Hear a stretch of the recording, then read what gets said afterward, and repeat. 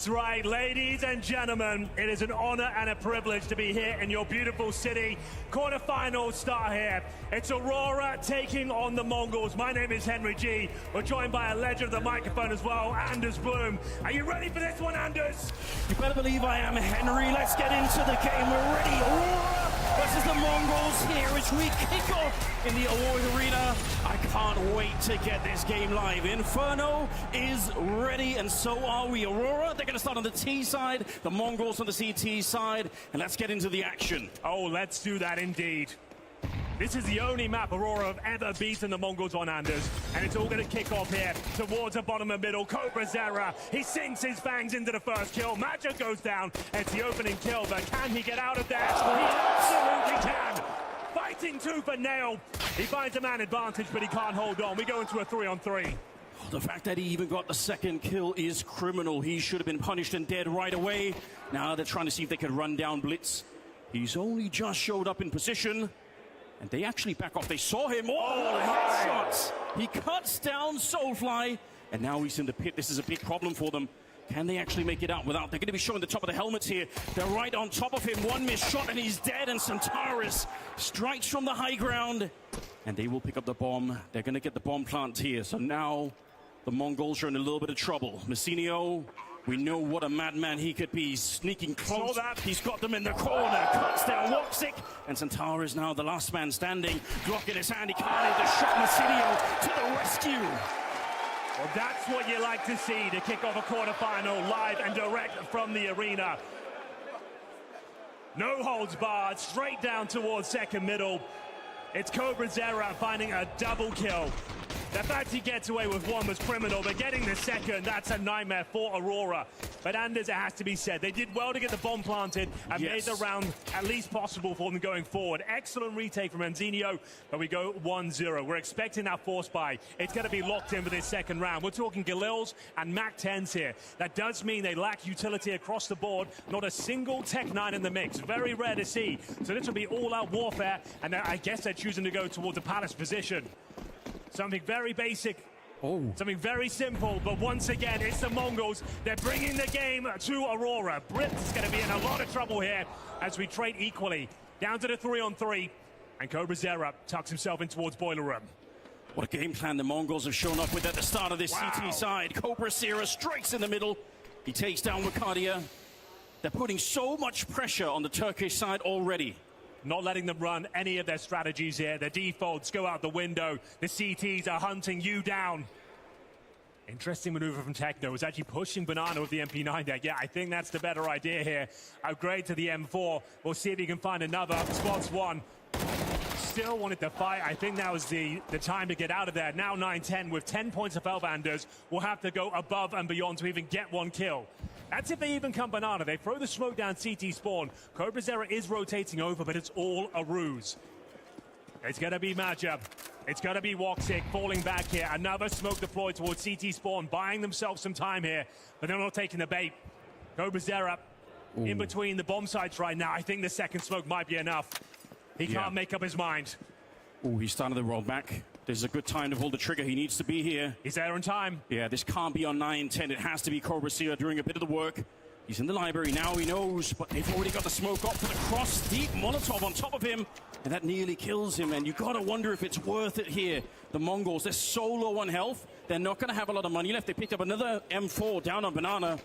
It's tempting when you're in a 2v2 like this, but it could cost you almost everything. And I think they're making the right move here, stepping a bit further back. It's a really good call. Matt just said at the pregame he wants to force his enemies to make mistakes, and he did.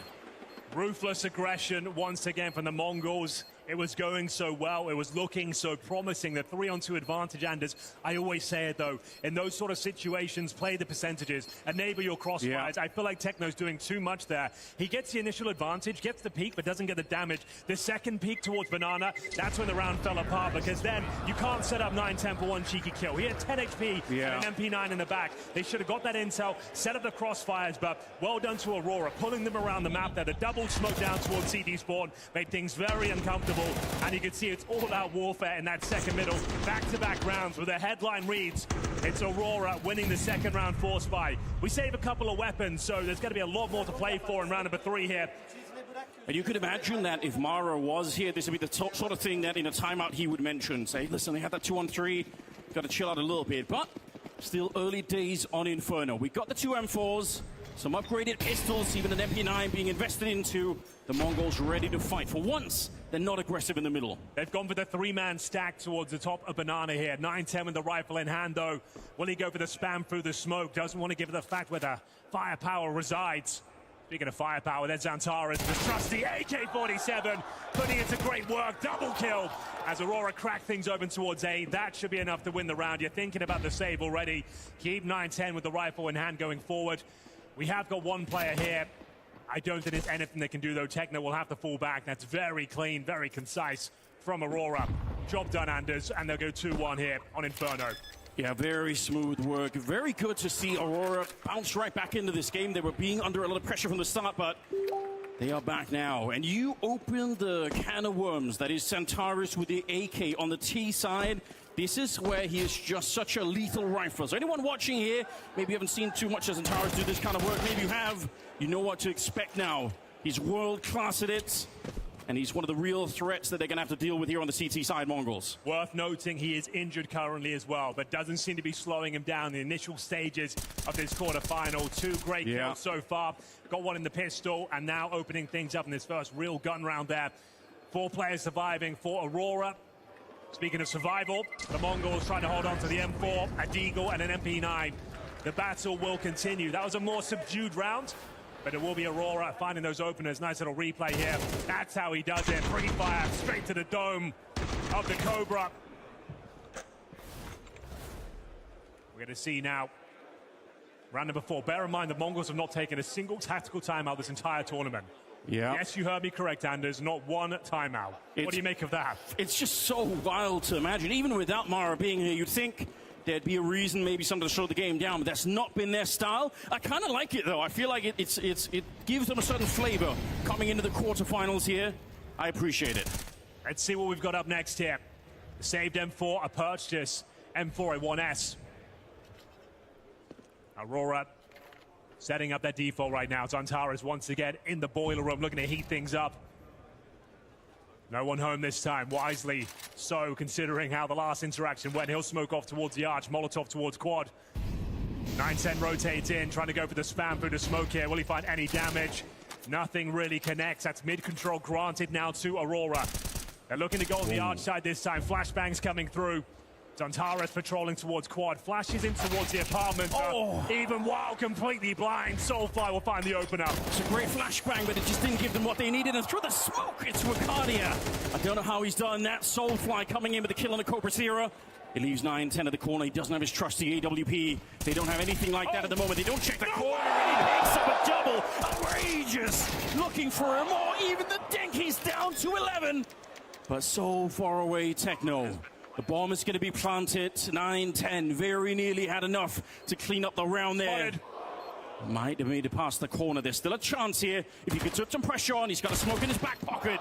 And there's the first one. Techno, could he actually do it? Wakardia is on his back. He's not quite sure. You can see he's fumbling a little bit now. Picked up the AK, taps the bomb. There's almost no time here. He's got to find Wakardia right now, and it's in the open. Wakardia taking him down for the clutch. One more round for Aurora. A hollow victory, though, Anders. Sloppy gameplay there. Never assume the bomb site is clear. Check every corner. Make sure you're trading effectively. They fought after these kills, and maybe rightly so. You'd think, okay, the A bomb site's completely open, but bear in mind, you're killing players with pistols. They could be stacked anywhere. You're walking on the bomb site with a C4 in your hand. You had 45 seconds there. What are we up to, boys? Tidy it up. And the fact that it was a messy spray from Wakardia, there was a chance he loses that. Well, another scenario, if Techno has a kit, he just defuses that inside of the smoke, and Wakardia's got a big problem. They honestly almost don't deserve to win that round, but they get away with it. Running on the bomb site like that without checking the bomb site is a massive error. Rookie stuff, but they get away with it.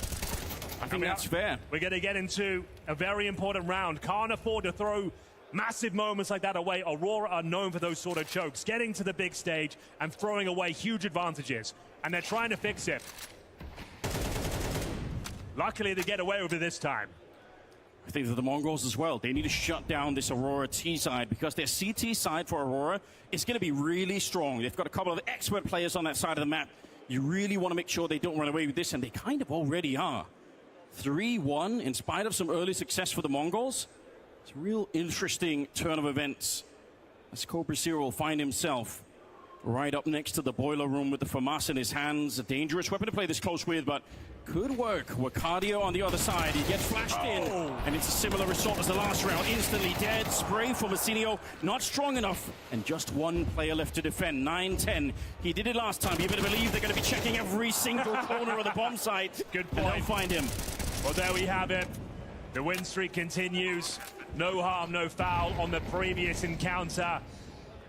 The almost fumbled round. They get away with it, and they will go up 4-1 here. Inferno, their map choice, the only map they've ever taken the Mongols down on ever. Never won a series against them in 5 outings. And this is looking very promising so far. Soulflight getting more comfortable with the big stage environments. Antares, he's been here many times before. Finds Techno on the hunt. It's just poor old Blitz here cowering at the back of the B bomb site, but he should be fine to hold on to his rifle-handers.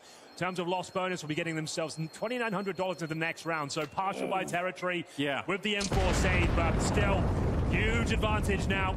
Money starting to get very comfortable for the Turkish squad.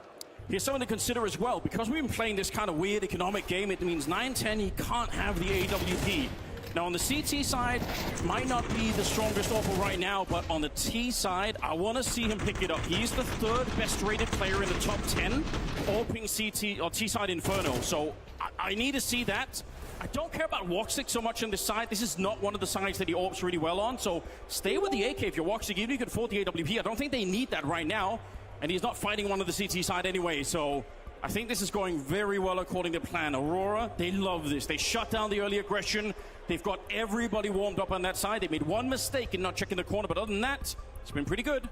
But they didn't lose the round. We know this team tilts. Yeah. Had they lost that, I don't think they recover, Anders, but they managed to get it over the line. You think it's that brittle for them? I think so, considering the advantage they had, and it comes down to running on the bomb side, the C4 in your hand, like I said, rookie mistakes, and even on the 1v1, where Cardia had the advantage, very nervous spray down from him. They were lucky to get that round over the line.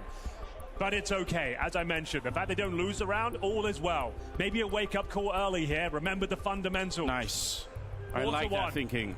And now, like I said, partial by territory. We're averaging $3,000. And there is the availability to drop 1 minute 4 of your blitz, but I think they just go with the pistols here and try and make the 5.7s work. The game plan they brought to the table, the hyper-aggressive CT side, hasn't necessarily worked out. It seems like they're kind of going back into a more regular default setup on the CT side, but would love to see a bit more aggression here with the lesser weapons. Yeah, I like the game plan for the Mongols. I think it's a really sick idea, but you can see what the downside is when it doesn't work. You'll put yourself so far behind at the moment. And like I said, I am worried. Just when we have the timeout here, Henry, I do want to say, second half, right? Madja and Makadia playing, respectively, Banana and B support for Madja. They are second best in the world in both those positions when it comes to the CT side. Okay. So that bomb site's going to be very, very hard to break through for Aurora. Well, Madja, he's like iconic for creating some of the most powerful flashbangs on the CT side of Banana. He was the one who first started doing that one behind the coffin, the right click that goes over with the wide swing. It's called the Madja flashbang. So, yeah, that doesn't surprise me at all. Yeah. And does not bode well for Mongols right now, who are getting flattened here in the first half. T side for Aurora, 4-1 up, as we have a slight technical issue. Looks like a headphone situation with Soulfly. But I'm liking the tone so far, Anders. This game is delivering. Sure, it's a 4-1 game, but in terms of the skill we're seeing there, some of the mistakes being made early, it sets itself up very nicely for a quarterfinal here in Rotterdam. You got to appreciate, I guess, for the Mongols as well. They're coming into a map that they know Aurora are going to be strong on. They're not really favorites to win this map. Why not come out swinging? Why not try and knock them off their feet? I think it could have worked. I think if they'd won another round doing the mid-aggression early on, then you might maybe all right. Mongols kind of crash out. Maybe it's too much. The economy isn't with them. I think the game plan certainly makes sense, but this is the other side of the coin, though. They're lacking the money, and what could you do now? You've already conditioned Aurora to be worried at the start of the rounds, so you're probably not going to catch them off guard too much. Bear in mind, the Counter-Strike keeps on coming today as well. Yes. This is our first quarterfinal. Aurora facing the Mongols. Difficult to call who's going to take this. Historically, you would say the Mongols, but Aurora, they seem locked in. No fumbled rounds yet. Following things up, we've got your favorite team, Anders. Paravision take on the Falcons. What do you think about that one? Do you think they could actually take them down? I think in terms of pound-to-pound power, Falcons have them beat in every facet, but in terms of gameplay and the way they approach every situation, it might be too much for the Falcons to handle. James, the Time Lord, could be taking it. Yeah, if you discount brain power, anything else, it's the Falcons winning. Brain power, it's James, 100%. He's so smart right now, but that's why that matchup is so fun, because even though they shouldn't win, I think there's a really good chance they will, and that's what makes it a really curious matchup. We'll be a little bit later in the day.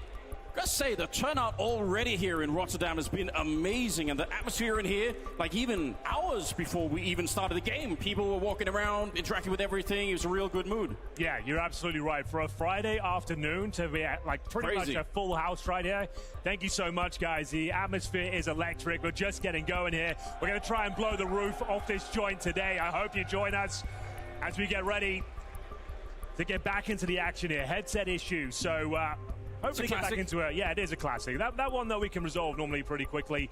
It is Soulfly, like we said. A couple of big stage appearances for him now. Yeah, hopefully getting used to the environment. To be honest, Henry, I tried to destroy the casting headset right before I went live as well. Did. So I can't really complain too much. It happens every once in a while. The mistakes can be made.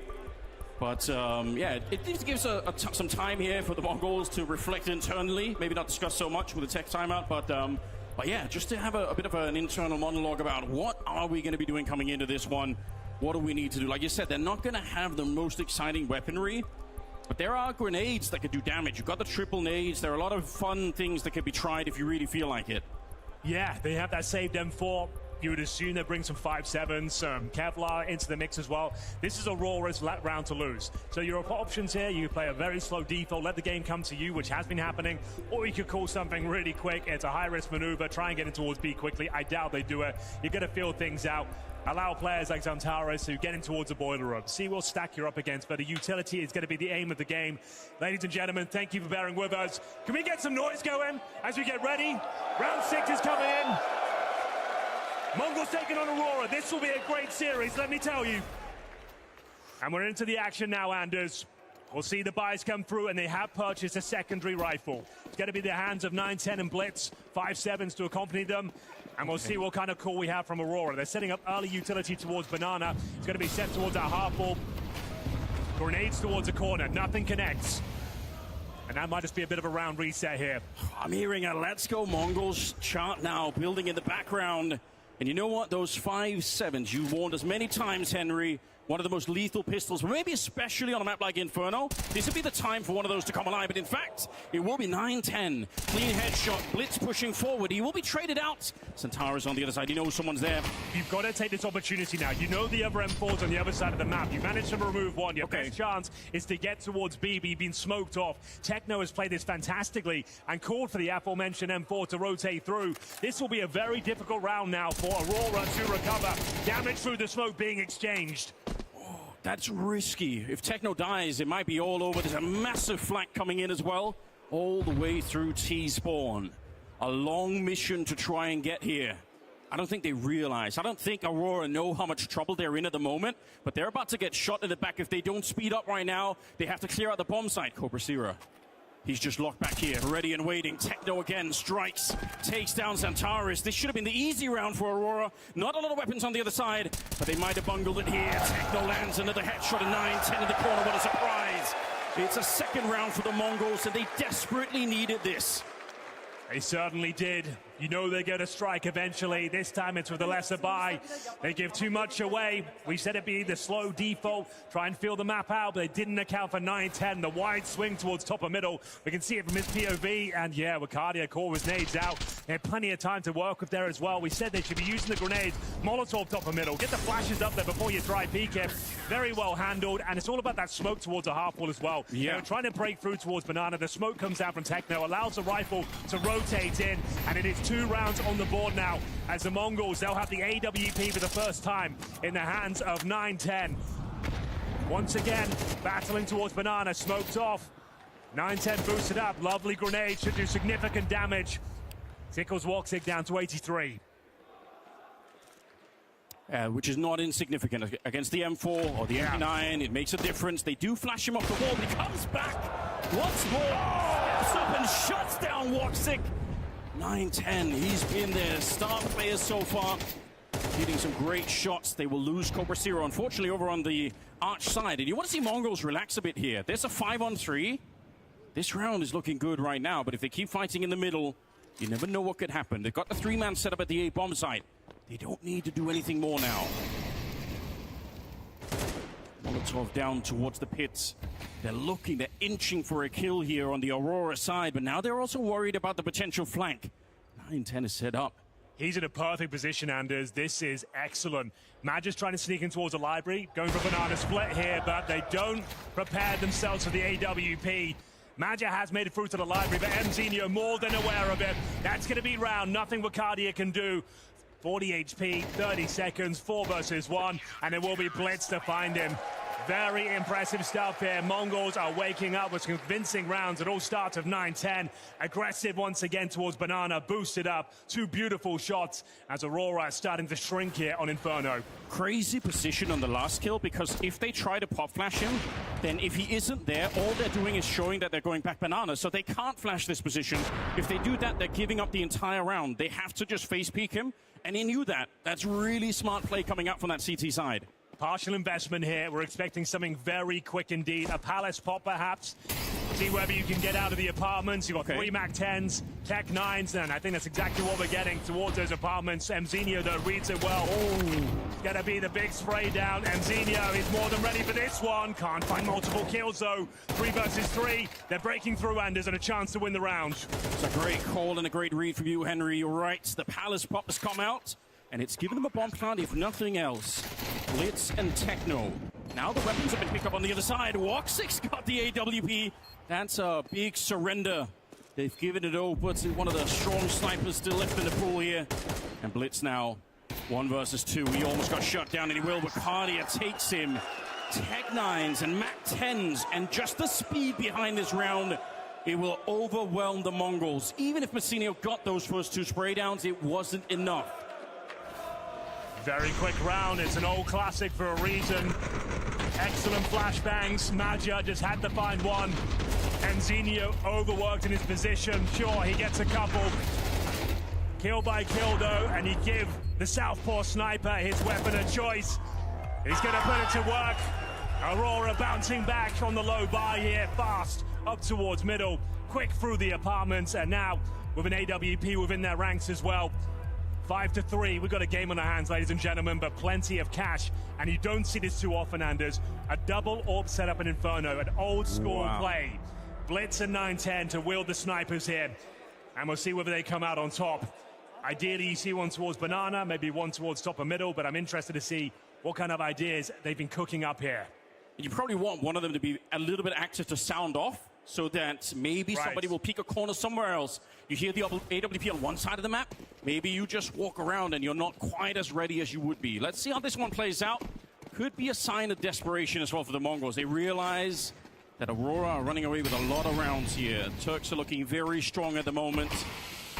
Round number 9 already kicked off. Got some utility traded out. Techno trying to find a position to stay alive in. There's 9-10.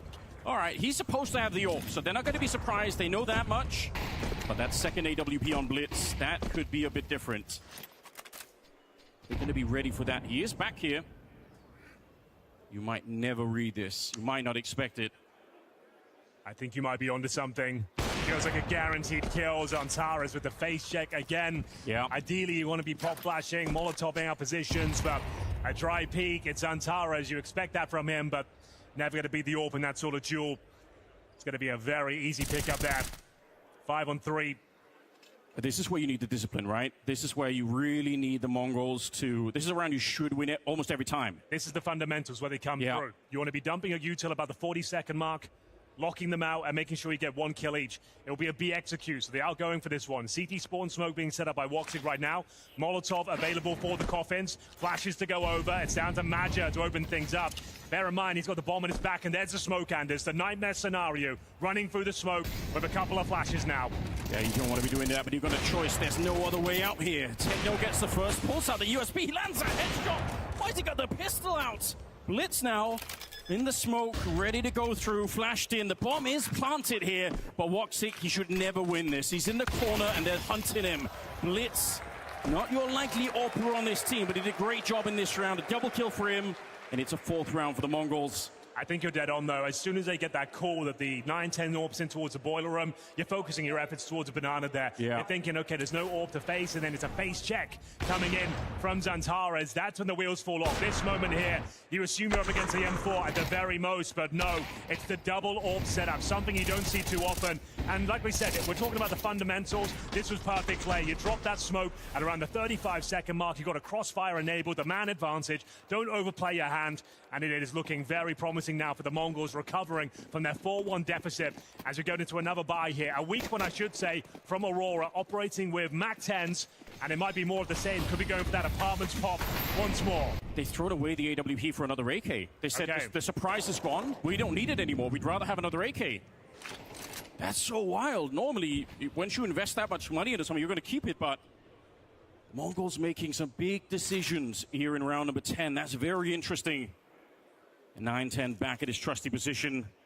Playing banana, it allows for a 4-man defense at the A side. 3 of them right now on Arch. That's perhaps a bit much, but yeah, they're going to rotate around. There's a heavily defended bomb site. We're talking about Henry. This will not be easy for the Turkish side to try and break through. Good grenades in the middle. Another one that lands on Centaurus. It's getting real rough out here now. They're already up against a big stack, but now softened up before they even get to step foot onto the bomb site. It's a smoke landing in Arch. They're checking the corner. They know Cobra could be here, and he can't strike. Not quick enough. Another grenade lands, and this one will take care of Woxic. A 4v4, but they're so beat up on the T side. They're not going to expect this maneuver, though. Blitz is going to push the smoke. No way. If he times this well, it could be an absolute miraculous play. Decides against it. Gets himself back in towards the Arch side. 4-on-4, 30 seconds remaining. Back towards B we go. As you mentioned, that's where the AWP resides. We have got a banana split. Extra creamy as Maja is getting ready towards CT Spawn. He goes down, and the game is afoot. It's going to be 9-10. Once again, defending and looking way too comfortable with that AWP. 1 player remaining. What a player it is, but taken care of, no problem. Banana split does nothing for them as 9-10 continues to frag out of his mind. And the thing is as well, it just looks so calm, so comprehensive. Yeah. 12-3 right now, but all the shots look so clean. Look at those grenades as well. They were cooked before they even got going. Very, very hard to do anything, you could tell. I do like the idea, to be honest, for Aurora in this round. I think it's a right call, but they can't get past 9-10. He played it as perfectly as you could have. Got the first kill, dropped the incendiary, picked up the second one. He was never really exposed to anything there. Round number 11, near the end of the half in the middle. Quick flick for 9-10. He won't get the shot, but Messino's going to be there. And there's nothing to fight with on the other side. So Mongols are looking to take the lead again. So, since they were up 4-1 Anders, the only round they've won since then is that MAC-10 apartment pop. That's all we've really seen. It's been nothing but one-way traffic for the Mongols ever since. They are asserting their dominance now. They're moving 9-10 across the map. He hasn't missed a single AURP shot, to be honest with you. Looks too comfortable, too clean. And it is going to be Aurora dropping off significantly. They can do nothing with this round. It's going to be 6-5. An ultimate round of play here in the first half. Glocks only, a Desert Eagle, I suppose, for Woxic. Is there anything he can do? He's got a bit of space to work towards that quad side, but down he goes. Maja has been caught out many times here towards the Arch side, trying to sneak through, trying to find the gaps. And he maybe gets one, but everyone seems very, very sharp right now for the Mongols. Final round of play coming up next. And you have a 4-1 start, and it finishes 7-5. It's not going to feel great, especially on the T side of Inferno. No, it won't. And I think for the Mongols as well, that will really bringing the team back alive and back online for this one. What a horrifying sight for Aurora to see on the scoreboard. 9-10 with a 12-3 scoreline. And the T side AURPing isn't even where he's strongest. He's better on the T side. So if they can pick that rifle up early on, what a difference it could make. And the double AURP setup as well. What a nightmare this has been to deal with. You're not expecting it. It's not meta. And it just means you have 2 turrets working around the map. No one's missing. 9-10 is freed up to go wherever he wants. And it's funneling back them again. into the tunnel. Yeah, it's so good. With 3 AKs, this is everything you could have wanted. Yeah, you're right. This is the royal flush right now, huh? Yeah. Oh, but this could be very scary. Techno, if it worked, he would have looked like a genius, but unfortunately he's shut down. Santara's on the other side. He was ready to go. Rotation is coming in here. Blitz. He doesn't hit the shot, and they might be on to him, but just in the nick of time. Here we go. Cobra Sierra trying to get there. They should run him down. The Deagle's out. It's desperate. He needs backup, but none will arrive. He's on his own, and Soulfly just able to battle him out in the corner. That's exactly perfect. 9-10 of Messinio. 2 versus 4 should be an unlosable round here for Aurora. Don't ever say that, Anders. Well, I did, Henry. Let's see how this plays out now. 9-10 versus Messinio. With Messinio trying to get into the bomb site, looking for the headshot, but they're hiding in the corner. They're not really giving them any fights at all. And that bomb is ticking. Soulfly, haven't heard much from him, but the second kill of the round for him. And 9-10 shot down. They split the half. 6-6. What a game we have to start with.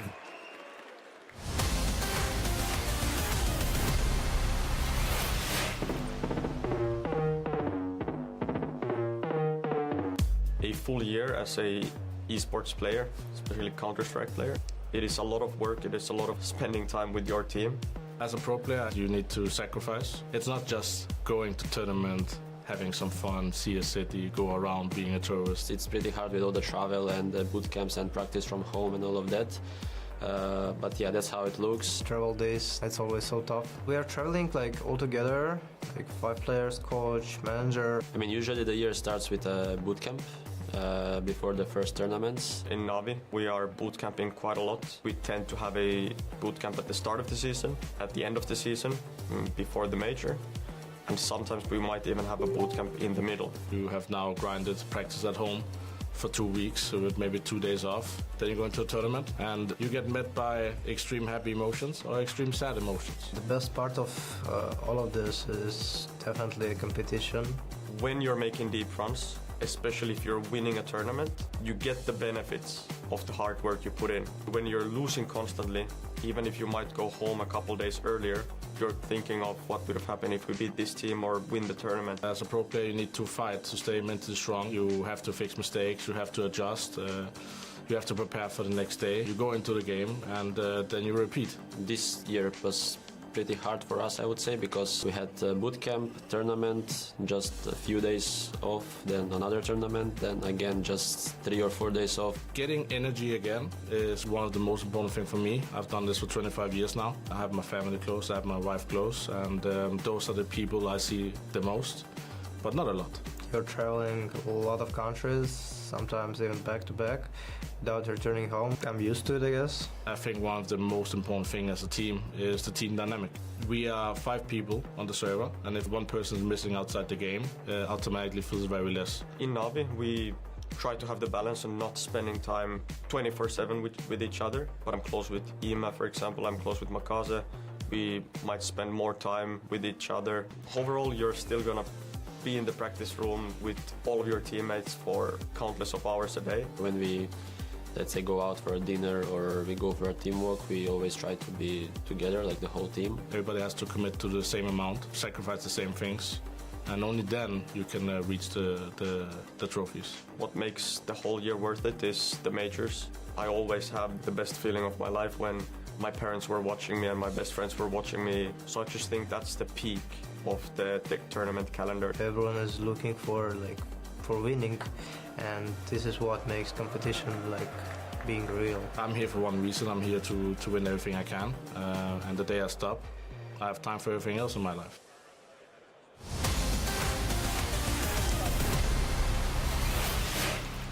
Ahoy, Counter-Strike fans! You join us at the Blast Premier Open Rotterdam 2026. It's the first day of the quarterfinals here, and we've split things right down the middle. But it has to be said, the Mongols riding high here in Rotterdam, Anders, after being 4-1 down, bringing it all the way back with a stunning performance from 9-10. He lit up the scoreboard there, and the double orbs on the CD side of Inferno, a very scary prospect and difficult for Aurora to deal with. Yeah, this is not a done deal. They came in with a strong game plan, the Mongols. Let's see if they can do more now on the T side. Let's get ready. Yes, indeed. 9-10's the highest rated T side Inferno player in the world since Sensu left the Mongols. That is pretty impressive. He does insane work. And that's what I said at the first half.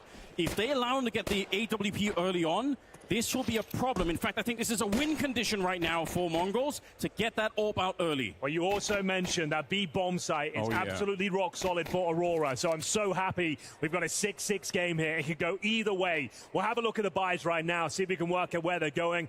Molotov, couple of smokes, decoy in the mix, and 2 flashes on the T side, working their way towards middle. Wicardia drops down the smoke, holding on to the balcony position with these dual elites in hand. He is very good with this particular weapon, but they are going to peel off. They're feeling like B might be their final option here.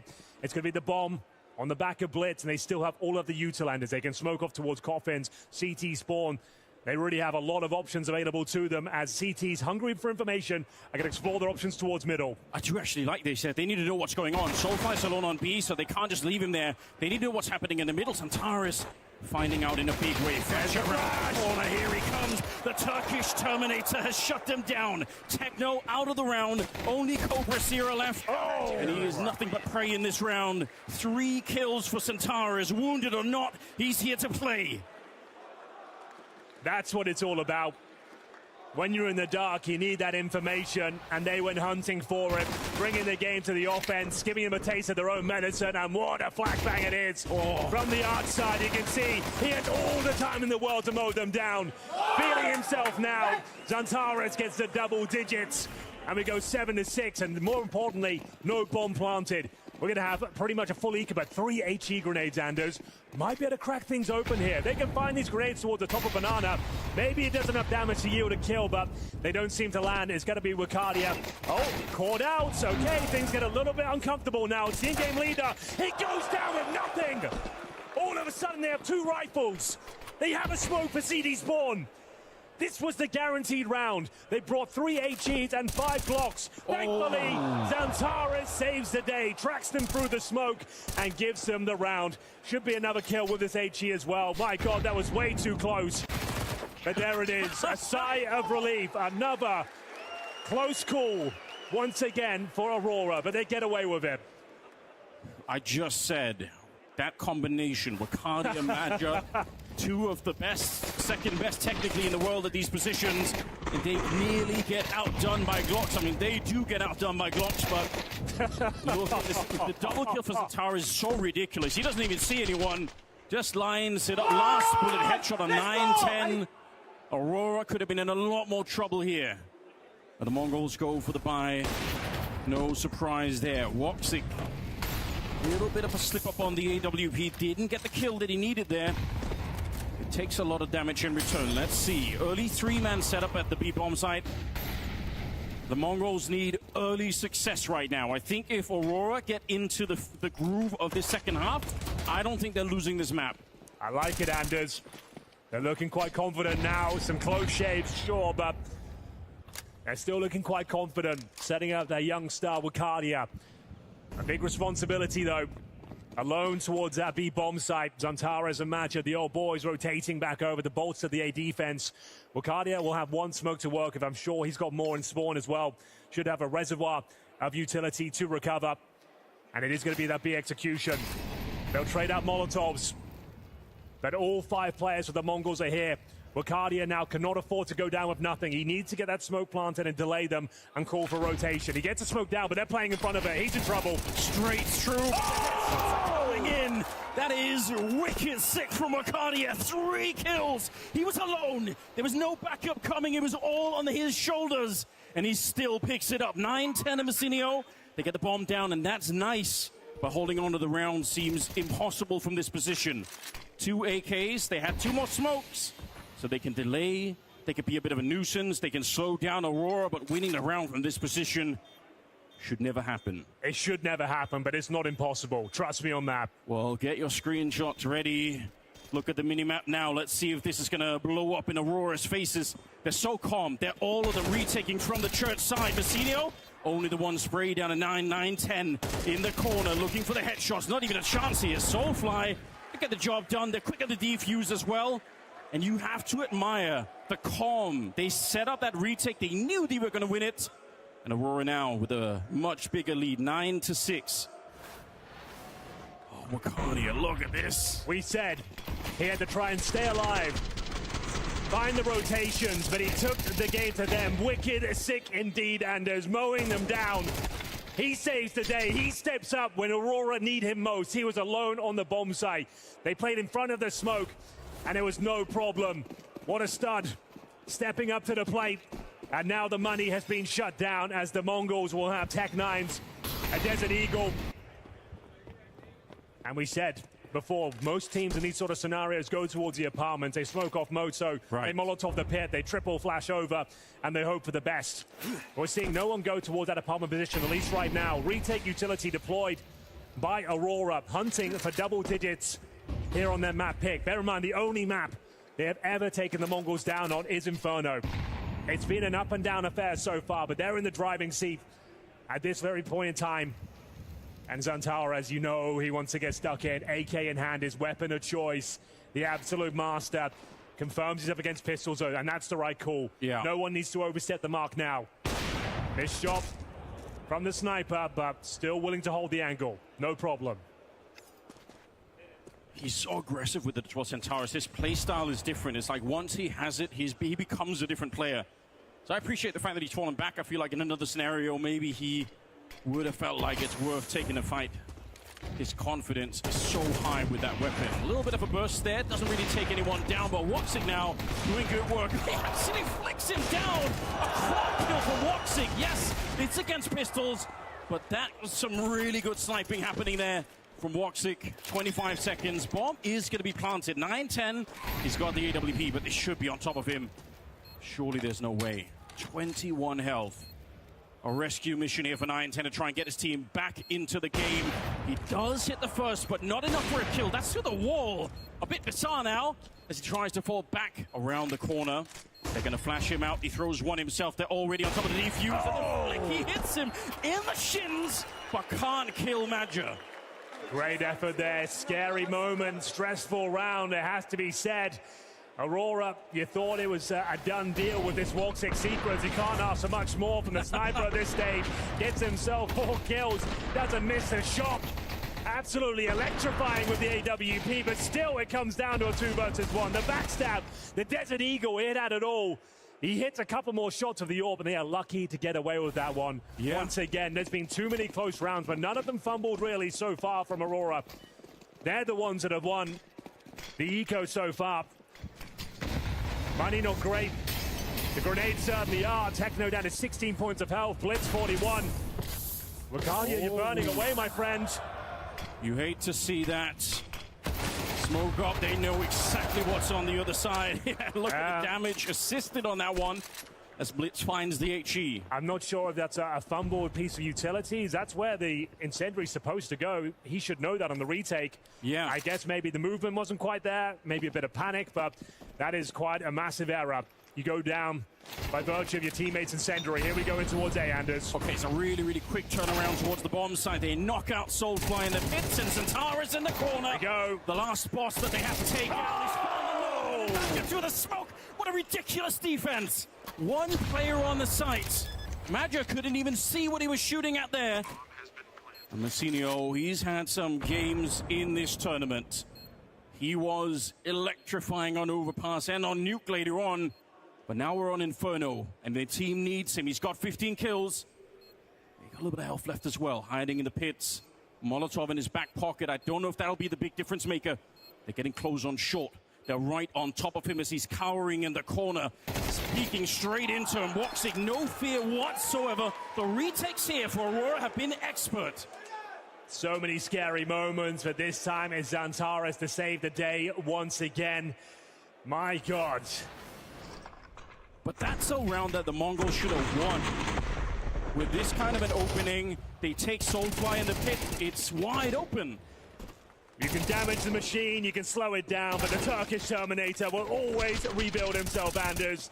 3 kills from the bomb site, saving the day once again. He's enjoying himself out there.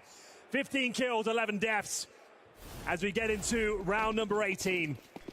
Do or die time for the Mongols after their 4-1 deficit. Things were looking promising, bringing it back to a 6-6 half. They yet to post a single round so far in their T-side campaign. Massive nade damage again. Woxic looking to open things up.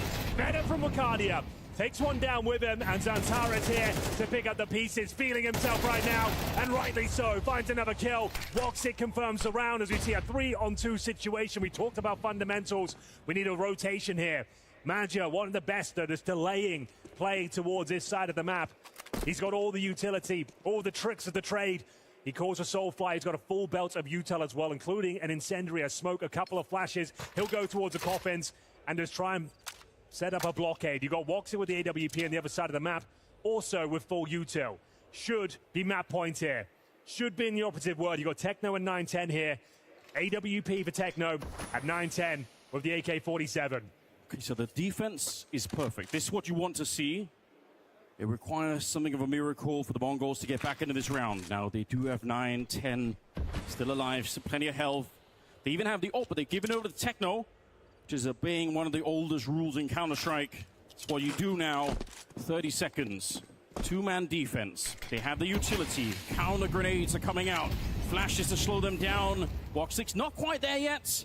But Madja's here, and Soulfly, 20 seconds, a headshot to start with. They know there's another player in the back, but Madja stands tall. That's all he needed, the one kill there. Clock running low, a desperate shot, but not for Madja. He slides wide, and he will take down Techno and get up to 12 rounds. Aurora, they did need this map, and it's looking very good for them right now.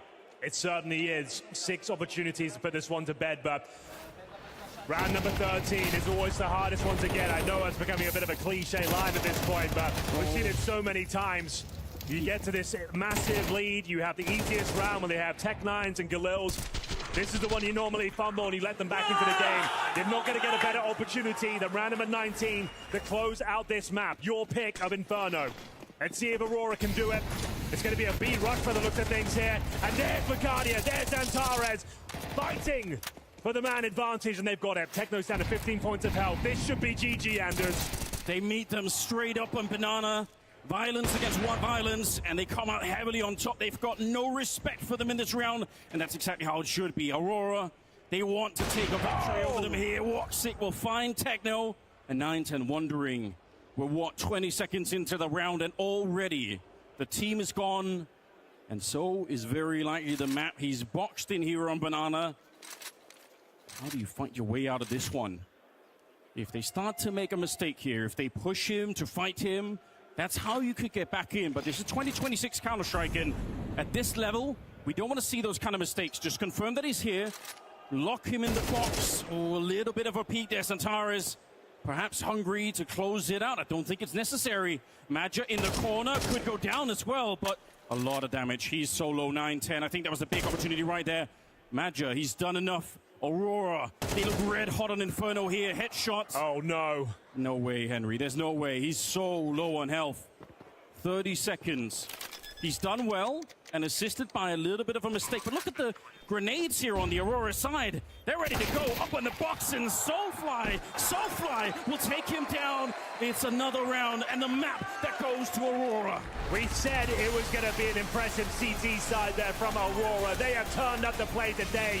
Flawless in the second half, and Terminator in the front, Sniper in the back. Aurora lock in the first map. They just look so promising on this one. I'm very, very impressed. This is a map that they had to win. We know Mirage is going to be difficult. We know they had a hard time defeating the Mongols in the past, but right now, here today in Rotterdam, they look so strong. This is exactly the team that we're hoping for, Henry. Absolutely true. It's looking impressive out there. And bear in mind, mistakes were made. It was by no means a perfect game, but they weren't punished for the mistakes there. They almost lost to Glocks on a Banana rush. They almost gave up an overlooked bomb site when they had the C4 in hand. But the headline is, it will be Aurora going up 13-6 as we move on to Mirage.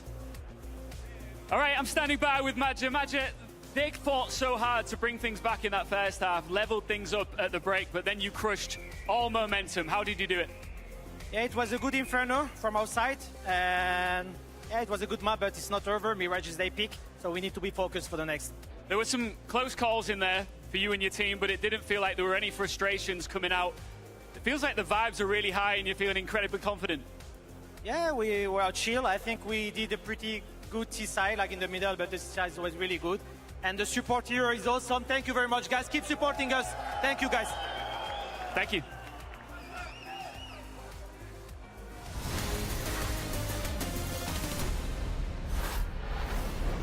Well, the first map for Aurora, it is good signs, but there's still a little bit left to be done to be able to close out the series to advance into the semis, but it looks good. A strong CT side and able to shut down a lot of what mnglz wanted to do as well, Dupree, in that first half. Overall, pretty impressed with what Aurora brought to the table. I think, if you'd go back a couple of months, that wouldn't be the case for them, closing out so convincingly. I wouldn't say that Aurora played as a team the perfect Counter-Strike, but they at least had the individuals, everyone taking their turn, having some big moments. Vacadia having that amazing 3K when he was alone on the bomb side. Voxic with the AWP having a 4K, but also the fact of Pentaris. I felt like all of the likely suspects for Aurora stepped up when they were needed. I mean, we had Xantares also saving them on the Glock round, especially, where he gets the double kill through the smoke spray. CT side, though, just impenetrable. And that's what you want to see from an Aurora team that's continuing to compete here, where Xantares, who is going through a hand injury right now, I think he was said he had 2 cysts on his hand. Madger didn't really want to comment further because he just wants a star player to shoot. And thankfully, he did just that in this one.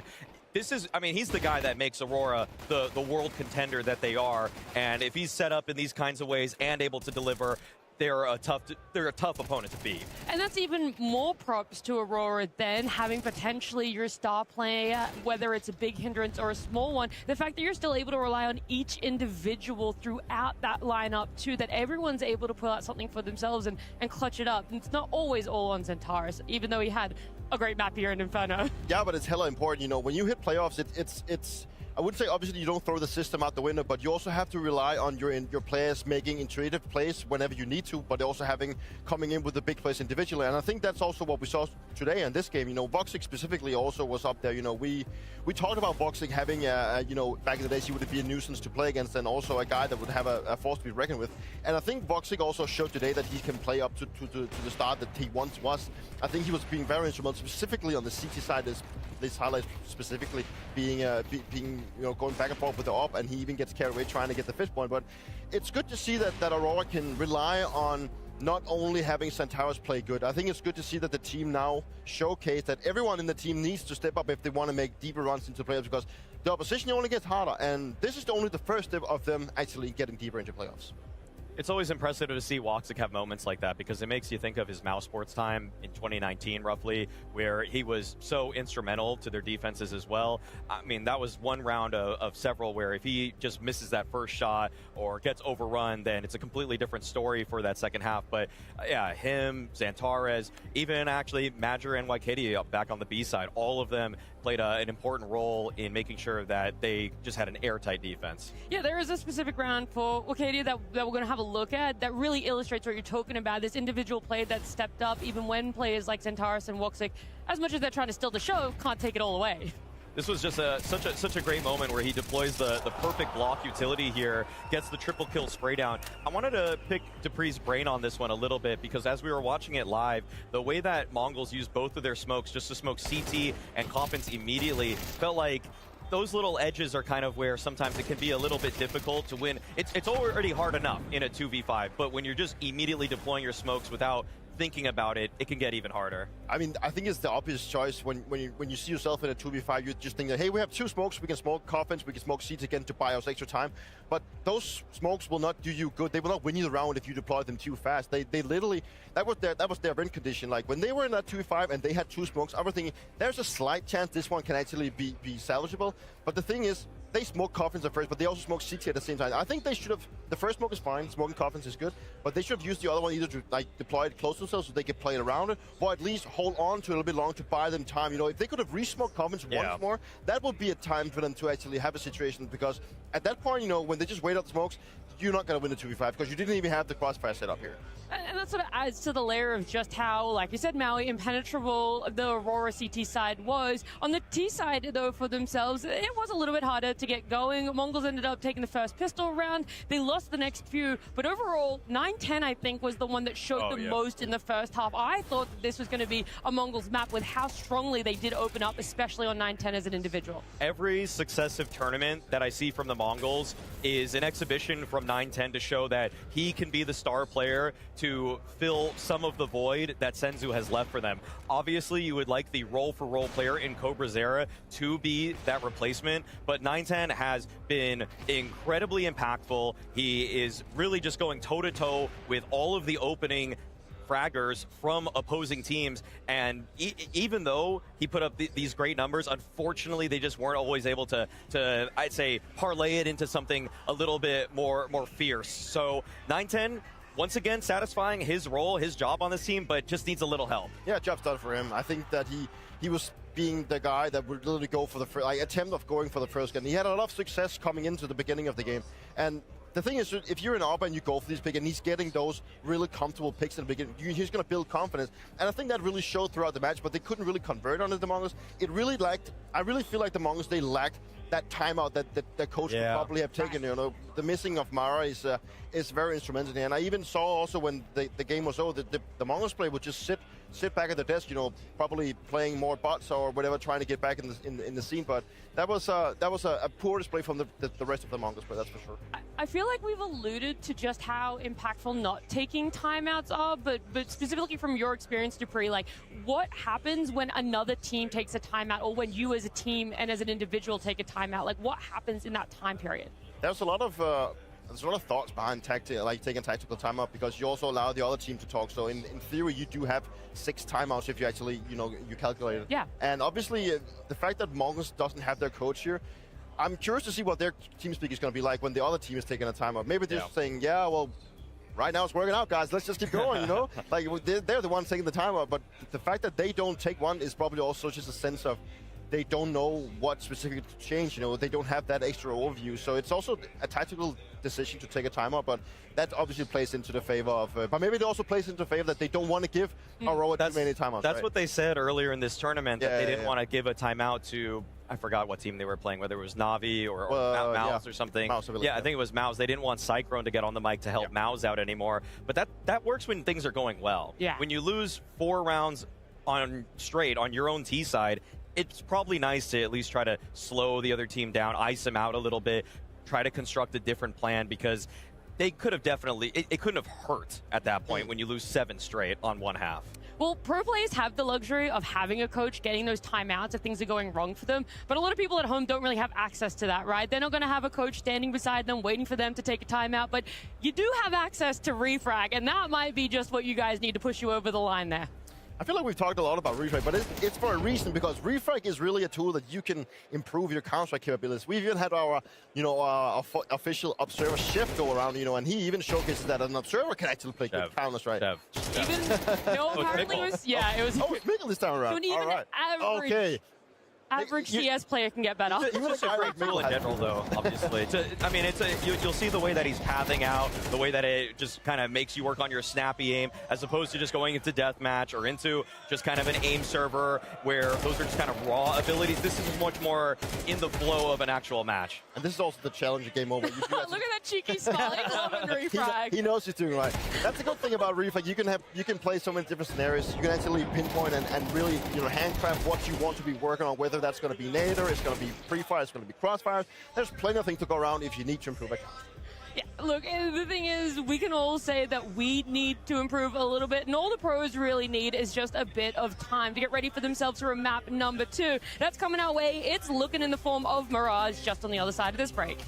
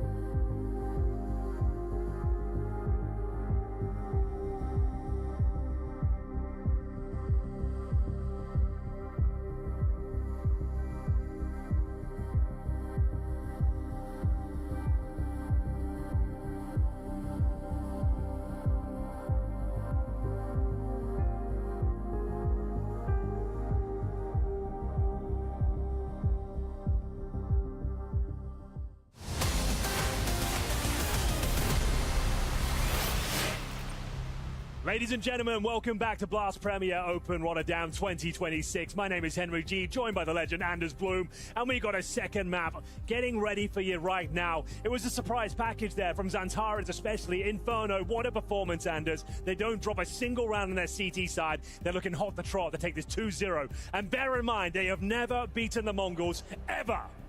That is exactly right, Henry. This is the day to do it. Everything on the line right here for the quarterfinals. I look forward to it. Now, I think Inferno, that was the easier part of it. Oh, really? Mirage is going to be a lot more tricky. The Mongols, they are very good on this map. They'll not be a walk in the park here for Aurora, but they did look very strong. They had a perfect mix of aggression, and they knew when to be a little bit more drawn back in some of those clutches. I thought they played the afterplants very well on the CT side. The thing is as well, it wasn't a perfect game from Aurora. I'm not going to say they got lucky, but they got very fortunate they didn't throw some of those rounds away. That's true. Think about the Glock rush towards Banana, two opening kills, and then fortunately, like I said, I'll use that word instead of lucky. Fortunately, Xantares gets 2 kills through the smoke, and there was no nightmare blunders going down at that point. If one of those rounds does fall apart, though, the mental goes very quickly for Aurora. Can they do it in 2-0? Absolutely. The way they're playing right now, you've got Woxic, you've got Xantares firing on all cylinders. Hopefully 9-10 can keep that strong form going, because I want this to go to 3, Anders. Oh, I think we deserve that. We need a third map in this one. I hope you guys are ready. Rotterdam is the second map coming up. We've got Aurora versus the Mongols. So make some noise! Let's get it. We're getting into the T-side start. Remember, this is the pick of the Mongols. We got a couple of Molotovs here. 1 smoke and a flash, a technical A execution. I assume he'll be Molotoving towards the steps, towards the shadow position. It's going to be mnglz entering from the palace, and there it is. There's that Molotov. Xantares to defend. Can they hold them off? They have set everything on fire, but they're being met with bullets on the other side. Done! 3 kills. They never even make it up the ramp. Get them out of here. Absolutely decimated in every facet of the pistol round. Sure, you can drop that utility, you can drop all those flashbangs, but you can't stop Vicaria. He keeps on delivering here, the young star who seems to get better and better every single tournament. We go 1-0. We get no bomb plant, we get no kills. The Mongols, though, still believe, Anders. They'll be force buying in the second round, trying to bring that surprise element into round number 2. We've got AK-47 available for 9-10, who was the star player. Xantares, a rude awakening. He knows they're bought now. Nice grenade. Can he get out of there? That actually does way less damage than I thought. They don't know about the AK yet. I don't think they realize that's on the other side. The element of surprise. They tried it, and it worked on the CT side. They had the double setup. That surprise caught Aurora off guard, and now they're trying to do something similar here. Sneaking in an AK into a second round where you didn't even get the bomb plant. Let's see if that's enough to get the round into their favor here. All right, you're already hearing a Tech 9 there, so that's a grenade and a half, isn't it? He still goes down. Madja, it's just the SMG, but he's got 2 kills in Macardia. The hero from the pistol round, he's shown up again, and he's more than ready. Takes down 9-10 as well. What a crazy defense. It gets uncomfortable, but they read it well. They had information across the map there. And sure, the first kill, a little bit of a fumble there, completely blind, did some damage with the MP9, but overall pretty comfortable in the end. No bomb planted once more. That was the force buy, bear in mind as well. It was a massive grenade that really set them up for success. You can see how blind Woxic was. Not really much you can do about that. Madja had to deliver. He gets 2 kills. Vicaria, though, oh, he's just playing unbelievably well right now. If he can keep this up, 2-0 is very possible. As we get into the third round, as mentioned, force buy in the previous means we have the eco here. Not just Glocks this time, they do have the Desert Eagles, but of course no Kevlar, no grenades, as Soulfly. We haven't said his name too much, but he has been a valuable addition to the Aurora roster. He played one of those under-the-radar games on the opening map, because he actually was pretty good. You didn't see him in any of the big clutches, but he did get a bunch of kills. He was doing very well. So no complaints there. The bomb, I think, is found. Yeah, Woxic, he's called it out. See a little LED on the ground, always suspicious. Now, you don't necessarily want to rotate every single CT onto the bomb. That's sort of a beginner's way to think about holding these kind of positions. But as long as you kind of keep an eye on it, know at least if they are walking away with it. Cobra Sierra, he's aware that something could be up. So pretty good pre-aim, but not enough against Woxic. Spots out that player in T-spawn. Now, as you said, Anders, Aurora have never beat the Mongols. They've played them 11 times after the last map, in terms of maps, right? Yeah. And they've played Mirage 4 times. Every single time, though, it goes 16-13, 16-14, 13-10, 13-10. Like, they're always tantalizingly close. Now with a great start here, you've won the pistol. Everyone's looking locked in. You've shaken off the stage nerves. You've looked fantastic on Inferno. There is a real case to be made. They can beat the Mongols for the first time here with this sort of start on the CT side of Mirage. I like the picture that you're painting. I think this is a really good time for it. Ooh, he hasn't got a frag since, what, Inferno round 8? He didn't need one. It was all good. It was fine, I suppose. Oh, man, but... He was warming up for Mirage. That's what I'm hoping. That's what I got to be thinking. Comes to the CT side, he's a very, very strong B-short player. He's a replacement for Senzu, right? Yeah. You lose Senzu and you're posting those numbers, that simply won't do here on the big stage. No, and up until now, I think he's been great. Like, I would have said it would have been such a detriment losing Senzu, but they still have looked very strong. But you're right, needs a bit more. Round number 4 is here. Woxic looking for somebody's feet on the other side, but won't actually find any at the moment. Mid-control being taken over. This is the fundamentals of playing this side of the map. The T's must have some control. Step straight into Woxic. That looks a bit careless. And Woxic could have had the headshot, but 9-10 put a little bit low. Yeah, I think that was a bit careless. A little bit silly almost. Nothing to really justify walking up your back turn towards short and towards that ladder room. Free kill. Cobrazera, his woes continue here. 0-4. You've got 40 seconds. In terms of map control, you've got literally nothing. You're back in T-spawn. You've got one player in the B apartments who show no presence. That's going to be Techno. There's the presence now. So you've got a Molotov and a flash. You're hoping that keeps 2 players on this side of the map because they're going to have to do something miraculous now toward that A ramp. They have a couple of flashes. They don't have any further smokes, I don't think. They're going to have to go for a contact play here, Anders. The A side, their next target is Wakadia. You're absolutely right. Contact walking up. No noise being made, but the clock is against them. 13 seconds. See ya. Soulfly running them down. That's a ridiculous kill. He basically stabbed him with the M4. There's no time if they can't win the round any longer. Yeah, this is messy from Mongols. They take a tactical timeout, boys. I know you're not taking them this tournament, but let's recalibrate a bit. That was messy. Yeah. You're giving away freebies. You run out of time. You got no util. What are you up to? This is not the Mongols we know and love. This is the Mongols that used to choke on the big stage. That kill especially, like, you need to have better protocols. You can't just walk up short. No. And you can't. There are lots of ways to get rid of that position. It's not like it's hard to clear it You up. see most teams, they get the mid-control first. You're smoking connector, you're smoking window, and you're molotoving the ladder room first. Then molotoving deep on short. Then you're going for that control. You don't just walk up with your back turned and hope for the best. Maximum loss bonus short on the T side here, but more of the same. Tech-9s. A couple of smokes available. We'll see what they've got up their sleeve, but this is a flat showing from the Mongols so far. They got 5 kills in total at the moment on the T side. So even just in terms of shutting down some of these early buys, do a little bit of economic damage. There are lots of things that we always used to cope about. You know, at least if you get some kills, you can. All you need to win is 1 round. That's not the case right now. Zantares can smell blood in the water. He's got the AK. He's got that AK-47, always a dangerous prospect. Speaking of which, you've got 3 of them now on the CT side. Looking for 5-0 here. A team prone to make mistakes, though, Aurora.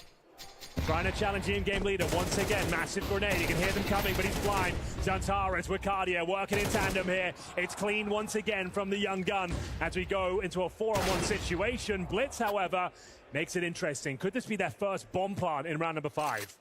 Yeah, we're setting the bar really low. We just want a bomb plant here for the T side. If we can get that, then we can have another conversation later down the road. Not going to be allowed, folks. Soulfly shows up. Wakadia once again. He's 10-2 right now. What a menace over at that B bomb site. Every time they try to show up, he's just in the right position. And I think Madja had what he was flashed, but he still had a kill through the smoke. It's pretty good. The fact he gets 1, it's more than enough. It's such a challenging position. You can get caught out. That's what they're trying to do. They're trying to overwhelm you. They're trying to flash you off. He still gets 1. He had backup, and they don't lose a round. We get into it, though. We can't get that 9-10 orb, though. That's the problem. That was the only thing keeping them alive in that first map was 9-10. He's 0-5. Spent so much energy trying to get something going there. And now he can't be activated on this side of the map. Blitz. He will be flashed in the underpass, but he still somehow finds the kill against Zantares. I don't even know how Zantares didn't hit him more. I guess he must have been blind as well on that side. I'd love to see the replay from Zantares' point of view there. Don't know if that looked really strange, but now they're back in the B hallways. And you know what? There's nobody on the B bomb site. Wakadia is hoping that if it's a split, he can take one of them down, but we are finally going to see a bomb pump. We had to wait a long time for it. Zera, do you check the ladder room ever? Are you ever aware of this potential? Oh I understand your frustration, Henry, because that's cost him a couple of times. Does he know it's a position? These are the big leagues. They can't afford those mistakes. Holy moly, it should be fine. But if they get that second kill towards the bench, the round opens up. I don't think they go for this now. They'll hold on to the AK-47s. Yeah, they want to box them in and look for kills as they try and exit the bomb site. Not a bad idea. If you get 3 or 4 kills now, and the Mongols lose all these rifles, yes, they win a round, but it's not going to feel very good at all. They are exiting towards the B hallways and into Madja. He sets up an incendiary, and he's got some backup here. Oh, and this is nice. behind. This is looking very good, Henry. They could lose all the rifles. Madja just bursting them down through the wall. And they all go down. The C4 with 3 kills. Doesn't even feel like a round victory after that. No. You lose all 5 members. If you win the round by virtue of explosion, it's $3,500 each going into the next round. You're already fully invested there, so you can't bring out the AWP again. You're down to Galils if you want grenades here. So sure, you let them have the B bomb side, but you take everything away from them. They leave with nothing, Anders. And it's down to Madja, the incendiary, to lock them in. The HE grenade that did over 100 damage, and then spamming them down here. This was the highlight of the round, and they lost it. That's crazy. Yes, even in defeat, they still look really hot, Aurora. They've come here to finally claim their victory against the Mongols. And you can see how motivating they are right now. You said they got close a couple of times in the past on Mirage. Right now, they are way ahead. They trade evenly at the start. Wakandi is finally out of the round. That must feel good, at least if you're on the Mongol side here, but we need more people activated. Cobra Zero is still 0-6. They're rotating the bomb back. Yeah, Cobra Zero needs to wake up, get his head in the game. We're going for the A execution, 4-4. They won't have a whole ton to work with here. Mzenia might have to play through that smoke and try and find a timing. Yeah, it feels like it. He's going for it. Thinking about it at least. He's just on the lip, you're right though. They're coming up at the A ramp as well. 50 seconds on the clock. A missed shot from Woxic. There's an opportunity here. Soulfly, he does great damage. They come bursting out. There's Messinio activated, but Woxic, he stands tall on the other side. He's already taken 2 of them down, and he was not afraid to go for the battle here. In the open 9-10, it's a very quick reaction. He is just deadly, but it's not enough to win the round. And as we mentioned, the financial ramifications will rear their ugly head at this point. All 5 players going down in that previous round. You get no bomb plan here, and you're going to get 2,900 into the next round. A lot of numbers flying around, I appreciate that. But the headline is you can't really buy here. You're partial buy territory. As you see, Woxic looking strong. He looks so comfortable on the big stage these days, and so does Antares as well. That goes without saying. The vibes are immaculate. No real blunders today. Even in that round loss, it felt like a victory for them. And we've gone for a hero AK. I was about to say, are they fully invested? No, it's an AK with 9-10 going all in. The thing is, that's your sniper going all in. It's going to be getting the AWP out. It's going to be almost impossible going forward once more, but we'll see what they can do. Partial Barry with the Deagles, the Glocks, and of course, a Tech 9.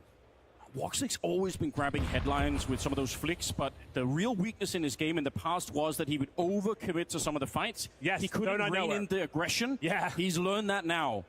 Trust me, someone who had to deal with that myself. True. It was one of the most frustrating parts of his game, but he is very well-rounded now. He's lowered his sensitivity. Yeah. He understands how to play Tier 1 meta CS, and my God, I was seeing it come to fruition today. There's a reason you picked him up for the squad, right?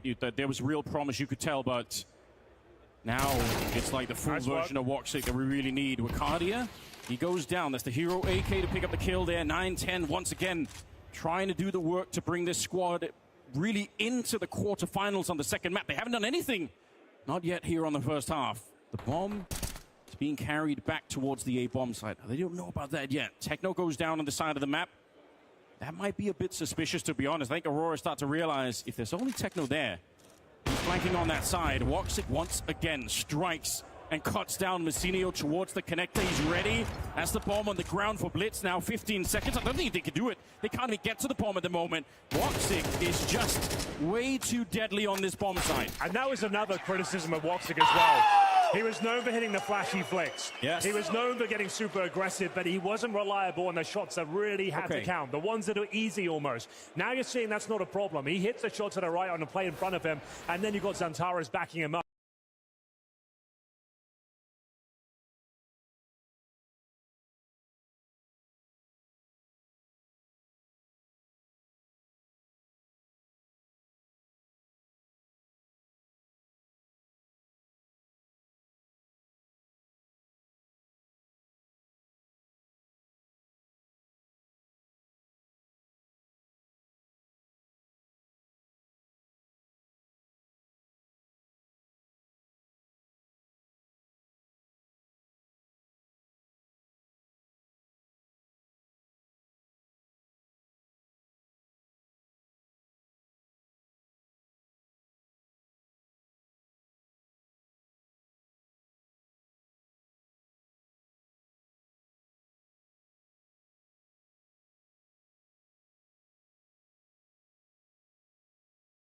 That deadly duo.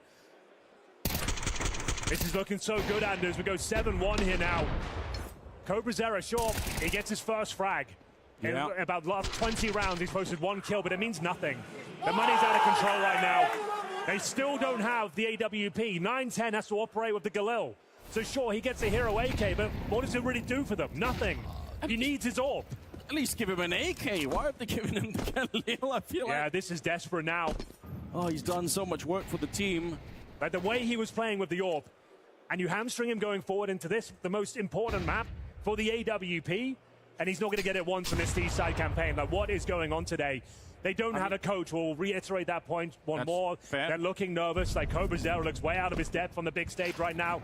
Maybe does need those tactical timeouts. He needs a massage from the coach. He needs someone to talk him down, because this is not the Mongols we know and love. No, it isn't. They do like they crumbled maybe more than we expected, losing that opening map, and then coming into this one, they tried to burst onto the A bomb side of the pistol, and they got hard shut down from Arcadia's dualies. Now they're going to try and split the B bomb site. Madja back here. He is alone. Yeah, he's very much alone. You're absolutely right. They're really They far should away. win this. They should be winning this round, Anders. Hands down. If he gets a double, then it's on. But otherwise, if they trade him out, wow, there's even the Galil. 9-10, they can trust him to do everything. But I'm left here waiting. When is someone going to help out 9-10? So, I think it's more of the same here. Lock them in. Okay. Surely they can't do it again. The money's not fantastic for Aurora. They can't just throw everyone into this one. Let them save, guys. Come on. Let them save. Let them have it. They're playing a great game. This is playing the percentages. Keep the money tight on the T side. Keep it strong for the CT forces. That's what they're going for here. Okay, they are exiting, at least some of them, into Arcadia. Surely not another nightmare waiting for them. He's already got 12 kills. How much more does he need? Okay. They still lose a couple of players. I mean, uh-oh, there's one final boss to deal with, though. You're right, Xantares not with the AK, but with the M4. Straight into Techno. Good shot. Another headshot to come on through. They get the AWP. Okay. Maybe overcooked there a bit. I was saying, Aurora, it's the right decision to save your weapons, deny them the AWP going forward, but now you've offered it over. It's not too late to get back into this. 7-5 is still available. I was going to ask you, yes, is it actually too late? But I'm glad you said that. 7-5. That's a scoreline they can work with. That's acceptable, Henry? Absolutely acceptable. T-side, your map pick. Sure, you had a rough start, but that's a convincing round there. They chose the right bomb site, clean opening kills. Just need to find momentum now. This is the most important round so far for the Mongols. You find this one, it's going to get you 2 on the board, Anders. You will break the money of Aurora. Okay. And they're not going to go down without a fight. You can see them pushing towards the A round, but it's going to be that Palace pop. We talked about this in Inferno. 3 players in, and maybe just a contact play into Xantares. Yeah, but you won't expect for there to be 2 CTs behind you. Even if you win this fight, you're going to be in trouble. 2 CTs on the ramp. Even if they got out there, it would have been a bit of an issue. True, and he's cool. There's another one there. Cobrazera, you can't walk with your back turned again. You've got to find a way through. Blitz has found an opening. They lose 9-10 as a result here. Oh, there we go. A nice pickup. There we go. Brissera catching Woxic as he's jumping into the corner, and a free kill. Soulfly not looking the right way, but like I said, are you ready for Madja? Yes, they certainly are. Now they know. Good communication, good teamwork. Madja, though, powering through. If he would have found the second kill, it would have been on. The round is still available, but Wicardia is very far removed. 2 versus 1, but he's been playing fantastically. Can't stress that enough. Hold on. He just ran out there. He didn't care if anyone was holding that position. He's got the kind of speed that you need. I don't know. I might count him in on this one, to be honest. You might be right. Looking for the opening already. He knows there's one in the corner. Wicardia, if anyone could right now. He's been playing out of this world for the quarterfinals so far. Grenade up there. They peek him. Now he knows where both of them are. Swings and gets the first one. And now he's just got to get the smoke. Yeah, lands it on top of the grenade. Not going to kill him, and now he's hiding inside. Knife has come out from Brissera. He needs this clutch here on the Aurora side. Oh, stabbing in the fangs deep in Wicardia, and he will win the round. All is forgiven. A massive moment. We said that round will get them 2. It comes down to the new boy, Cobra, who has not been playing well this series. Let's be honest, he's 4-10, but he holds his nerve in the 1 versus 1. A scary moment there. You pull out your knife, you start slashing, you're praying, and he manages to find Wicardia, who is very good in those scenarios. The 4 defusals coming through, and 7-5 looking very possible now. As mentioned, 7-5 available, but it should be 7-4, no problem. Just the MP9 and a couple of Deagles. Zantares has the SMG. You've got to be putting this one to bed if you're a Mongols fan. Let's see if 9-10, now with the AWP, can find the opener. He's got to dodge Wicardia on this one. He is pretty damn good with the Deagle as well. So don't underestimate him, but you pretty much draw the narrative for us already, Henry. That last round, the last bit of cash that Aurora had, losing that, and especially to a knife in a 1 versus 1, it means now they're in a bit of a tricky position. Nothing was saved on the CT side. And Soulfly here, a rare sighting of the P250 instead. It's a hell of a weapon. It's going to have to do some heavy lifting here. A nice ding, but simply not enough. The P2000 now on top of the ladder, spotted and dealt with. Anti-footwork from Woxic. He's done well to survive that long, we'll give him that. There should be a pretty clean finish. It's just Zantares on the MP9, but he's been found out. Cobra slowly but surely finding his footing here as we go 7-4. That's completely locked in. Madja looking for 1 kill, but not going to happen. Final round of play coming up next. Maybe a tactical timeout to discuss their options. Money's still not great for Aurora. So the Flying Star, they're up 7-1. But some important victories, some tight clutches, has got Mongols back into the series here. Their map pick as they hunt for 5 rounds, Anders. Now, didn't complete the counting completely, but I think he went something like 16 rounds without even getting any kills at all between the first and second map here. If he can rebuild his confidence right now on the stage... Off that clutch? Yeah, that says something about him as a player. It's not easy to do. A lot of players, especially when they're new to these big stages, they try to rebuild the confidence next tournament, somewhere in the future. Doing it right away, that'd be a really cool achievement. And so far, so good. He's up to 5 now as we go into round number 12, the last of the half. If they can pick this one up, the Mongols, it is still on. There's still something to fight for here. Aurora, though, temporarily taking a bit of a break here, but they're back with the money now. Don't have the AWP on the CT side. Let me tell you, there is a huge difference between 8-4 and 7-5. Okay. Especially in MR12. It's going to be the A execute out of spawn. A nice call here from the Mongols. I say that. They are repositioning. Sending players away. Yeah, that's smoke on A ramp. Okay, just going to be showing mid-presence here. Smoke towards top of middle and towards the window room. And it will be the A execute still. All 5 members are here. Presumably Soulfly and Woxic are going to be on the wrong side of the smokes that are coming in. Do you want to see them push through or wait and do a full retake? Nice smoke towards the palace. We'll see what they're up to. It's Woxic on the M4. No AWP available for him. And in we go, Anders. Yeah. Final round. Other side of the smoke. They blow it open to answer the question. They want to run through and take the fight. A Techno, very fast kill on the first, but now Soulfly started to get activated. He's got 2 kills. He's hardly taking any damage. This defense, I don't think they're going to be able to break through here. The Mongols, they had the opportunity. They have their grenades down towards that jungle position, but they needed the kill on Soulfly, and so far that hasn't happened. Madja sneaking in. That's very cheeky. Now they can reset the round. There's still time to go back to the other bomb site if they so wish, and I think that's the right call at this stage. It's going to be Blitz making his way through T-Spawn. 9-10 Well, towards the A ramp, working for a pick while his teammate actually sets up for the backstab. It has peeled a player away from the A side now, so this round is back on. Technically a 2-on-2 towards the A side of the map. Okay. 25 seconds remaining, but Soulfly is aware of this prospect. He knows a player can come in towards the connector. This kill decides the round, Anders. Who comes out on top in this 1v1? It's absolutely everything, Blitz. He's found the perfect timing. He was just looking Soulfly, you're right, and now instead he's going to get shot in the back. The perfect timing. Now just one player left to overcome, and what a player it is. Centaurus, he picks it up, jumping on the ball, shutting it down. They could not handle it. 8-4. Aurora get the last round.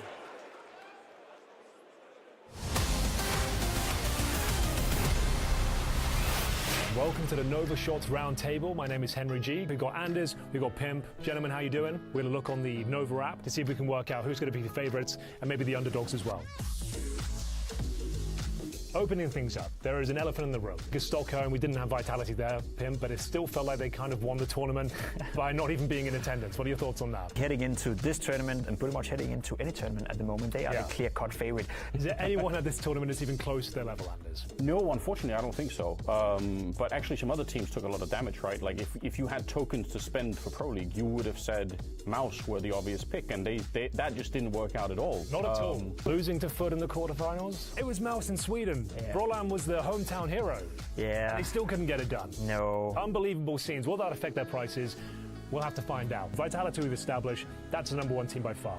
I want to move on to Falcons. You feel like with the investment and the level of stars they have in that team, they should be favourites to make it to the final. They need to be part of the playoff, first and foremost. A lot of people will still buy into them, believing that, okay, they're going to figure it out eventually. When you have Nico, when you have Manesi, when you have Kyusuke, at some point it's going to click. But a lot of people have also been burned for a long, long time. Falcons are a perfect buy right up until the important games kick in. So I feel like you can probably ride the Falcons price. Okay, that's what you're thinking. Yeah, so good to buy early and get out before the playoff? Yes, that's when they're going to lose. Now, it does break my heart. The underdog team I'm going to choose is FaZe Clan. Do you think they can bring it back to life? I wouldn't touch them. Right now I'm just waiting for that team to die. I'm waiting for Frozen to find a better team.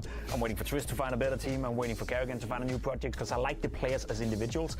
As a team, though, wouldn't touch them. They can either completely screw up or they could surprise. But no matter how low it is, you're always going to have that weird feeling that, like, this could be the end. Like, it might go lower than this. They've got Twist, they've got Frozen, two of the best riflers on the planet to this day. Yeah. There is a chance you could look like a genius if you do it. Do you want to be a genius? Maybe get some FaZe tokens in your favor, who knows? One more underdog team, Furia. Yeah. I don't know where to put them right now. They either peak massively in the tournaments or they crash and burn quite early on. I think 26 has been a disappointing start to Furia. It's not a bad team, it's just not a team that I see winning a big trophy in the current form right now. The thing is, for me, they've got that X-Factor player, a couple of them, with Molodoi and K-Serato. If those guys turn up to the tournament, they can beat any team in the world. I think that's the reason why they're going to be underpriced. I think people will forget about Fallen, and I think they will underestimate them a little bit. I think there's a good reason to pick up Furia early on in the tournament. Paravision, always playing from the back foot, but always find a way to take it to overtime and get through their games. They're one of the few teams recently that's put Vitality kind of to the test. It's always where the game gets a lot harder. Like, you're on everybody's radar, everyone knows what you're doing, or at least is trying to figure it out. Now I feel like the target's on their back. You want to be part of the top 10 teams in the world, they're going to know what you're doing and kind of counter your playstyle. A lot of teams are at least putting a lot of effort into trying to make sure they're ready for Paravision. I feel like they're going to be good this one. I think that'll be one of the dark horses here. Make sure you download the app, get involved, get your points, and invest in the teams that you like the look of. See you out there.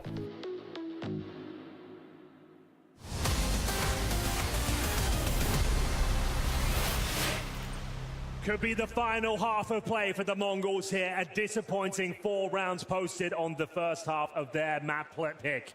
Anders, Aurora are firing on all cylinders. Zantares continues to frag, but Wicardia, for me, he stole the show. He looked unstoppable in that first half. We'll see if he can continue into the second half as we go live now. Aurora, they're going to be on the T side. Rotterdam, I hope you're ready as we get into this one. And look at what they're doing, Henry. They're all in the hallway. Are they even going to slow this one down? They've been so good in the pistols so far. It's all been about Wicardia and his dual elites. It's the full-on B execution here. No nonsense, no fakes. The Molotov dislodges Blitz. And now here comes the heavy artillery. The flashes are sent over. Blitz, you've got a lot to deal with. Oh, a bit of a mistake, but clean headshot. He's trying to make up for that lost incendiary. And he goes down to Madja. It just became a lot more difficult. They've gone this on the harder mode, only getting 4 rounds in the first half. They need this pistol. They need it really badly. I need some USB headshots. I need some very fast CTs to get back onto this bomb site. Massinio, he's taken down one, but they've lost the superstar in 9-10, and now it's looking real grim on the bomb site. Massinio fighting. He can't stop it. Ricardia strikes once again. 2 kills for Ricardia, 2 kills for Magia. The B execution. Absolute perfection there. The Molotov to dislodge the initial defender. Sure, Blitz did well to get 1 kill, but you can see it made things... Oh, okay, I assumed it was a seaside molly. He mollied himself, Anders. I missed that detail. Holy. Well... Okay, I was about to say, what a genius Molotov. I didn't catch that. They say there's a fine line between genius and madness, and unfortunately he was on the wrong side of that one. I was about to build my whole narrative around that Molotov. Okay, missed that. Scratch that one. Not too good, actually, for the Mongols. We are going to see a force buy in the second. They can win these rounds. Desert Eagle and 5-7s. To be honest, Henry, in my mind, I thought you were being a gentleman. You were saying, don't worry, you know. Never. I You know me. That. You are a gentleman. So, looks like we're going to be bullying that B bomb site once again. Smoke down towards the window area. 2 players up towards short. Cobrazera did not have a good showing in that first half, but he did have a couple of good clutches towards the end. 5-7, you really need to have the first bullet in your favor to stand a chance. He's down to 35 points of health. Smokes go down, flashbangs deployed. It's going to be a smoke popped open, courtesy of Ricardia. They don't have to force the issue here. They don't have to run blindly through the smoke. They can take their time. They can even reset this round, Anders. Yeah. Santara's boosted up, and they are going to call for the MAC-10 to go through. Playing in front of the smoke right now, and here we go. I think they know that he's here. Techno, he can't quite find it. Wow, that's very efficient. They've cleaned up every single thing on the bomb site. They used the HE on top of the peak. It was just about perfect there. And Aurora now up to 10 rounds. They're 3 away from doing what they have never done before. In defeating Mongols, that would be a great headline to send them to the semifinals. Never beaten them before. Always close. Desperately close, especially on Mirage. It's always overtime. Yeah. It's always double digits. But there's always one thrown round, one panicked moment that costs them everything. This time, though, this is looking perfect. Lost to them in the grand finals of EWC, yes, I believe. That's right. That looked like Aurora should have won that tournament. They were the favorites, I think, at one point towards the end there. Not out of the woods just yet. There is some significant investment here. Even after the second round falling apart, Ricardia, though, having none of it. Mzinho, known to be strong on the same bomb side, but they can't hold on. If anything, now you're looking to save the MP9s, and then your first gun round entering with 2 SMGs doesn't really fill you with hope. It's 11-4, and a round where you're going to have not a lot to work with. You certainly won't have the AWP. I guess you could drop it if you're Blitz. He did take the eco. Sure. It's very tough out there at the moment, isn't it? And just to highlight what you were saying about Mzinho on this bomb site, in the top 10, Henry, he is the best A bomb site anchor in the world right now on Mirage. But none of that really matters when you don't have the weapons, and certainly when the team seems to be crumbling in front of our eyes here. Aurora make their way to 11. I don't know what it would take to stop them at this stage, but the Mongols only have very little time to find an answer to that question. Bomb goes up and, all right, exit kill. Very limited success at the moment. Surely it all comes down to this next round. I mean, you're not wrong. 2 away from victory. They, in my opinion, invested too much there. We're going for one of those miracle plays where you get a couple of SMGs on the round. You should be full eco. And now they have to make do with those SMGs now, and they're looking down the barrel of series points. This will be for the semi-finals for Aurora. Always thinking that the playoffs always seem to fumble when it matters the most, but today they've looked rock solid. Sure, a couple of mistakes, but it hasn't cost them dearly. It's been a weak Mongols, so you can see them really struggling without their coach behind them. Cobrazera especially, I think he needed the coach behind him to deal with this sort of environment. Yeah. I think that's important to look at it through the light of that lens, but at the same time, we've got to celebrate Aurora. Like you said, they have come up here, no mistakes really made. They don't seem to be slowing down. The confidence is at an all-time high. Round number 16. The bomb is back in T-spawn. They're taking a sweet time. They slowly clearing out the middle here, getting a little bit of control for Madja. He's doing it alone, in fact. He's got a scary maneuver to make now. Got to try and cross over by the connector. Smokes it off. Makes his way towards short. Have 9-10. Like we said, the ult could be dropped for him. Should be a freebie. Down he goes. Madja in towards B. Okay, they should be holding on, surely. They got Techno down below. If you jump out into the MP9, they're actually going to go back. There's no way. With 40 seconds, Henry, is that even achievable? It's definitely possible. Look at mnglz. He's already on the A ramp. If they try to come up the connector now, the crossfire between Cobra Zero and mnglz, I can't see the Mongols losing this. I think Aurora, they might have overcooked it. Maybe it would have been harder to be bomb site, but now they're walking in to a massive crossfire. Cobra Zero, he's seen them. mnglz is there at Tetris, MP9 in hand. 13 seconds on the clock, wide swing. That kill should pretty much seal the round, but Soulfly, he's got a different thing in mind. He's already got 2 kills. Shot in the back by Blitz, and time has run out. He needed to plant the bomb, but he couldn't. They're going to get some interesting kills here. Just stay alive, 9-10. All right. It is the Mongols winning the round, but what a mad round it is. 9-10 will hold on to the AWP. Definitely was a scary moment there for the Mongols. Kills started coming through. Felt like there was time to plant, but the C4 does not go down. Aurora will keep applying pressure here. It was the opening kill for 9-10. Magic couldn't make his way up towards short. Cobra Zero, though, nice play. Pop flash coming in from CT spawn.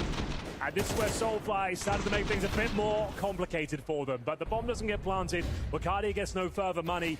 And this is a very important one now for the Mongols. So they're going to come back into this. You have to convert this round. Up against a Woxic and Galil. Soulfly and the MAC-10 suggest a set piece at this point. You want to be going in together, and that seems to be the case. We're sending all 5 players towards the A side of the map. He showed basic presence towards middle with the standard smokes towards window and top of middle. Nice. Molotov there as well.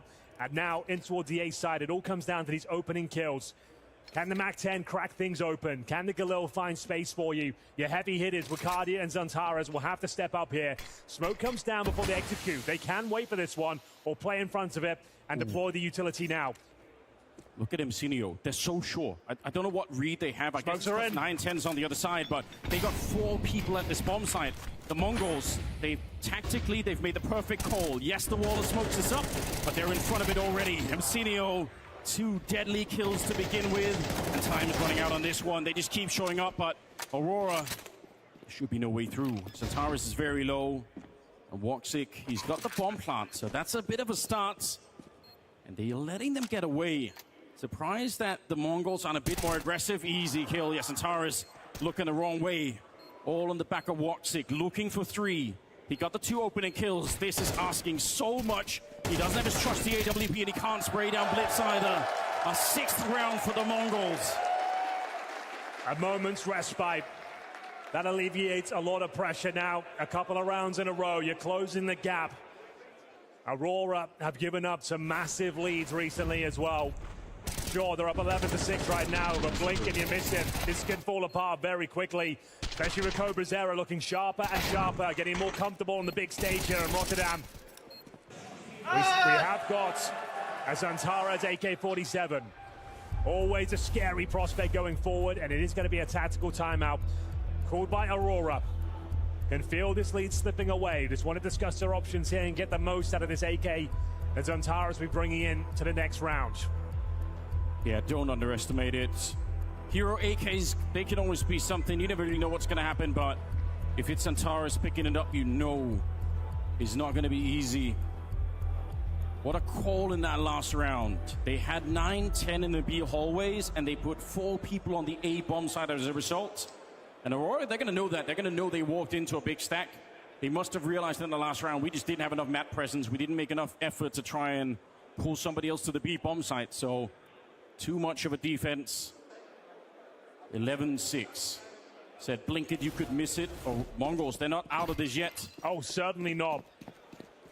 This game is well and truly on. They've laid the foundations here.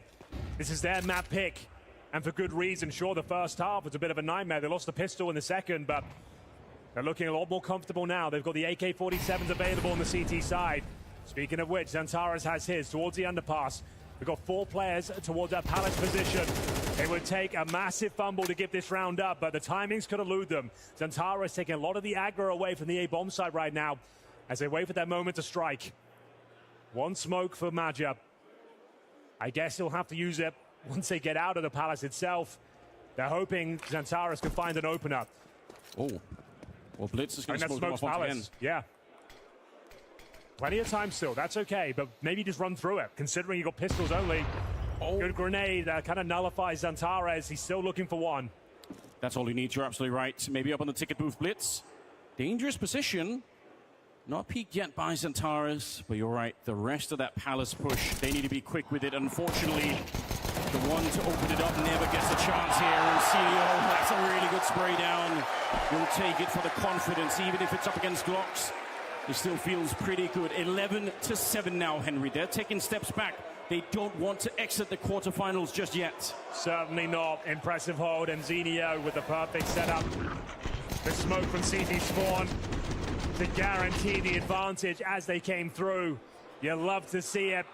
Mongols now starting to look like themselves. They've got the AK-47s within their ranks. Just Zenio without right now. Another gun round, but concessions have to be made. A distinct lack of utility. Maja with the Galil. But we have got the Woxic AWP. He's been playing out of his mind. 15-9 right now. 9-10 with his. Was electrifying on Inferno. Yeah. 8-12 here on Mirage, but they're starting to look stronger and stronger as rounds go by on this CT defense. We enter a default here, but it looks to be a B finish. We've got no one towards Palace, no one towards Ramp. They'll be setting up for the B split momentarily. Wacardia will go through the underpass. I do like the idea, and just to reiterate as well, in the top 10, Messinio is the best A anchor in the world on this map, so maybe dodging him for a couple of rounds, not a bad idea. He's very confident on that one, and all you need to get some success on this side of the map is an opening kill. Techno, he's thrown up the smoke. They're a little bit confident in that smoke. I don't know if I love that. They're already rotating back, but he's back again. Yeah, they're through the smoke. Techno's realized, and too late. Woxic with the AWP on the T side. He finds Techno as well. Blitz hoping to save the round, but I don't think that's going to happen here. They get Maja. That's all the way on the other side. Messinio, he's stuck around on the A ramp to find Maja, who was lurking. You got to get this fight on the other side.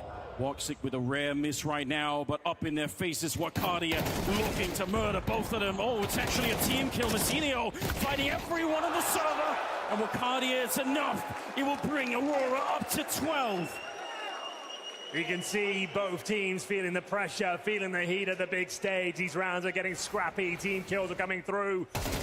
Cobra Zero, we thought that might be enough, but it's Woxic with the AWP, finding huge shots, opening things up, and it's a nightmare scenario. Zenio takes down his teammate, gets a follow-up spray, but it wasn't enough. Wacardia, 21 kills, 11 deaths, has found series point, and they're going for the knockout blow, Anders. We're going quickly in towards the A site. They want the win right here, right now. A execution coming through, contact play from Xantares in towards the A site. Can he crack things open? Time will tell. I love everything about this. Your opponent are weak, they're dazed and confused, and now you strike.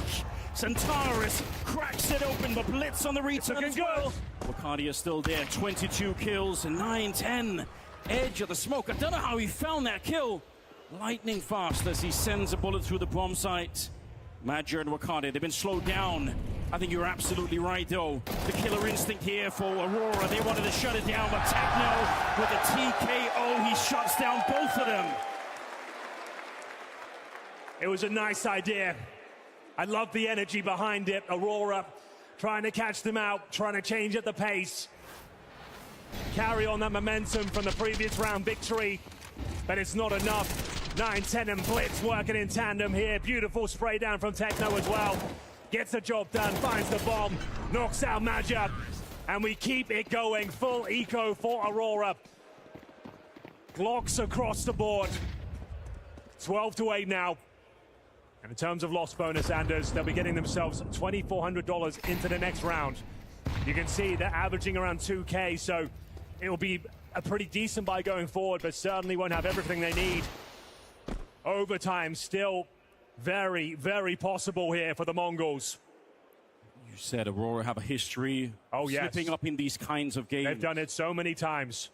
They're being given an opportunity right now. One, to slip up, or maybe to prove to us that That's in the past. If they can find a way out of this, dodge the overtime, then could be the beginning of a new chapter for a team like this one. But it's so easy to fall back into old habits. Messinio, AK there in position. Everybody on the Mongol side is starting to get there. We've been talking about Cobra Zero, but you know what?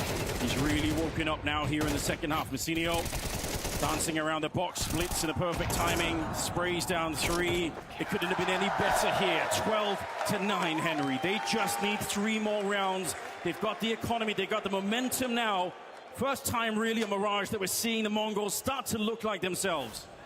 This is when the devil on your shoulder starts whispering into your ear. Maybe you will give up this lead. Maybe there is a chance this goes to overtime. Panic setting in. You've been here so many times before where you've given up these huge leads. Coach trying to talk the boys down, trying to stabilize the emotions. Mongols, they're looking comfy out there. Clean rounds, comfortable victories. Just 3 to go on their map pick. Aurora starting to shrink. The crowd are coming to life. We want to see overtime. Aurora want to get the hell out of here. 1 more round will do it, and they're in the semi-finals, but it feels like the hardest round to get of them all. Magic's going to have to dig deeper than ever. What have they got for us? They went for that knockout blow, A execution.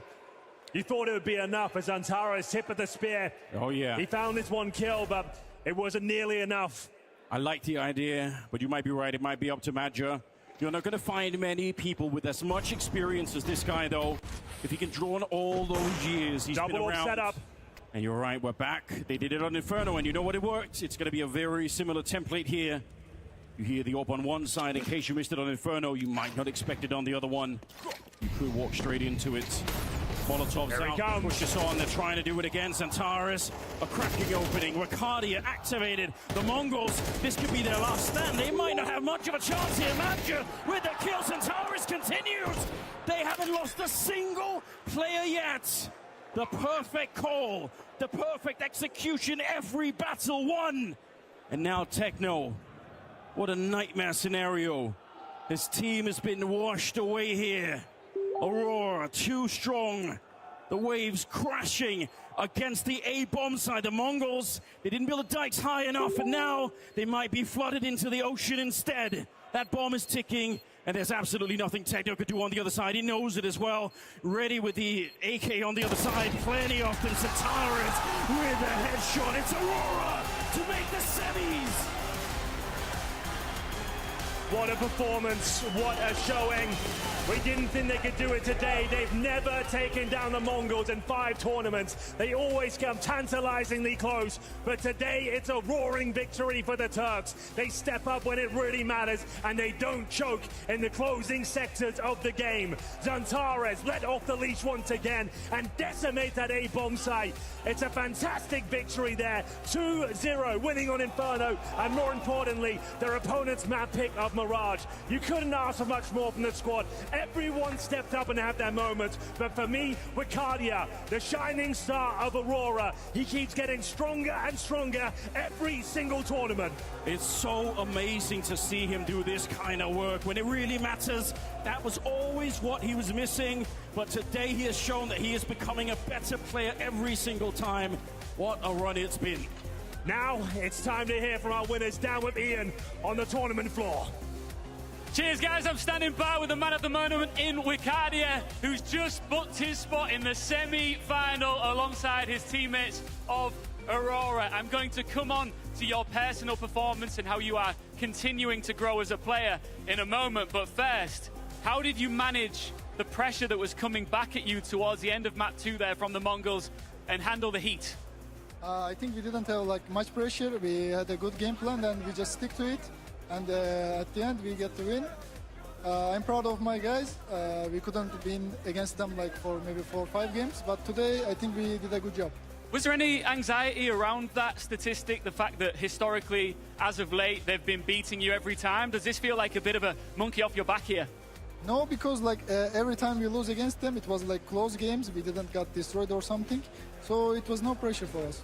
You said there that you are proud of your teammates. I'm sure that they are also incredibly proud of you. You are surrounded by seasoned veterans of the game. How much are you learning from them in the roster?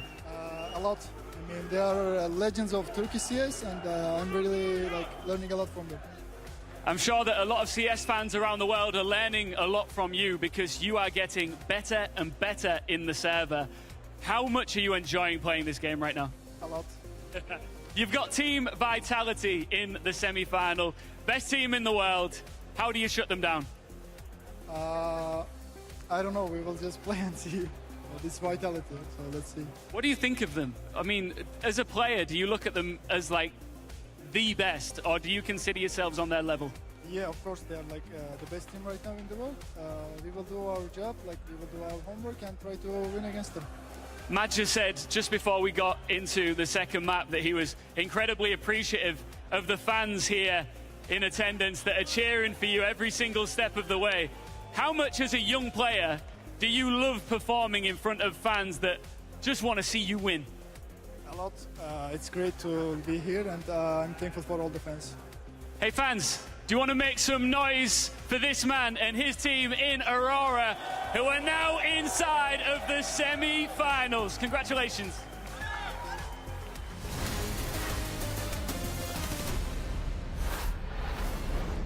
I'm here with Madger, fresh off of the victory against the Mongols. First of all, congratulations, Madger. Well done. Hello everyone on the chat. Thank you very much for the win. Yeah. Of course. I feel like today a lot of your win was characterized by incredible CT sides. It's something that I don't think we always talk about as much. Usually when we judge in-game leaders, it's more about the offensive game plans. But what went into making such strong CT sides throughout this match? Yes, since this beginning of the years, me and my coach Fabre, we decided to make some game plan also in city side, and I also decided to call mid round a lot, to take the control like I'm doing on T side and also on city side.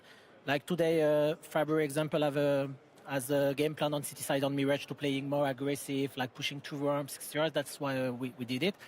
But generally, I think I decide this beginning of the year to call on city side a lot, a gambling call, mid-round, everything. Yeah. Okay, so we actually have one of the CT rounds. It was the final one of the half. I think Faber called the timeout right before this, and this is the site hit, but I know going into this one, you guys did call a timeout before it. So what was the plan going into this one as you were able to prove successful here? So when we took the timeout, the coach Fabre said, let's wrap middle, 5 people, 2 connector, 1 shot, and I have 2 flash from window. So we just fight middle, 5 people. Then they did smokes. So then we got lucky because we are very close on this position. We are all here, like 4 people. So we just flashing and bench smoke, and we just play inside. But the main goal was to wrap middle, to fight middle, 5 people this round. Okay, and another thing I guess that came up in this series is something that I feel like last year you guys were all too familiar with. They were making a huge comeback against you guys, but this time I'd say it got a little close, but you were able to hold on nicely. What do you think has changed in terms of mentality for you and the rest of the guys? Whereas obviously I don't even want to get into it. You know, last year suffered some pretty bad losses like that. A lot of talk, also maybe now experience because we lost so many matches in playoffs. So thanks God we get experience of that. And also, like I said in the interview, now I'm explaining to my teammates all the calls I will do on this side. Yeah. So this morning I wake up at 7, 8. I watch 5 demos of them because I didn't know if they will pick Nuke or Mirage. Yep. So I watch also Dust 2, Inferno, Mirage, Nuke. And Overpass because I threw the last map will be Overpass. Yeah, but they ban it. So I prepare all my game plan on T side. I wake up like 1 hour. I explain all the maps, what I'm gonna call, like 3, 4, 5 calls, the pistol, the force buy, everything. And I think it's more fresh because I feel that my players are more fresh. You know, when I'm calling, they already listening this morning, so they exactly knew what they will do. Sometimes it's working, sometimes not, but it's helping a lot to me and also to my teammate. And I think it's a very good things. Yeah. I feel like the more that we get to talk, the more I end up understanding the way that you're putting together everything you're doing for Aurora. So thank you again. And I know you always love to give a shout out. So I said, I know you always love to give a shout out. I had to because the school is over, so my kids is watching. Yeah, exactly. I will say in English this time. Daphne, Aslan, Jeren, said, I love you so much. Daddy is fighting for you. And thank you very much. All right, thanks so much, man. And Congratulations. thank you very much for the fun. The support was really amazing, and thank you. All right. Well, all the Aurora players are working hard, both in and out of the server. You know, we had Wakadia on stage, Magic going through it there, behind the desk, behind the scenes, and now we got Watsik joining us on the desk. Bro, we talked to you 3 wins in a row now. We've had you on desk. We can't get enough of you. Yeah, as I said to you, if I live, I'm not coming here. You know, like if you win, I'm coming always here somehow. Yeah, I hope we can win the whole games and I can come every day here. You know, like. Well, that would be a dream for us as well, right? And you guys having a fantastic victory here. Before I ask more about that, Matt is talking about how he's waking up at 7, 8 a.m. Yeah. That's when he's doing his prep. When's the rest of the team arriving? Like, are you guys waking up that early? No, not for sure. It's like, for example, there's a shuttle at 1, for example, and team meeting is around like 10, but 10 is for us, not for him. He's coming way earlier, like 6, 7 sometimes. He's just doing his own preparation there, like a game plan and everything. He's just writing down on a paper. And after that, we just coming down like at 10. We just playing our like individual and also like getting warm up and also watching our opponent by ourselves, also with our own eyes. And after that, he comes like, for example, 11:12. So because he has to rest, and he's coming at the 11:12, and before the shuttle, there's a 1 hour more left. Everyone just warmed up, everyone ready to listen, and he's just explaining the whole game plan that he created in the morning. And this is how it is. It was always like this because he's waking up too early. If he's not get that rest, he will probably gonna. We're gonna acknowledge, you know, Magic's age. You can only do so much when you wake up that early. I get it. I get it for sure. I want to stay with the whole game plan thing and the prep that you've now changed a little bit, because I saw an interview with Major. He said that you guys changed a little bit of your approach to preparation coming into April. Now you also convert that into this tournament. Yeah. How's that changing your team, and can you feel that it's changing your team? Yeah, it's feel like we have like a more control on the CT side right now. Like, I'm not talking about the T side. It's like more that what he is doing. It's like, guys, let's stack here. Okay, like for example, that was a 1 round. He told me, bro, leave B and just go A. Let's stack 4A. But they end on them B. But doesn't matter. One time not working, and next time is working. So. This kind of things that when he just started to do on CT, I think has affected our CT rounds that which we are starting to win more, because also we are feeling that we have the control of the map. We're pushing ramp, okay, we understand. But for example, 3 months ago, the last option was pushing ramp, not like a purpose of the starting the round. But now that these kind of things that we added to have some control around, especially on Mirage, because we are sometimes feeling we are in the shadow that they are going there or not, but now we are trying to have like a more knowledge before we just go to the mid round of the timings, you know, like 45, like 1 minute left. We kind of 70% try to understand where they're gonna end the round. This is, I think, helps us. But sometimes they do fake, yeah, it's not working, but that's not mean the process is not working for us. And do you think that is why you can keep up that kind of performance here? Because if you roll back a couple of months, I guess you've heard the thing that, hey, Aurora makes the playoffs, they're not going to be, playing well. They can't really keep up the momentum they have from the group stage.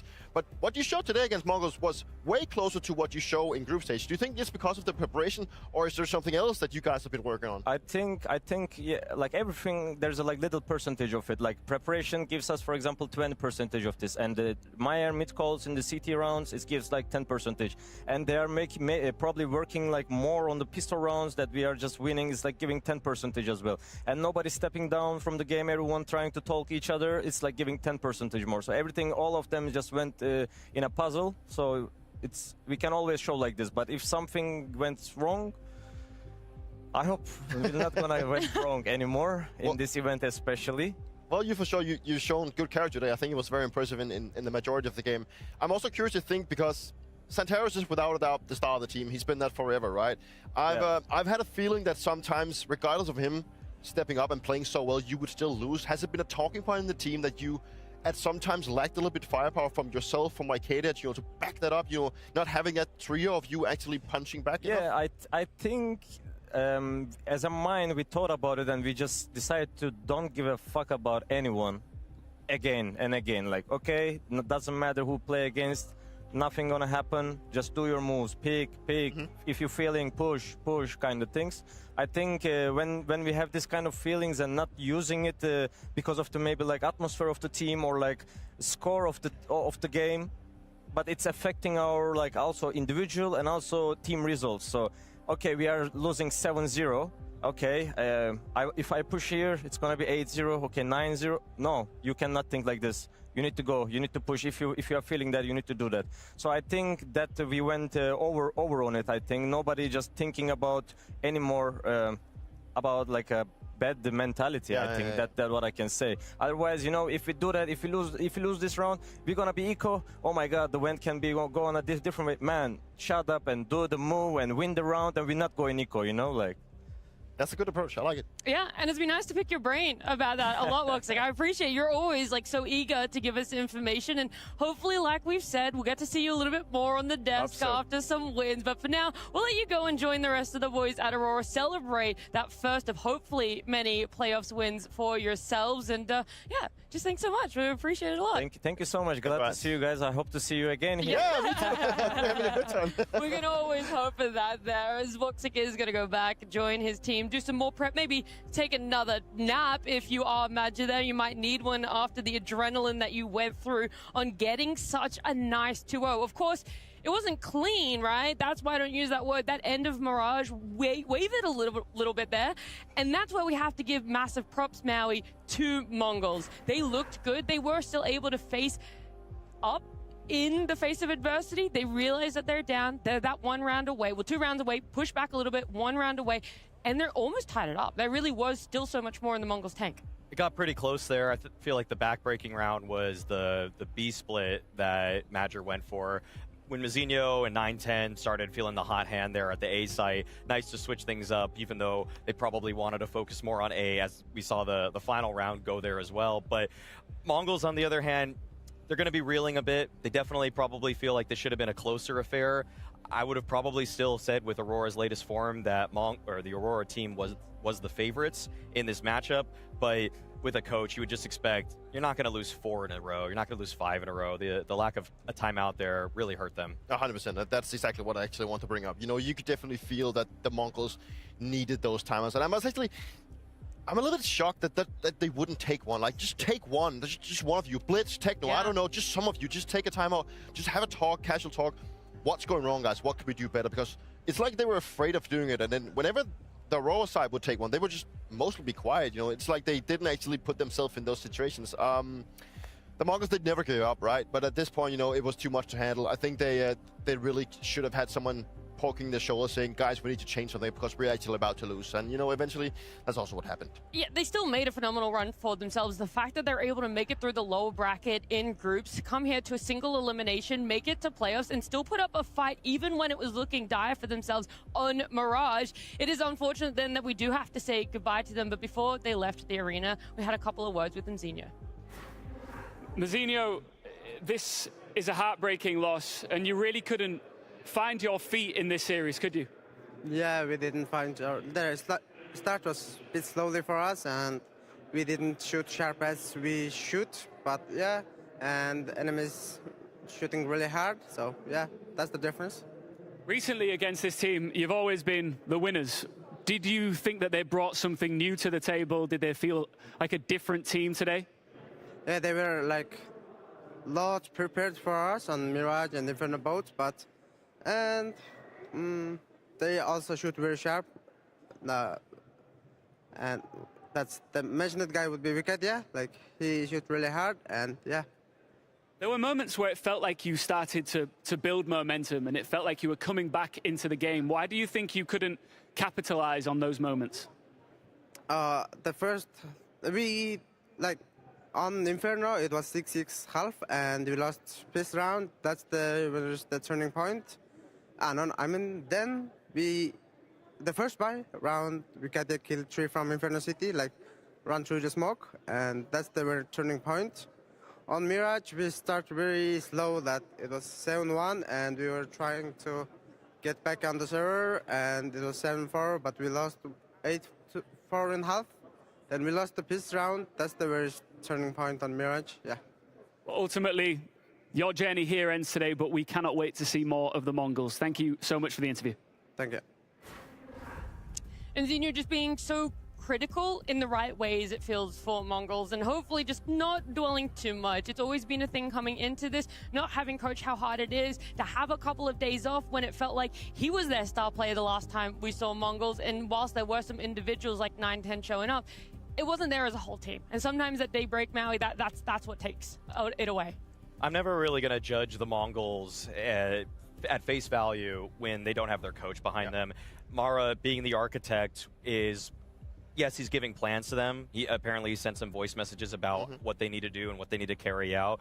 But as you're trying to nurture a new up-and-coming player like Cobra Zera, who had, a 15-round streak of 0 kills, if he was able to snap out of his own head with a timeout as well, there's a litany of reasons where you could just pick from as to why it would have helped to have a coach. And so to even make it this far, to make it to the playoffs in a pretty stacked tournament, actually it's an extremely stacked tournament, that in itself is an achievement. So I'm still looking forward to the rest of the season with the Mongols when they have their entire roster in tow. 100%. I think that the Mongols is obviously now, they're going to be kicking themselves a little bit for not being more competitive, especially in terms of individually, because Messina just kept saying that they just shot better and better, and Counter-Strike, in all honesty, is just about who shoots harder, right? And this case around, it was Aurora shooting harder, and I think that it's also a different setting. Like, let's be honest, like, the playoffs is different from playing in the studio back in Copenhagen, and, it was clear that the Mongols, they got more comfortable playing in the studio. There wasn't any crowd, there was not, the expectation also probably got better the further they got. And now, sitting on a stage here, having to perform, you don't have your coach, you have a new guy that have barely any experience playing on stage, and you could feel that. And that is where you want to have your coach to have a say at least, or as I brought up before, like, just one of the experienced guys, punch in, take a timeout, give yourself a little bit of breather, talking things through, because not taking time out just seems silly to me. Yeah, and Mongols might be leaving the tournament, right, of Blast Open here, but it's not without knowing that they were able to, in that groups, 2-0 Mouse, 2-0 Spirit for themselves. It's just a shame that we didn't at least see a third map from them, see how they could have gone if a series went just that little bit further. But now we have Mongols out, Aurora going up against Vitality, and of course, it really begs the question, who is going to be winning our next quarterfinals today? We have Parivision up against Falcons. They've met a number of times before in the past, some wanting to assert their dominance, others wanting to have some revenge for themselves, but that's not the only thing that's going on in the arena. There's a lot more fun to be had with Mike there. Pasha Biceps is well down on stage, so make sure you guys stick around during the break and back with more action. Oh, gamers, listen up. Listen up. No, I say. I say. Bro, just say the next bit. There's been a lot of bad communication recently. A lot. People are telling you that you need to learn lineups. That is bullshit. That is loser talk. You're too close. Dude, hold this. Like this, yeah? Thank you. Okay, yeah.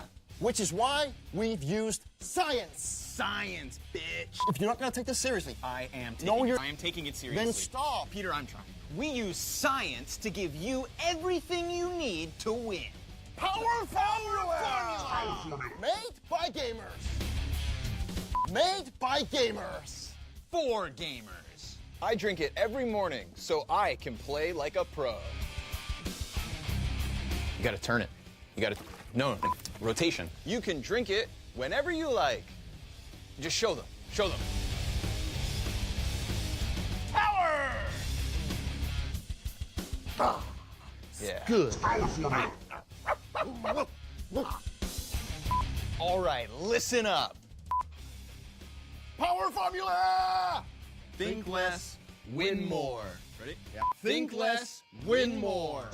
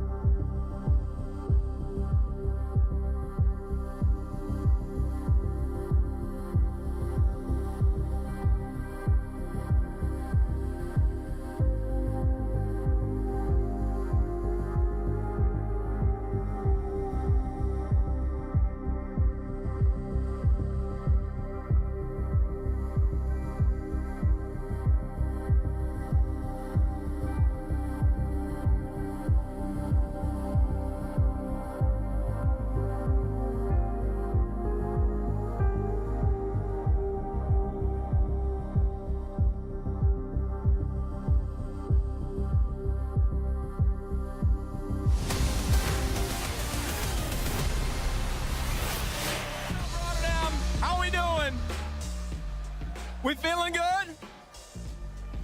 That was a crazy fast first series, so you know we got to bring some more action for you. And Rotterdam, I have a very special treat for everyone here in the Ahoy Arena.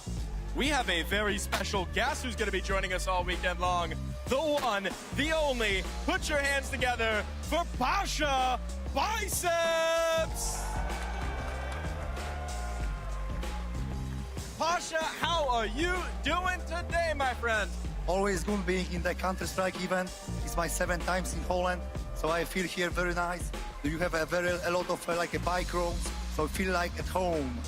They're always ready for you with the bike routes. Now, Pasha, that game left us wanting a little something more. What did you think about the first series?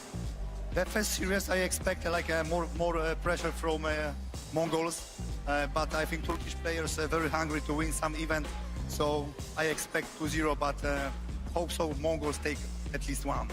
You played a lot of games against those guys back in the day, Zantares, Major. What do you think about them? I will always cheer for old school players, so Major, Xantares, like Voxy, always in my biceps and always on my heart. So I'm cheering for them. They need to win this and take this home. And we know you love competition of all kinds. So, Pasha, we've got a special competition ready for you as well. Special competition for the arena here. We figured since we're in Holland, we've got to get a little Dutch with it. We've got a couple of fans who are going to come on up and join me. And we've got a special game to play here. Now, we've got our friends. Introduce yourself again here. My name is Thomas. Thomas, over on this side. What is your nickname in the game? Iwa Charlie. Why Charlie? Charlie in the game. Charlie in the game. What's yours in the game? Lucky Destination. Lucky Destination and Charlie. All right, we're going in-game names here, Pasha. You make the rules. Now, the way this game is going to work, gentlemen, is we have a plate of, and I hope I say this right, poffertje. We might recognize these here in the arena. Do we like poffertje? So talk me through this. These are famous Dutch pancakes, as I understand it. Right, completely. And do you think they're good projectile weapons? Oh, they are. They are. They're going to need to be today, because the way this game is going to work, one of you is going to throw the pancakes. One of you is going to catch the pancakes with your mouth. If you succeed, you both win a prize. Who do you think has the better aim? I think he aims better. He aims better? Would you agree? Oh, maybe. You play some wingman before? We got to up this energy here. Pasha, do you have any advice for this feat of athleticism they're going to have to do? Guys, who gonna catch it to the mouth? Which one? You. So, please, imagine, your mouth is like a window mirage. And this is the smoke, and you have like only few chances. So please focus, guys. I hope he can aim. Just deep breathe. Breathe deep. I guess the question is, how are you with your lineups? Pretty decent. He knows way more lineups than me, so I'm sure he can do it. All right, then we've chosen the correct competitors. Gentlemen, if you could stand, let's say there. Just there. Say right here. Does that feel like a fair distance? Rotterdam, make some noise. Put your hands together for the poffertje toss. You get 5 tries. Ready for the first. Make some noise. Let's Here go. we go. Oh, that was so much better than I expected. Number 2.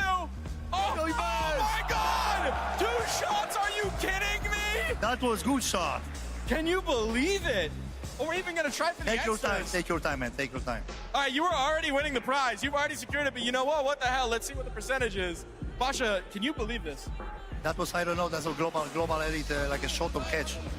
What do you think his max elo is based on that? Let's ask you, what is your max elo? In Premier? 80.8. Well, okay, I ask you. My max was 7.8. Hi. 7.8? And you're catching like that? I'm going solo till I'm like 12K. But, I mean, this season was 7.8. The previous one, 9.8. All right, if you catch this next one, 20K. Okay. Mike, how many shots more for them?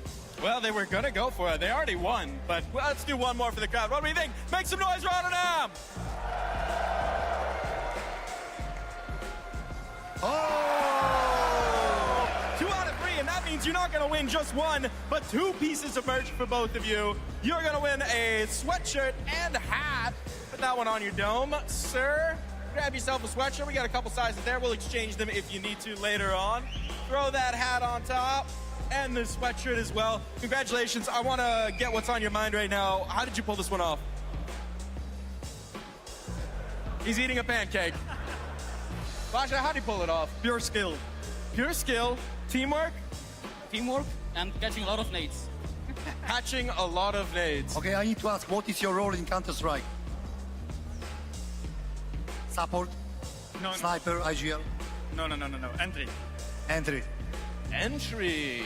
I mean, first in, he got the opener. What about you? The sacrifice. And that's why he's the one catching the nades, folks. Well, let's hear it one more time for your champions, victors of the Puffertje toss. Let's hear it, Rotterdam! And now one more question for you, gentlemen. We got one more series today. You've already succeeded once. Let's see if you can get the predictions right here. Who's gonna win? Paravision. 3-2. 3-2. Brother, it's a BO3. 2-1. Okay, let's see. You know which game they play? Which game they play? You know which game or no? Sorry? Which game they play? You know which game? Forest, but he's expert. Ask him. I think Paravision gets it 2-0. 2-0. We got a 2-0. We got a 2-1. What do we think about that, Rotterdam? Oh, he's going in for more. He's not satisfied. He's still hungry. Are we hungry for some more Counter-Strike here, Rotterdam? That's what I thought. We'll be back in a flash. Make some noise.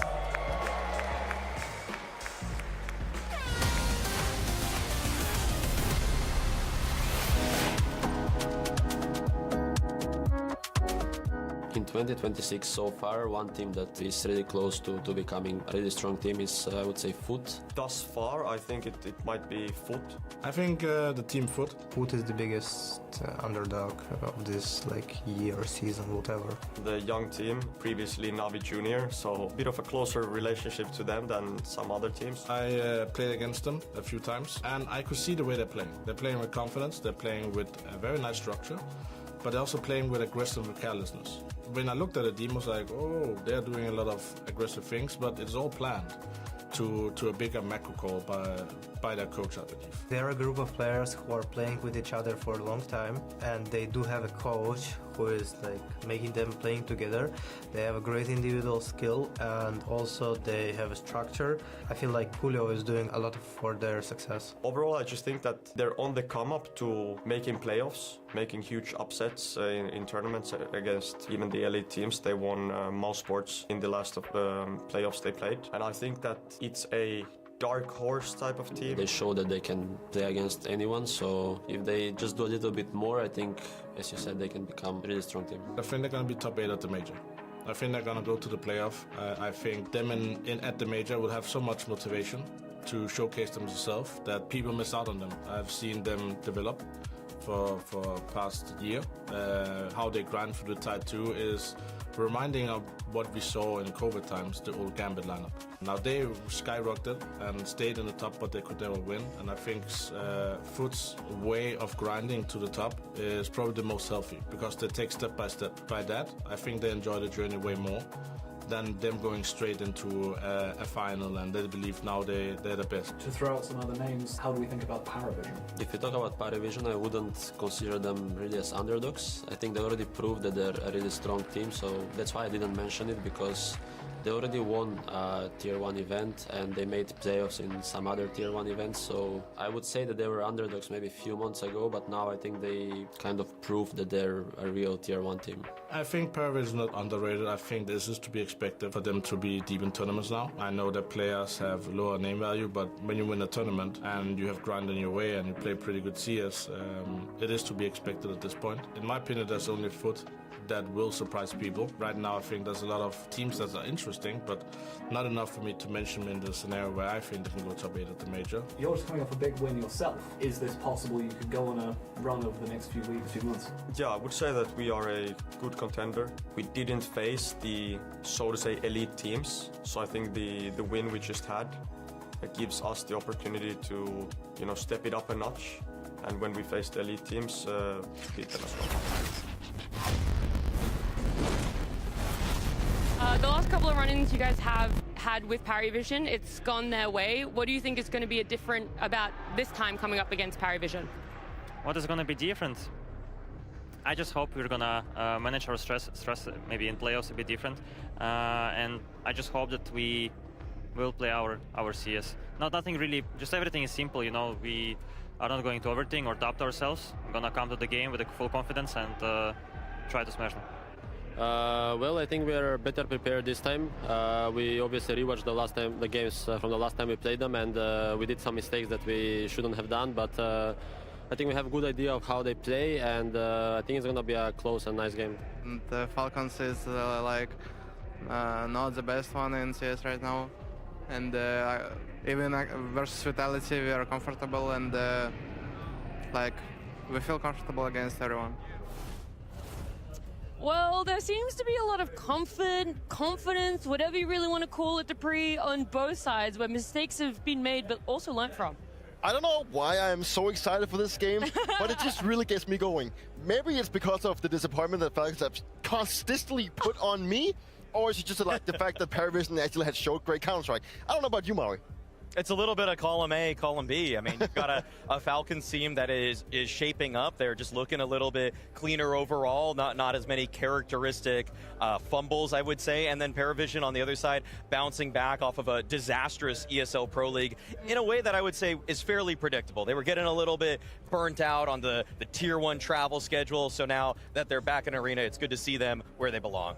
Yeah, it's nice to see both of them, but I didn't think that we would have this rematch so early on in the quarterfinals. I think maybe some people had them as more of a favorite to make it onto that semifinal, skip this little bit of a step, but they both arrived here, right? They're in Rotterdam, they're looking to come up against each other, and I feel like it's going to be a much closer series than what our first quarterfinals was. There is no doubt that the favorites in this one has to be the Falcons. When you have superstars like Kyusuke, superstars like Manesi and Nico, and potentially even the greatest coach of all time, there is a lot of pressure and a lot of expectation on your head. I think we can safely say that Falcons have never met those expectations. Whenever this team has been created, we expected them to go and win trophies, but it has not been the case. We've seen that they have tried different approaches left, right, and center, but it's never really been working for them. They are now looking to take the stage to showcase that they can play great Counter-Strike, that they cleaned up, and I'm excited to see if Sonic have figured out to become a genius by not letting them play Face It.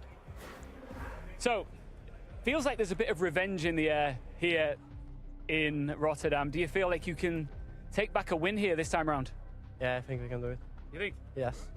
There's always crowd support wherever you go when it comes to Team Falcons. You're a super team and everybody loves to see you perform. How much do you enjoy performing on big stages like this? I'm enjoying to play on the stage. And how has preparation been over the past few days coming into the main stage? I think we prepared well. Also individual part, I think we prepared well. Because we were liking an individual against Fury, I think. And I think now we are ready. And as an individual, do you put a lot of pressure on yourself to perform? Not like a pressure, but I want to perform better than I did. Best of luck. I think that's a nice sort of mindset for him to have, where it's not so much pressure, but I do still want to perform well. It's finding that balance of yourself, of living up to what your own internal expectations are, Maui, but also knowing that there is still a Goliath in the path of making it to the semifinals. Oh, without a doubt. I mean, it's a matchup that they are all too familiar with. It's one that they are ready to get some revenge on, and they've used two different lineups. But if Falcons are the brawn, then Parivision you would consider the brain, the brain trust of Dastan and Jaime, the way that they're getting this group of ragtag, face it, Pug stars into deep tournament runs as consistently. Nobody on your screen from Parivision is going to be a top 20 player this year, but without a shred of doubt, Jaime has re-entered the conversation as one of the 5 best in-game leaders in the world. Alex, listen, this is a team that you know very well in Team Falcons. You've enjoyed a lot of success over them as of late. Do you think you've got the edge once again here today, and why? Yes, I think we will. Why? Because we will play better. Are you worried about the fact that they always have a lot of crowd support with them, and that's going to be the case once again today? Or do you just put that to a side? I don't care about this. I just will enjoy my energy, you know. They'll cheer for Falcons, I think, for sure, but it will be anyway amazing energy. There's always a lot of talk about you guys proving yourselves over and over again as an elite contender in Counter-Strike. Is this just another day in the office for you, or do you think about that, proving yourselves against some of the top teams? I think we are not still elite team. You know, we can lose, we can win. We need to be more consistent, and we will work on longevity, on our longevity. You know, so I hope today we will prove again that we deserve it. Feels more like a double whammy then, I would say, for the side of Parivision, where it's showing that it isn't just one of these things that, oh, Falcons wasn't in form and that's why we got the better of them. It's saying we are better than them, and there is longevity in our roster. There is longevity in us staying at a tier 1 level, making it to playoffs, playing in front of crowds. We'll see. Only time will tell regarding that, because as it's gone so far, you win a trophy to kick the year off at the Blast Bounty event, but then you don't even have any really semblance of a run all the way back at Krakow. At Cluj, you were in the grand finals again. Then at EPL, you're falling out once again in the group stage, and now you're back. So it feels like it's a polarizing team. It's a team that one game to the next, one tournament to the next, the gamble stacks that James calls will work in your favor, but they can also bite you. So you're living by the sword and you're dying by it too. Without a doubt, that also where the experience just doesn't shine through for them. Whenever if they have this roller coaster, results coming into tournaments, that also just speaks for them. Having issues, maybe staying true to what they actually feel like is working for them. I think for the likes of Parivision, at least for the eye test, that is what has impressed me, and that's why I decided to be so, I wouldn't say in love with them, but at least the way they have impressed me. You can say it. You put it out there. Say what you love them? No, I don't love them. I love the idea of I them. adore their playstyle more like it. That's what I want to put it. I think that is the one that stood out to me the most, and I think that is also what I want to be seeing more of. Okay, and I also want to be seeing our series get a little bit closer. For that, we need a bit more information. That comes in the form of a map veto. Talk to me about the veto, what you guys are hoping to get when it comes to maps and how you think it'll play out. When we had a conversation about veto, we knew already that we're gonna pick Ancient, and we hope that they will pick Mirage. And as a third map, it should be Anubis or Inferno. It depends on Falcons. Yes, that's it. Again, I guess all three maps are comfortable for us against them. We have won everything of it against them, so we are comfortable. We know maps that most likely we would play and what we're gonna play in the veto, because we played them already a few times. It's always the same. Well, we're of course about to reveal all, but first, Rotterdam, how we doing? Are we ready for our second quarterfinal? I get the impression that we are indeed, but first, let's reveal the picks and vans for Falcons versus Parivision. Falcons ban, overpass. Parivision's ban is next. And it's Nuke. Moving on to picks now. Falcons. It's Mirage. And Parivision, Ancient. Back to bans now. Falcons, Dust 2. And Parivision ban, Inferno. If this does go the distance, the deciding map will be Anubis. All right, so guys, will this go the distance? Of course, we've only seen a 2-0 so far. I think that we all can agree that we want to see a 3-map series here. So let's get stuck into our second quarterfinal.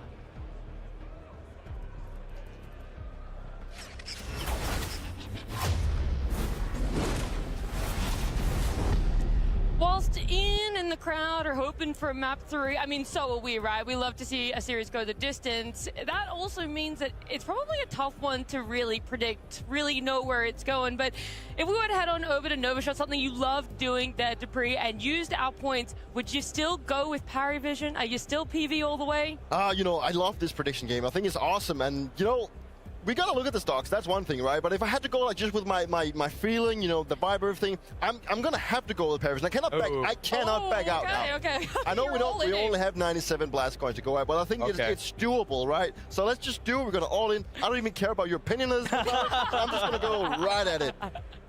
It's gone. Goodbye. I'm sorry. That's not. We're not keeping those. No, that's for. Well, yeah. You don't think it's gonna be? I'm taking Falcons in this series. All right. I think this is Falcons are. They just look like they're getting a lot better. They're really just not throwing rounds as much. That's the big takeaway for me in the group stage thus far. But when we look at the head-to-head, when we look at those stats, is that the similar story that you're reading through it, Maui, or are there some things that stick out to you that do have cause for concern? Well, I went to B-Trams regarding Falcons and how they played at this group stage, and he has a stat that he's concocted that's more or less just rounds thrown, where you have an 80% chance or higher of winning the round in situations. And Falcons used to be a team that would throw one of those per 22 rounds. Now, at this tournament, it's only once per 80 rounds. So they have really shored up a lot of those mistakes. What that means in the server is that instead of seeing one disastrous throw per map, it's maybe once per series. That sort of discipline is something that Paravision had in the previous matchups. But now that Falcons is winning their 5v4s more regularly, they're winning the man advantage, they're not losing ridiculous post plans, I doubt that we're going to see one of those famous screenshots at the end of this series, and that's why I'm taking Falcons in this series. I surely hope we will not see one of those. Well, maybe I do, because I do want Paravision to win. So in that regard, that could play in my favor, right? But Falcons, they have cleaned up, right? I think it's also some of the things that Sonic has really been trying to work on. One thing is playing the advantage. They want to play with more compact style. They want to make sure that they hit the bomb sites together instead of allowing the individuals, because the individuals has been the talking point for this team for a long time, that they feel out the rounds, they play default, then they want to try and sniff out where the advantage is. I think it looks good that Falcons have now cleaned up that part, because that has been one of the biggest critique points for them. So that is moving in the right direction, and that could be a way of Sonic, stepping in, saying, guys, enough is enough. We're going to try and move in that direction that I've been trying to go for a while. And in the multiple times that we've seen vlogs or whatever it's been happening for this team, they have been talking that they don't put the team in front of them, they don't put the team in front as much as the individuals. And I think that is the right approach for them, because with the individuals they have, they should be able to puzzle things together and create rounds and win off the advantage that they constantly produce for themselves. That's a thing that, again, time will only tell, right? If that payoff will happen, if that return of interest is going to work out in their favor. But something else that time will only tell is if Nico's choice words earlier before their Paravision series is going to come back to bite him in the bum, right? This is something that a lot of people have been talking about, that he said, we've made them look better than they are. I expect us to win versus them. It feels like he's doubling down on this. Not only are we going to win this, but we're going to expose them as frauds. We're going to expose them as not that tier 1 team people seem so highly I'm fine with this in the regard that he puts the team up there as we are better than what we've shown. He wants to showcase and put emphasis in that this team is better, like we are better than Paravision. However, it is going to build more pressure on them, and I don't think pressure has ever been the good friend of Falcons, because pressure has been, for as long as I can remember, even my time back then, pressure was always that thing that made us lose the game. And I think that's also been the case for this Super team.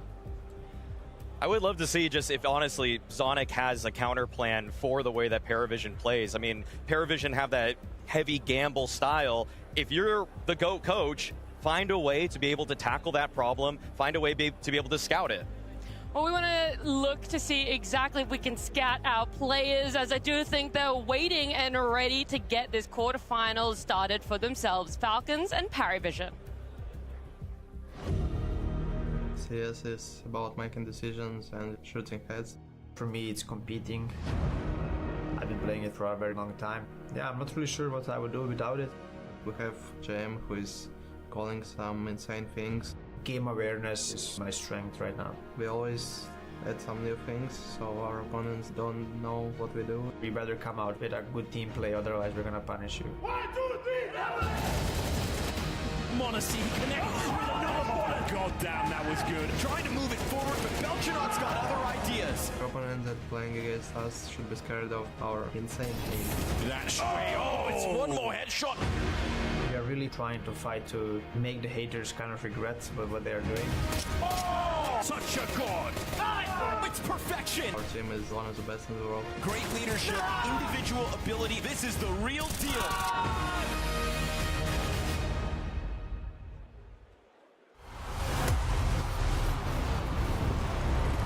Welcome to the stage, Falcons, Texas.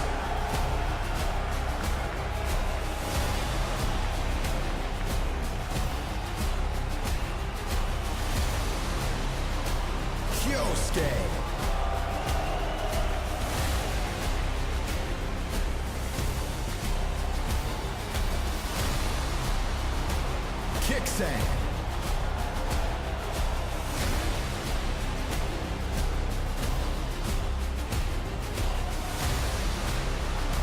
Monacy.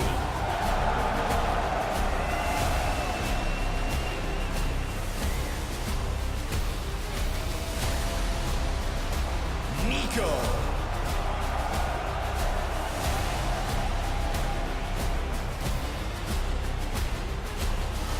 They refuse to wait any longer.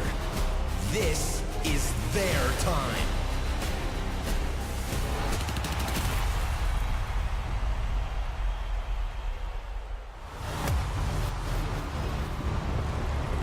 Please welcome Paravision. Yellow.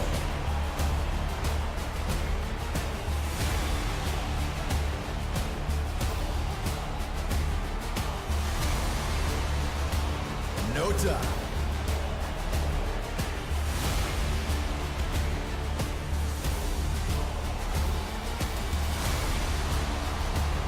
Jane.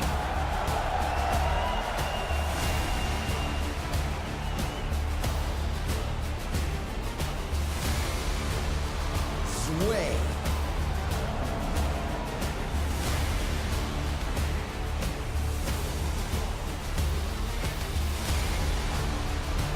Beltranok.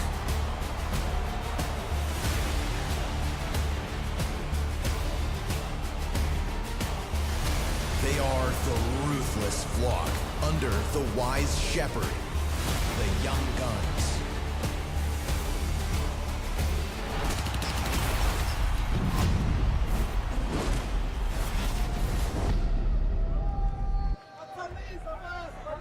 In the red carpet interview, we heard Beltranok talking about how he thought the cheers were going to be loudest for Falcons, that maybe they weren't really going to be fan favorites, but I gotta say, there was a lot of noise for a lot of Paravision players. The people love James. I can tell you that for certain. They love his style, they love his aura, everything he brings to the table. Such a unique style, such a unique player. Every time he gives an interview, it feels like it's just pure wisdom raining down from the heavens. There's no doubt that James has won a lot of love just by his playstyle, but also, you know, the way that he's actually managed to claw his way back into the Tier 1 scene. There's no doubt that after his time of VP, a lot of people were probably thinking he wouldn't be making it back, but now look what he has done. Bringing up youth like youngsters, bringing them from the face level and from the streets in his own words, and then showing them how to play Counter-Strike in his way, and then making it to play on the stage when you're going up against a team like the Superstars of Falcons. Man, this is a little bit of a dream coming true. And something you guys said that really is sticking with me right now is playing in front of a crowd. How are you able to manage your emotions? Are you going to succumb to the adrenaline? Are you going to succumb to that pressure? Paravision, whilst it is a bit of a joke about how slow they play, that might lean into their favor. You're able to edge out your opponent because you're still able to withstand that time and that patience. And every time you're playing in the boot camp with Dastan behind you, it's full pressure, okay? That might even be more pressure than playing in front of an audience when Dastan's the one that's gonna reprimand you if you make a single mistake, if you step out of line. And that's what's been so impressive about Paravision, the way that they just exude discipline, that if someone is supposed to take first contact, nobody's swinging until that guy gets first contact. Without a doubt, this is untested territory for the majority of the players looking on the Paravision side. If this would have been the first time they would have taken the stage, I would have been worried because, you know, when you're young and you come onto stage, it can be a little bit overwhelming. Also when you go up against the Superstars of Falcons. But I do still believe that the playstyle might come in handy for them. I think the slow, etching playstyle, waiting it out and playing off each other is going to help them. And it's also going to stress out the Falcons. And I hope and I think it's going to be an interesting playstyle to see if they can make it into the late rounds. I do have to point out and acknowledge something whilst we're watching them, both the teams sitting at their booths. The small difference, Falcons doing their team huddle, really trying to up the energy. For Paravision, straight down, looking at the papers, working on all of that prep that they have brought into this series. You all have different ways of approaching a match, and I think that for the Sonic side has always been important to feel that everyone is on the same page, specifically when it comes to energy, and that's why he decided to go for this one. Whereas maybe Paravision, they've already had their talks. They know that now it's business is going to come down to the server. They know that they are now in a position where they can change the outcome of the match. So I feel like they feel confident, right? They're looking as if they're ready for this matchup, and I'm just excited to see if they can bring this stuff that they showed in the first week of Copenhagen. When you have three superstars, you want them to pop off. You want them to have larger-than-life moments. moments where they take the game into their own hands. But when you're a team like Paravision, you just want 5 Navy SEALs executing flawlessly. You want to get in, you want to get out, and you don't want anybody to even make a single peep. So this is the Paravision team that is stoic, but they're serious. I can see it on their face, right? And I want to circle back the energy not only that the players might need for themselves, but the energy coming out from the crowd as well. We heard mnglz get a lot of cheers, James got a lot of cheers. If you guys had to pick, which one, though, do you think has more fans right now? Who's pulling the crowd? Right now it feels like James has at least won the most people's heart in here. I think they also like a good underdog history and a good win. I think that's also what speaks to my heart. You know, it's always fun to see the underdog coming in, taking the stage, and I guess let's also just be honest, I think that people also just want to see Falcons having a little bit of a rough time.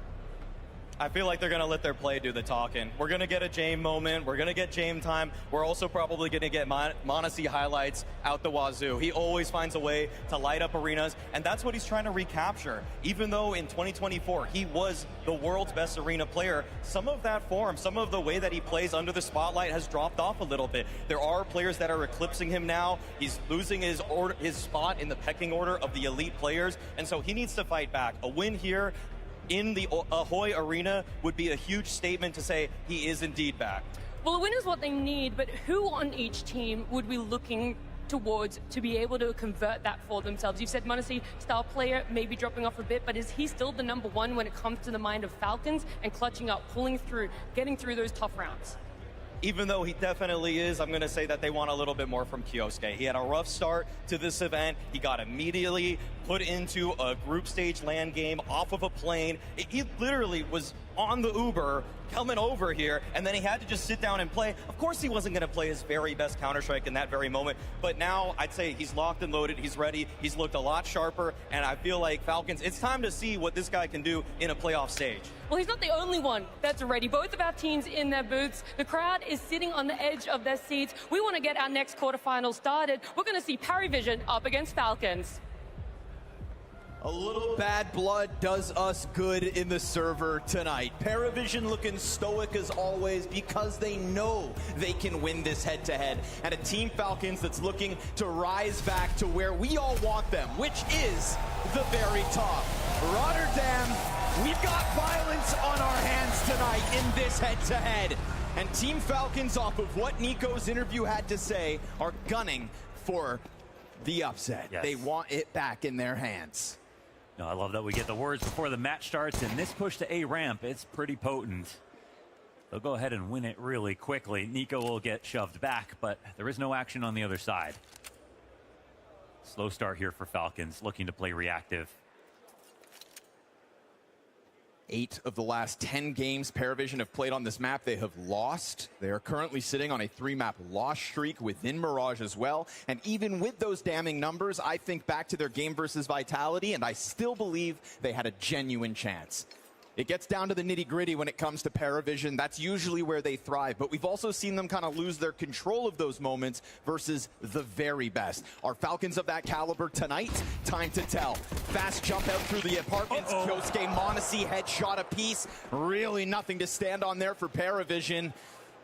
Jame takes a look through the doorway, and I love that Falcons have just gone ahead and locked themselves into high cover positions. It's going to force the CTs out into the open if they want anything at this B site. What a perfect start for Falcons. 2 headshots and a pistol round that comes with it. We had the interview before the game started with Nico, and he said, if they make mistakes, we will punish them. That's an example of it. It's why he gets a few bullets out, and then he gets killed. 2 players dead on the B side, 3v5 retake, no matter what kind of guns you got, is almost never going to happen. So a really good round here for Falcons. And as you pointed out, that game versus Vitality, it had to do with pistols. That could definitely be a factor for both of these rosters in this matchup, in this head-to-head. Now, some of the stats are relevant, some of the stats are group stage matches, and we know that the thing about Paravision is they're the ultimate skill check when you get to quarters and you get to semifinals. And they've shown this year they're the strongest that they've been so far, and Falcons have a ton to prove. No matter the route that they got here, how quickly and easily it was, they know that that doesn't matter in the minds of the fans watching. They know they have to prove themselves on stage every time they get to playoffs. When it comes to the stage and it comes to Paravision, I think one of their strengths right now is this onboarding process between the sizes of the stages, from Bounty to Cluj to now here in the Ahoy. We're getting bigger and bigger. And this is as they try to climb up. This is the team we're talking about has secured stage 3 at the next major. Whoa. I mean, this shouldn't matter at all, but just look at the rotations already. We saw how good the reads were from Paravision when they played against Vitality. One key to counter that is to move even more quickly. That's what Falcons do right here. It's sweet, smooth, and simple. But you can already see the prep. You can already see that they got one clue. Saw nobody in the default. Instantly knew that it was going to be a B play and tried to make it over. Not a fan of the saves, I take it.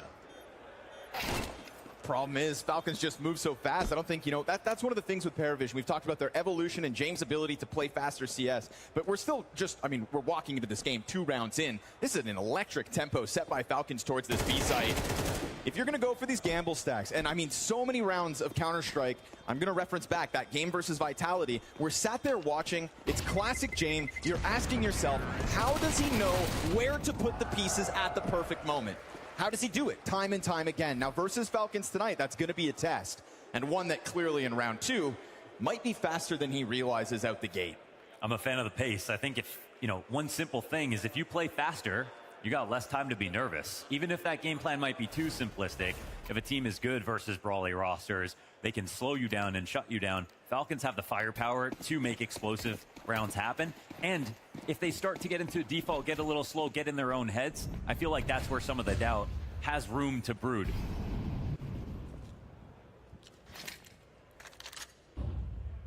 So first gun still for the defense. Obviously, we know one death, not even across the entirety of Falcons. So still looking to make money off the MAC-10s. Still playing with some freedom. Freedom earned off the pace of the last round, but it's going to be Kixan with the bomb carrier nearby, just kind of getting into cover and finding 0 resistance still so far. Now we got a team right now. We got Paravision, have no kits coming into this.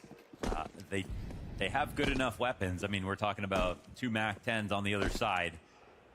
But they know that they rotated as fast as they could last round. They couldn't make it. They can't get into a retake situation on this one.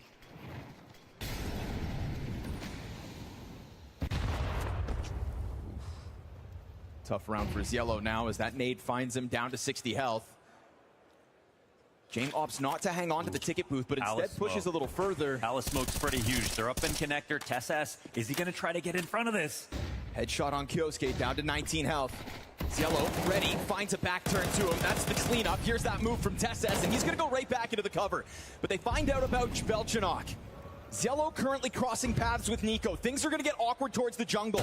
While Monacy looks over top of the staircase, they can't figure out where the hell Paravision have got off to, but it's because they are within you, still sitting inside of this smoke. Yellow's patience pays. Belchanok catches his, and Sway finds a headshot as well. So it is rifles to make a world of difference here for Paravision. You saw that TessS understood his responsibility in that situation to make a Palace lurk happen. But the problem was it was a double ramp setup. They were ready for A regardless. They still had Jame on default, ready for connector, and they come out early versus the jungle smoke. So a couple of mistakes here from the Falcons, paired with Paravision just not freaking out and having a good stack on the A site is all they need to win.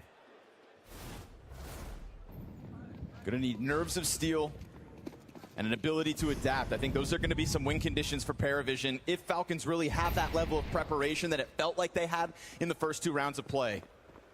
We see so many of their maps go to 13-11 score lines, overtimes. That's why we get that comment from Nico, that we made them look good and we could have beaten them. That's always true. But that's true versus a lot of matchups for Falcons as well. Still, they must have seen something that they realized they failed to exploit.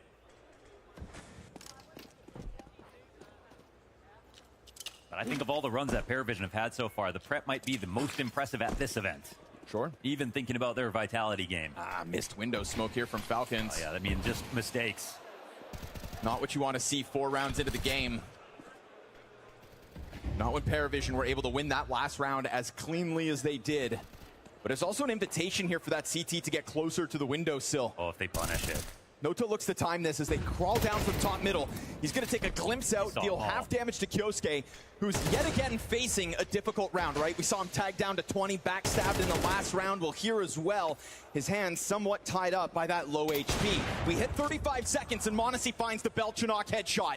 It's no time to jungle this time. Wins the first duel. No trade, but that's the bomb drop. A second from him. There's a bit of disjointedness, and yet still Kyosuke comes up with it. But remember, that's the player who had the low health from the get-go. Default held onto here by Jame. Quietly in between. And so as he strikes down m0NESY, it's the Kyosuke clutch needed, and a big wide move secures Paravision second. That's a total mess for Falcons. It looked like a round where they didn't have any money. They don't have a jungle smoke. They're trying to come up connector. They run right into the trap laid by Paravision. They didn't even have to work for that. They didn't even re-smoke window. So where's their extra smoke? And they have 5 players in mid. There's no lurker on this round. Ultimately, they set up like this was a very late round anti-eco where there was so much resistance and they had to use extra utility, but none of that was the case.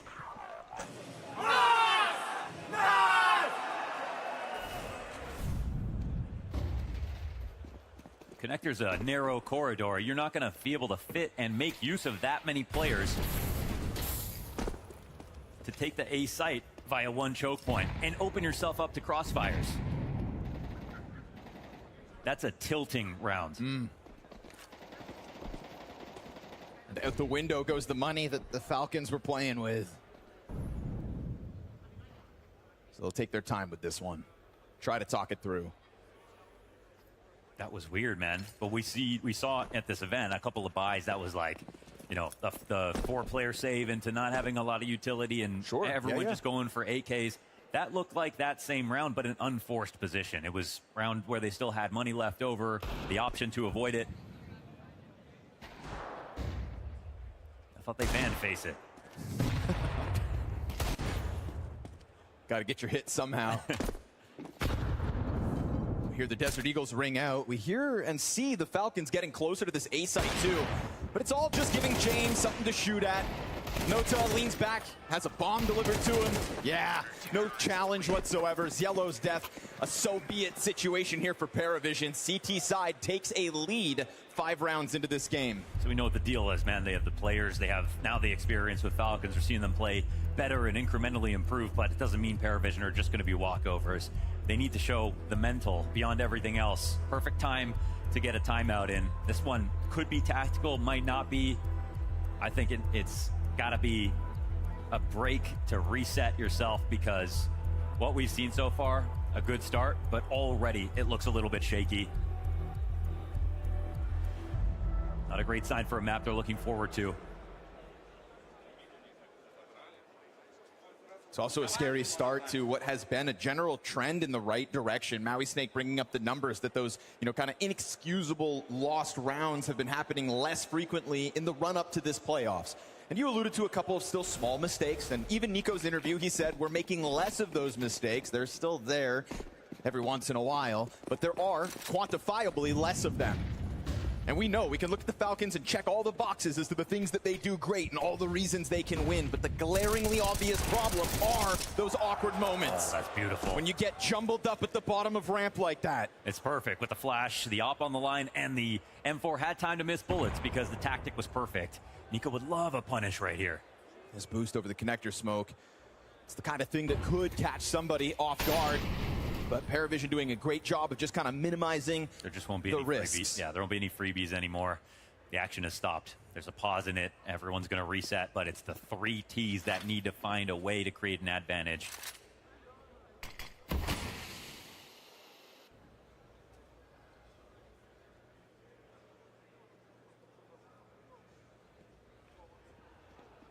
They're still actively jump spotting in the B apartment, so m0NESY's in jeopardy. They have a ladder room player, which is perfect to stop a cat split. Falcons have to fight their way out of this. Ooh, and they first got to find somebody willing to fight. And eventually that's Yellow. And look at James. He's already in the mark.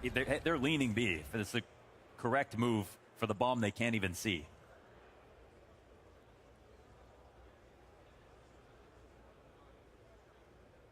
Nico's just again hoping that somebody oversteps, but this is Paravision really not giving you anything to work. So this is a loss off the tac pause instantly. A great tactic from Paravision. to take the wind out of their sails right away. It was meant to be a connector split with ramp. I like the idea. Again, I like the idea of them trying to go faster, but are they going to be able to punish Paravision is the question. Are they going to be the ones who get punished? Like, they said they would do that, but I don't think Paravision read that and go, yeah, we're worried about it. As Wei said, they're ready to play them on any map. They've already proved that. It's as simple as a flash. Oh. And they have someone playing anti, it's perfectly covered. Yep. Great coverage by James. There are layers to that idea. You can see Kyosuke trying to be the hero, dead first.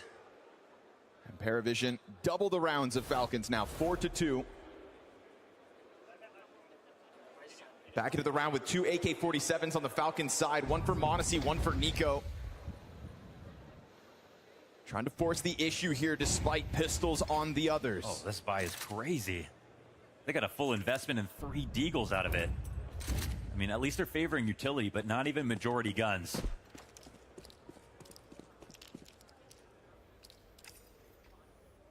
No one even hanging on to cash to get that off a little bit early with the extra grenades, so putting a ton into this. James leaning B.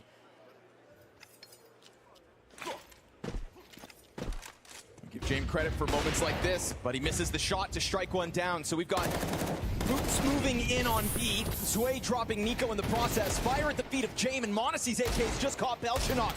Deagle from bench, though, lets them down a bit. It's Yellow with the recovery here. Man advantage extended as Yellow hits this clean, long-range headshot over towards the bench. And Tesses, the one piece that never really got into that engagement. So he tries to burn them out, but utility goes both ways. Paravision comfortable 3 versus 1. No, it's Yellow. That's a big 4K move from him to just rotate up from catwalk. We saw his impact last round, cutting off the mid crawl, making sure that this B site can't be taken. Absolutely. And even when they're closer, he's not too far off, always prepared to help. Yellow's hot right now, and sometimes we see him and it's like he's going to be getting a lot of first kills. He's going to be very aggressive looking for sequences. He likes to have it say multiple times in the kill feed, but some days that gun isn't there. Right now it is. That's another problem for Falcons.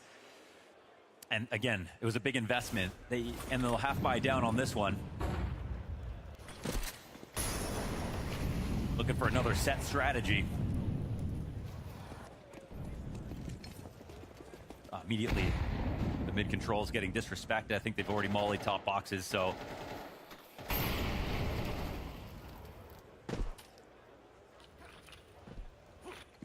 Being given the space for the execute at least. Look how agile they are. They're so ready to rotate already. Molotov popped in the air as well. Didn't actually land there on triple box. So yet again, a piece of utility for the Falcons that's just not on the mark.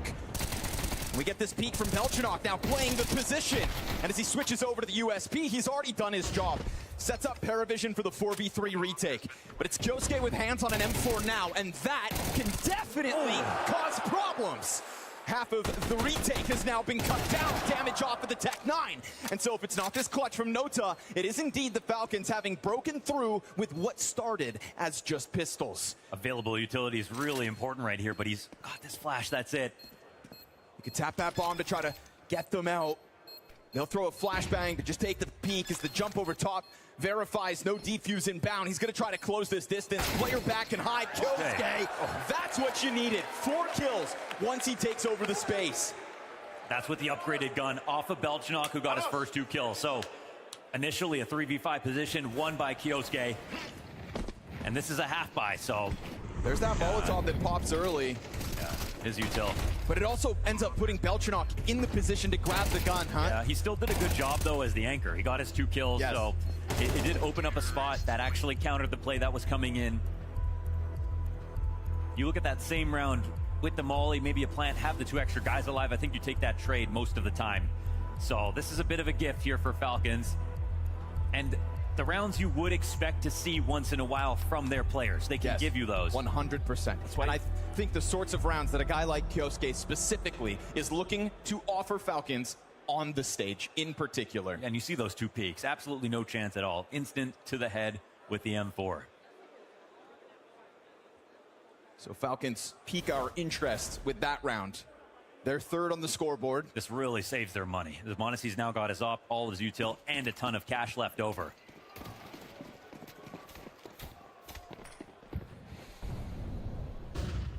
There's a potential break back into this half. All off a Tech 9.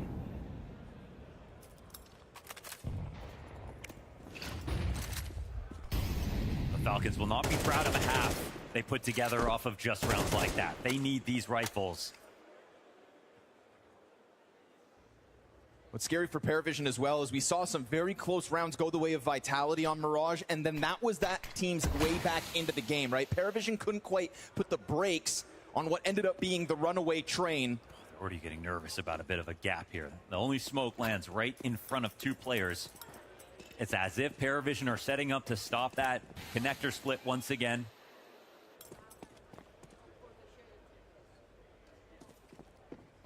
Kixan was looking to make this complicated. It'll be Kioske on alert.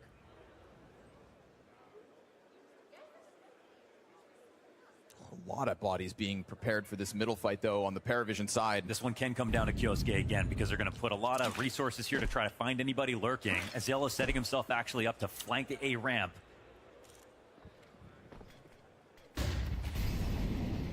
Kioske taking his sweet time with this one as Paravision are smoked off. Aziello's running it, so they actually have to move with a bit of haste now. Sway's also trying to make the sprint over this hit time towards Ticket. James gets first blood in round 9. They're going to prioritize the bomb plant. That's a clean one on Nico. Right out of the sky. And that keeps Nico on 0 frags this map. Kioske finally starts to activate, but Aziello does the same on his terms. Commits to the mowdown, and Paravision, it's the perfectly wrapped bomb site execute. They let Falcons make their moves, but they are ready on all fronts. And sometimes you look at James to see if they have a read on the map, but this round, he's not necessarily overstacking the A site. Instead, because they kept mid control, they had Aziello in a position where he could have flanked A or B, no matter what. He pops it over to himself. So good. Let's check out these off shots. The Tess S1, but then catching the jumping Nico. He's pre-aiming Palace, and Nico jumps right into his crosshair. Let's talk about it, Mo. Nico's dead again. 0-6 start here on Mirage. Yeah, Dupree on the desk brought up that, you know, it's really cool to have the comments showing how confident they are, but it also can make them vulnerable, adds a little bit of pressure, and as he pointed out, that's the #1 problem for the Falcons. Still, I like the self-belief, but then you see a scoreline like that. Nico's the one to say that in the first place. Yeah, it's true. And, yeah, the rubber's not meeting the road just yet. If you think you made Paravision look good the first time they beat you, think about how good they'll look when they do it again. It's not a guarantee, but it's the 6-3 CT lead on Falcons map pick of Mirage. Luckily for the Falcons, because they were able to win that round 2 rounds ago off the Tech 9, we get a full buy yet once more, but it is everything they've got invested. We said that could have been their breakthrough moment back into the half. It'll be totally denied if Paravision win this one. There is an opening here towards the end of Palace. And Amonis is not seeing anything smoke, so does he take a peek? Yeah, he gets on the line first. Oh, but now he'll get spotted. Oh, maybe not. Oh, wow, but takes still. a shot. That can slow things down. I mean, it would have been great, obviously, to snag a kill that way. But now having to move back around. Unfortunately for Kixan, like, we're seeing a few different ideas each round, but every single time Paravision, they seem to know what's coming. It doesn't feel like they're tricking them.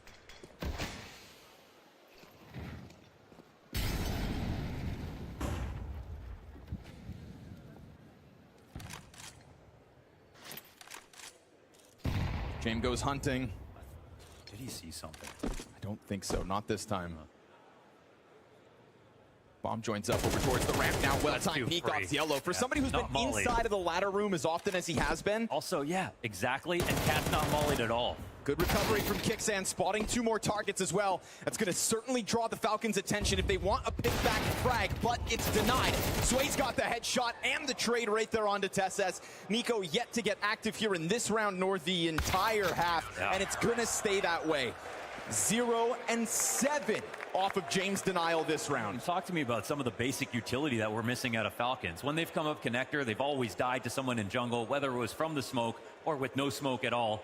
This round, they're trying to sneak into an A split with a connector play. They've done that maybe 4 times this half. There's no molly to stop a cap push. As you pointed out, Zelo is always in the ladder room. They're not watching this at all. Why don't they have someone on cat ready to swing to get that trade if they're going to put someone in jeopardy in connector when they're trying to sneak in? They're not covering their bases. Stan looks like he wants even more. 7-3 though. This is kind of a shutout on all of the big rounds here for Paravision. 0 rifle rounds won for the Falcons. And Zelo maintaining as well that plus 100 ADR coming into round 11 of this half. Been a lights out CT side for him. And one where I feel like you start to see that confidence come out when he goes for that kind of a connector peek. There have been moments where you've kind of kept him on a shorter leash, made him tuck in behind the cover all the entire round. That's not the case anymore because Paravision feel like they can just stamp out any hopes of Falcons getting anything else on this T side. So back to the upgraded pistols, single AK for Nico. The guy with 0 frags for Falcons is the guy with the only gun they'll have this round. Spotted body. Zelo on high alert as he comes back, eats the flash somewhat, but it's at least SS low. Down they go. 3 frags found. Jane collects 2 off of the op. m0NESY never even allowed to exit. And so if you were hoping you could tap back into the way this first half started, then let's see m0NESY do it on his own. He has the time to do it. He has a little bit of space as well, but he won't pick up the bomb on the way down. Smoke helps temporarily. They just sulk into their corners. Then they try to swing him, and everybody was ready as he stands on top of that van to try to trade out. It is nobody beyond Belchanok needed. 8th round for Paravision CT side. That's another half by lost. Another round lost for the Falcons, and 10 ADR for Nico. That's got to be one of his worst starts. I mean, it, numerically can't get much worse than that. I can only think of 9 other numbers.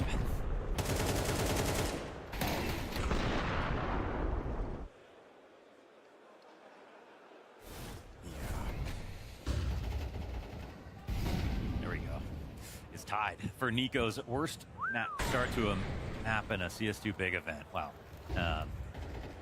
Well, so you're telling me still one more round. If Nico goes 0-9 right here, worst start to any map of Counter-Strike 2 the legendary Kovac has ever played. Always nice to break a record.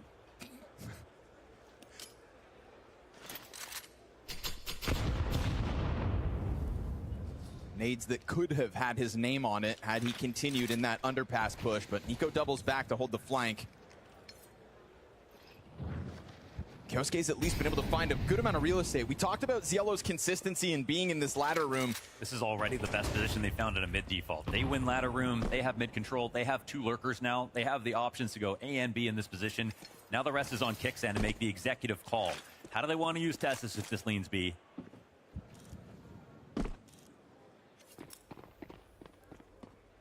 And it will. Oh, there's no denying Falcons have figured out the right avenue of attack, but with Nota towards the murder hole, there's a faster rotation. Yellow's actually peeling back through market in this moment. They're going to walk into this, so Zwei might have to flick if he comes back to peek this. As he goes in, he will flip Kickstand if he's not ready for the others, though. But it's still not the immediate all-in from Falcons. Tessus starts to activate on A, and he sees nothing. He doesn't see that. He just crosses James Scott, walks right back into it. And so 3v5, a nade for Nico, his worst start to any map of CS2. And if they don't even get a single kill in this moment, then what happened to the T side that we expected? Falcons start this 2-0, and Zwei can't believe how easy things end up.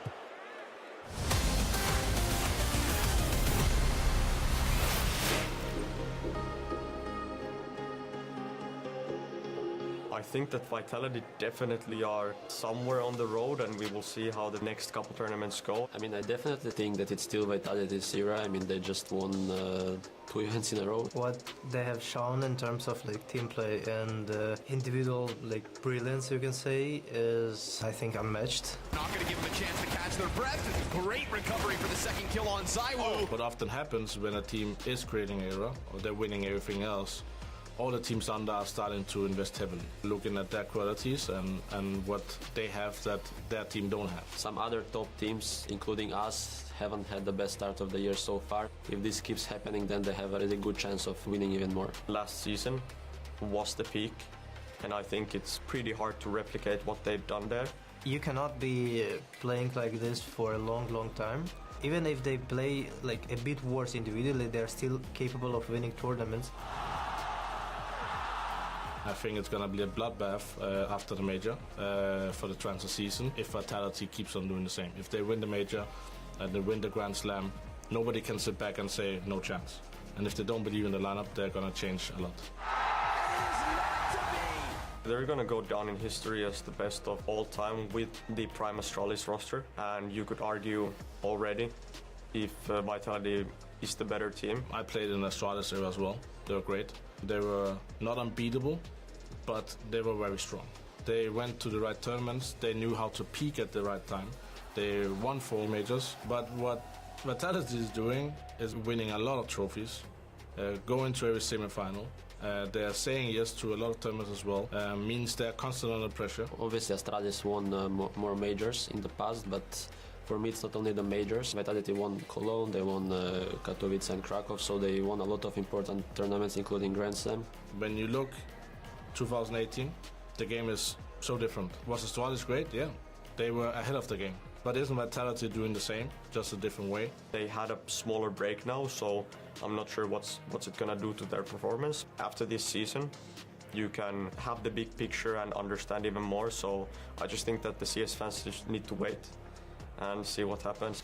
I think if Vitality drops off a little bit, then there would be probably few top teams that would win some tournaments here and there. Falcons, Spirit, and Furia for sure. I don't think there will be another team that will suddenly start winning all the tournaments because of all the good teams, a lot of good players, and the game changed a lot. I would say that they're the best CS team of all time. They have one of the greatest role players in each role to understand what's more important, the team. That's why I think Vitality is going to be greater than Astralis.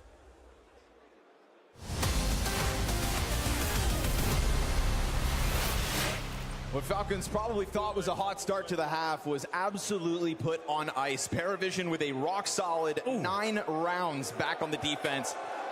0 and 9, 9 ADR. I mean, he's had better days. Less than 1 ADR per round. That doesn't make sense.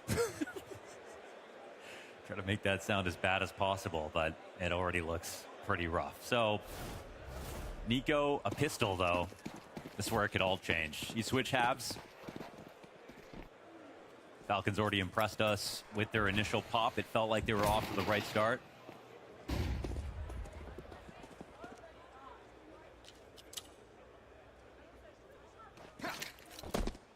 Flash to get mnglz over top of the ramp, but John Belchenok to have stayed tucked behind cover. Got a lot of Paravision presence out middle. CT side still working with Nico's smoke. This is a no-kit retake situation as well for the Falcons if they give up a bomb site. And right now, as far as the numbers go, and that first bullet out of Zwei. And will they see anything? I mean, Nico's got to take some aggro, I think. mnglz can get into the mix. If he can catch them off by pushing the bomb planter, that'd be great, and he'll do exactly that. But the bomb does still go down a millisecond before mnglz stops the planter. So at least there's a 3v3 here, but as we said, no kit. And James Patience out middle. We'll see if that catches Kyosuke, who's gonna have to start to be a part of this retake. At least Nico had that smoke. But to go deep enough, yeah, all's good. Is James gonna clear this? Someone's gonna get on it. He comes and gets that kill. James with a good mid-kill. Nico fighting on the edge of that smoke. He's got himself his first. They didn't stick it just yet. He's looking for another one. Tess 5 seconds from the defuse. Knife out to deny it. Sorry, Tess. Slashed down by Belchenok. Double digits instantly by Paravision. Oh, but they put themselves in that spot to, need to get the kills to make that happen. 10-second stick. It's such a tall task, and you gotta love this, though. Even when they leave this gap in Palace. There it is. He's on the board. First one's the hardest. Even though they let 2 players die, they still... All right. they still had someone to cover and trade.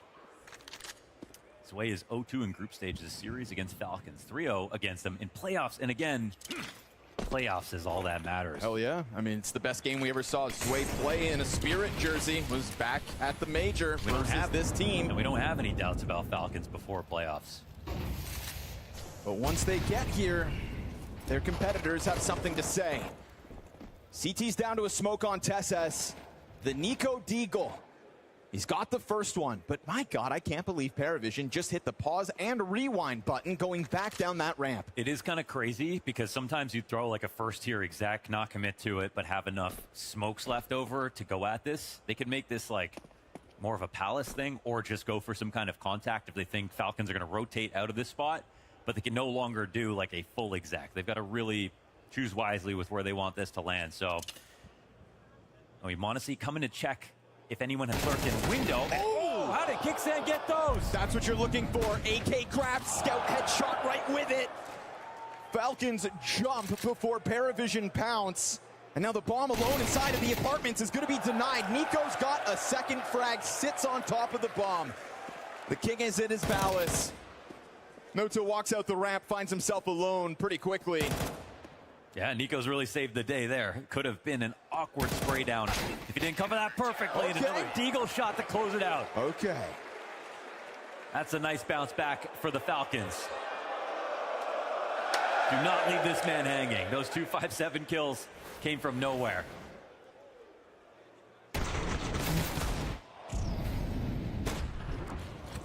We could nerf it. I mean, that might require a nerf. I don't want to over-exaggerate now, do you? It's a great shot and everything. Versus an AK, by the way. Yeah, just one-shotted.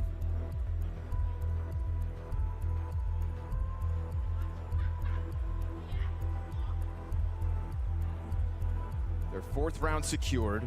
2 Galils and an AK-47 saved from the last round, so good little boost to the money here of Falcons. This is the second time as well where they get away with a round like that. Think back to it. Over on the T side, 2-0 start. The only other round they win is that Kyosuke Tech 9 into the M4 upgrade for 4 frags. Yeah, we're into round 15. Falcons have not won a rifle versus rifle round in the series.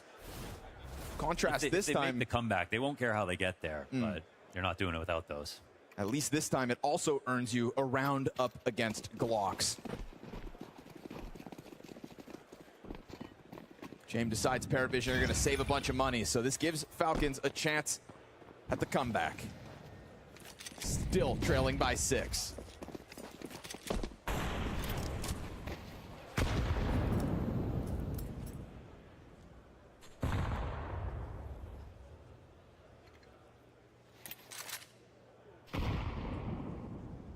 Great to see a Falcons that is not losing as many of those lopsided rounds and must-win situations, but it's scary when, at the same time, you just start to see them fail to win gun rounds. An entire half without a gun round victory back on the attack. You know, the final score will say everything because they're not winning this game without those. So, and as for Paravision, it's the first time we see them second-guess themselves on a move, but also it's not like they moved back into position really late and didn't have time to plan or anything. They also had 2 players in Palace waiting for a push. They just got outdone mechanically by Falcons IGL.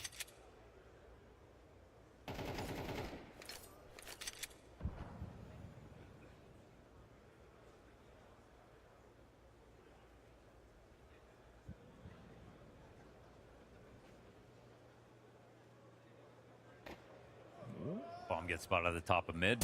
Oh, hello there. Honestly, going to keep this one clean. We hit that 30-second mark. Yeah, rack him up, Nico. Oh, well. He's hit lower lows already in this map, so let him have it. Kyosuke cleans house. Triple kill for him as he continues the top of the leaderboard for the Falcons. But the score that truly counts is 5 rounds to Falcons. Paravision sitting pretty on 10.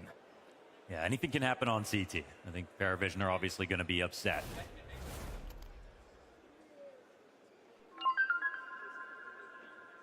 Also 4v5 right now. Okay, you were trolling I didn't see proper duel. Little self-deprecation to lighten the mood from Nico. And it gets the team laughing. And I think, you know, to lighten the mood is to take pressure off. And that's the kind of thing that they absolutely need. Damn, they go from a full Glock save last round to now still just upgraded pistols on Paravision. But yeah, no plant again, and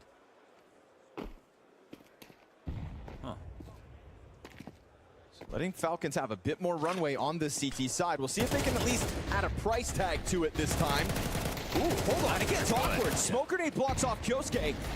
Tess's operating on his own, known to be able to do so. But James spams away with the Glock, wants to go grab that upgrade. They would love a bomb plant, and Belchinok's got that responsibility, punching in the digits for the cash. Desert Eagle out. Oh, there's a chance. Oh, that was close. But there's two, just two. Oh. Plus the plant, that's what they wanted.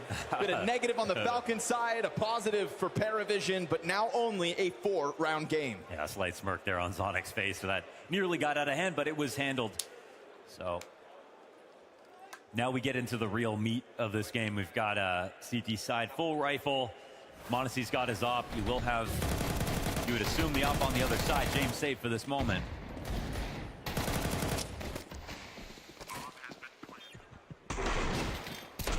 Just a light 10K worth of equipment value down off those two Deagle shots. Yep, that's the halfway point. So finally back to the guns. Paravision forced to wait by way of Kicksan's 5-7 and Monacy's scout headshot. Well, that scout's now an op, and it is perched, ready for that ramp peak. They go for the full reclear, don't see anything. But they're right to be suspicious, as we can see. Damn, Monacy's gonna close that gap, huh? Get a little closer. Yeah, it's not a double ramp setup. It's kind of a passive position to watch Palace. It can be dangerous, but a great shot for Monacy. He's safe. Well done. Really cooling off Cielo as this game goes on. Earlier, that was a big target with huge impact to the favor of Paravision. Might have been a nice read. They threw the double reclear flash and then left Monacy there. Paravision thought for sure they were gone. Paravision able to get out. One's made it to Tetris already. Monacy waiting for the second, but he misses his chance to strike him, recovers it. And then that Palace trade was needed by Kicksan. 4v2 secured here for the Falcons. Nico's got a clear line, but drops the duel to James. And Kicksan just awaits. It's the next layer of support instead that starts to get this back. A Zway 1v3 needed at 30 seconds. Oh, and Kicksan's got that instant headshot. Nice. So the Falcons' recovery is very much on. And there we go, the first rifle round on the board for the Falcons. Full strength buys on both sides. They come up because Monacy is put into an interesting spot. And I think, again, the flashes had baited them into a sense of security that really wasn't there. They probably assumed that once they got that info, they were going to abandon it, look for something else to push. And that's exactly what you want to see from a calling perspective here for Falcons.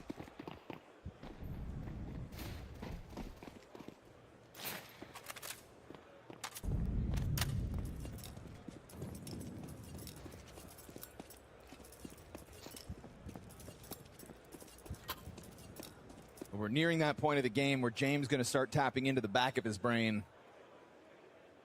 The dark corners that usually put rounds on the board for Paravision. This is not a write-off. This is 2 AKs out on the field. Oh yeah, they absolutely have to be concerned, especially with the amount of utility coming in. There will be a plan behind this.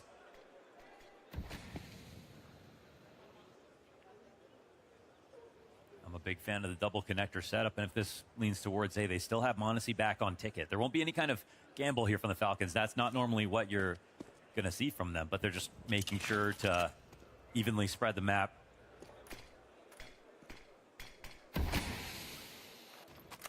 Late smoke comes down. Noda starts to get a little bit closer to being a threat in connector.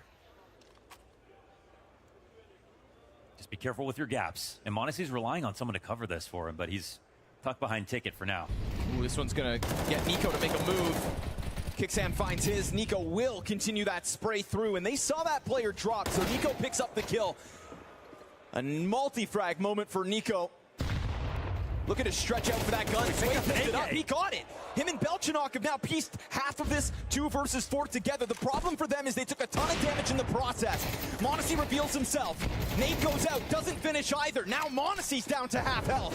And so TeSeS is here to alleviate the pressure. Or does it just make a beautiful moment for Belchinok? I don't think so. He gets cut down. Paravision put on the pressure, but Falcons doing the same thing in reverse, as now it is only a 2-round game. Yeah, so we know that they couldn't assume that round was going to fall into their lap. They had to fight. Paravision make it very close here. It's scary when that AK gets picked up and actually turns into a kill. It's really nicely done here for Zwei. But what they've accomplished is keep the money low on the other side, make a few extra bucks. And this will be the second full rifle attempt here for Paravision in the second half. Falcons thriving enough so to maybe run a risk in this one.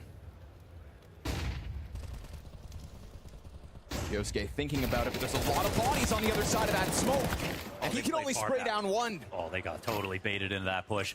The flash made it feel like there was someone to re-clear that. They were really hoping that Falcons were going to overextend. There are some games going on now with recent matches between these teams. And it's only at that point in the game where Falcons have done enough and earned enough rounds and have enough of an economy going where they can kind of make an aggressive move like that. Haven't seen any other round where Falcons are at the top of middle. They try it here in the 19th. They literally all played anti-flash. Like no one was even there ready to be aggressive for Paravision. We'll see if it costs Falcons, but m0NESY just missed that timing on the climb up. m0NESY, what I'm worried about for m0NESY is that he ends up dying. I don't even know if there's a chance that they can win this round with no defenders inside of B. His attention turns back, but it's already fan control. Misses the flick downwards and gets dropped down to 30. Oh! I mean, this is just totally a frail setup. Like, there's no chance now. They don't even know about the node alert just yet. And that's what could make it even worse for Falcons, is if Kixan can't get away with his save. Notes is on the hunt. TeSeS found out he's got a duel at hand. He's got to fight if he wants to hang on to that M4. And he talked about how much money the Falcons still have to tap into. But what they don't have is a wealth of rounds to give away. And sure enough, Paravision take this one. You take a snapshot of that last situation, and that's a moment where if it was the other team, if it was Paravision, they would have made a gamble call whether it was A or B. And what that would do, obviously, is you'd have a chance of actually winning. Whereas m0NESY on Cat doesn't really have a chance to defend versus 5. He has to be responsible for Cat and B site. I mean, maybe in Falcon's mind they're hoping it's just A. He can protect Connector and then they have a good stack.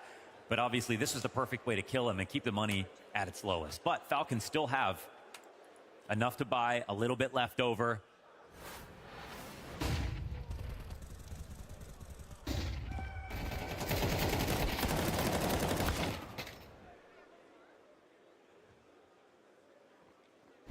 Saw that timing going by. Watch this. Zello didn't waste a second. I mean, he was dead by Noda or Zello eventually. Get the Kyosuke op, double op variation here by Falcons. Gonna try to change things up. Trying to prevent Paravision from securing that 12th, but you could have this James versus Kyosuke op duel in a second. I don't know if he's pushing if he doesn't have anyone to help him go forward. He might feel some pressure to take a risk. But no one's going to outpatience James. That's going to keep him locked in now. Just anything to prove that there is somebody deep in there.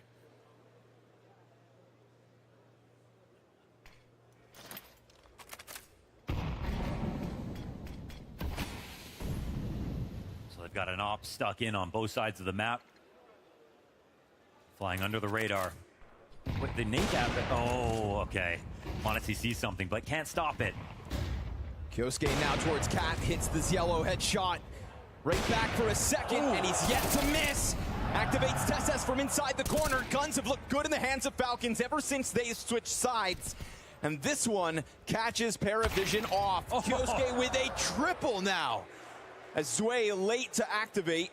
Him versus all of the Falcons.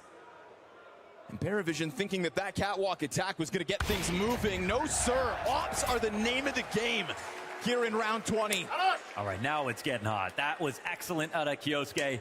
2 excellent rounds paired with some eco frags here and there, but he got that M4 to get their 3rd in the first half. He puts together this op highlight. Obviously, when they don't know that there's an op station over to B, the second shot is very difficult. And the 3rd's just great awareness. That's the star power they were looking for when they signed him.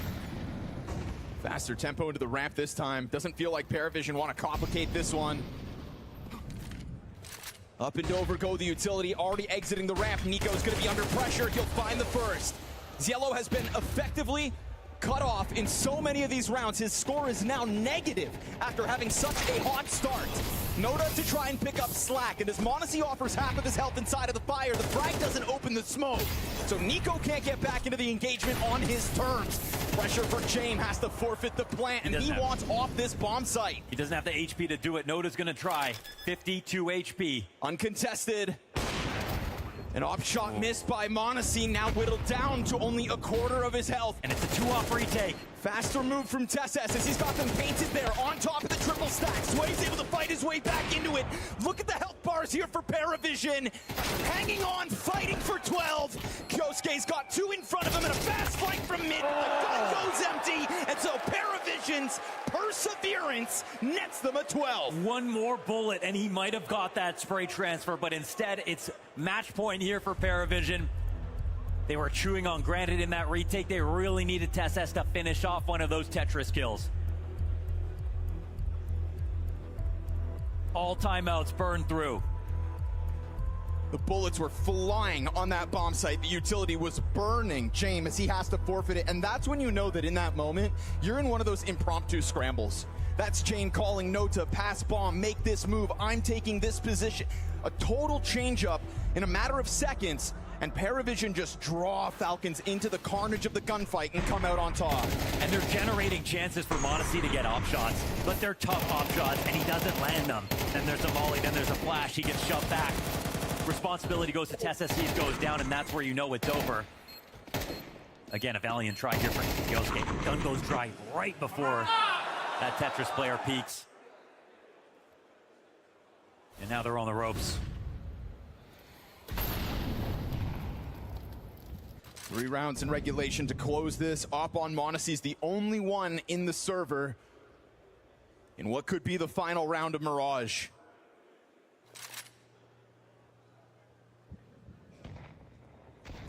They totally forfeited middle last round as well, Paravision. Smoked out connector, pressure coming through by way of util. And it's just Kyosuke up in that hole, looking down towards the smoke now, making moves back and forth. Step one's take the space, and Paravision have secured it. A perfectly placed Molotov. That's going to force Kyosuke's hand. Now they know damn well where he is and what he's up to.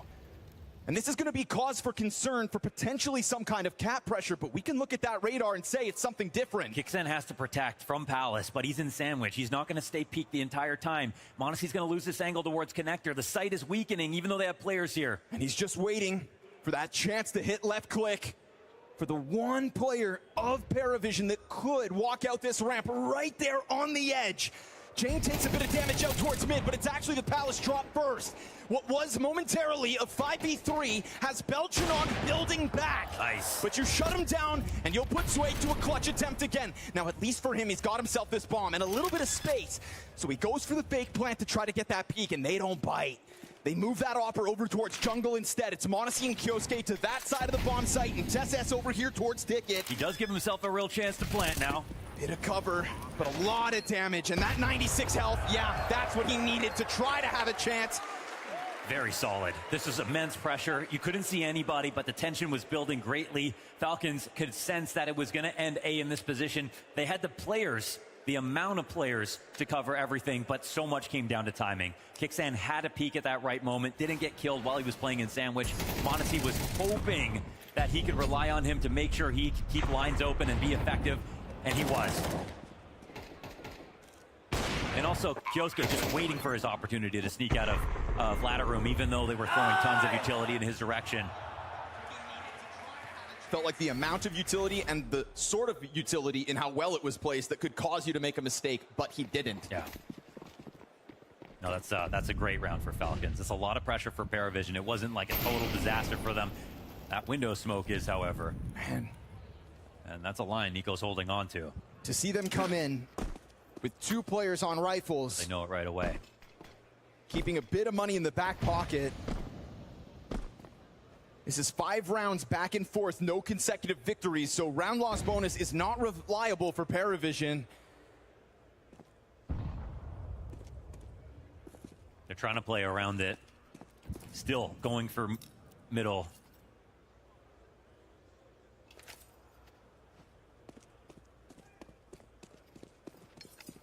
Looks like it's coming, It's another test here for Kixan. He's had a couple of good rounds now on CT side.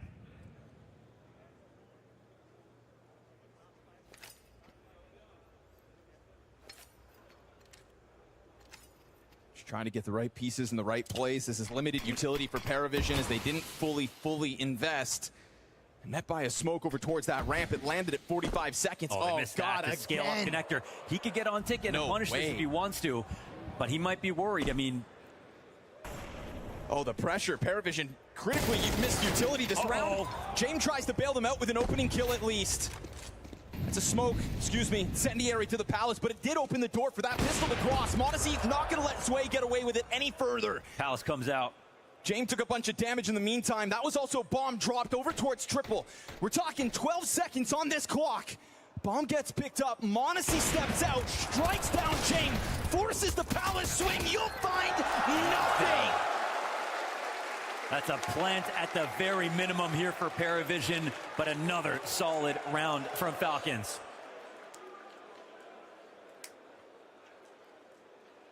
And a scary amount of mistakes for Paravision in the same moment. 2 big smokes that don't land. This one's supposed to waterfall, help players come out of connector, get up to the side of triple safely. It's supposed to block m0NESY's vision, who, as we can see, is taking full advantage of this missed chance. And he's kind of been spamming ticket in this half. It's actually been working out pretty well. They played it to perfection. Give themselves one final real chance with everything they need here. So many maps between these two teams. Ends 13-11 in favor of Paravision. Yep. Falcons just don't want that to happen again. This is what James does. And of course he would never risk it on a rush. He's going to make you sweat. He's going to try to create that pressure within your own head. The Falcons, with all their experience in this head-to-head. Man, they haven't pushed this since Kixan got that double kill off the 5-7. It's being watched. One check. Yellow in the deepest corner. Belchanok's got the double. That deep commitment gives man advantage over, but is man advantage enough? It's really early. Minute 15, they get that 2K. Falcons make the move.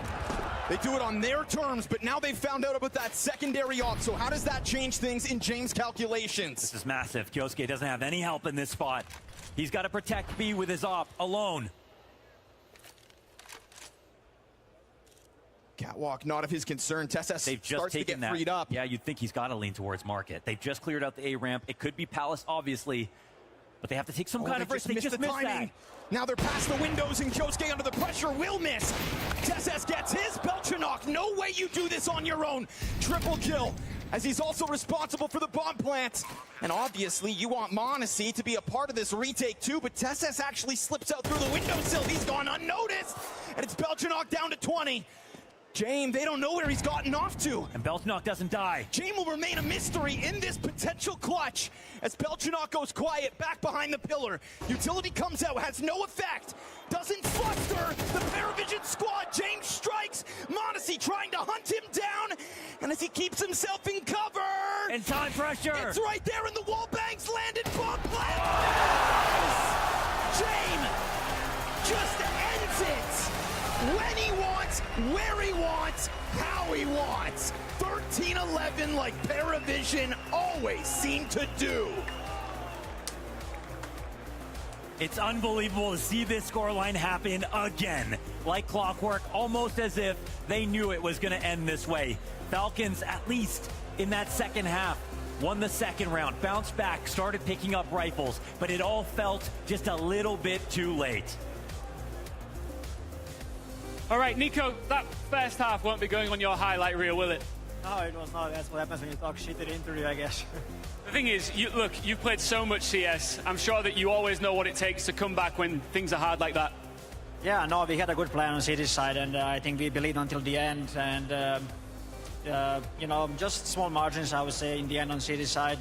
Maybe the last round was a bad call by me that, you know, I saw something in preparation that I thought it's going to be good. It didn't work out in the end, but it's super important for the next map that we managed to bounce back on the City side and got in the game eventually. Just before I let you go, can we go to map 3? I surely hope so. Best of luck.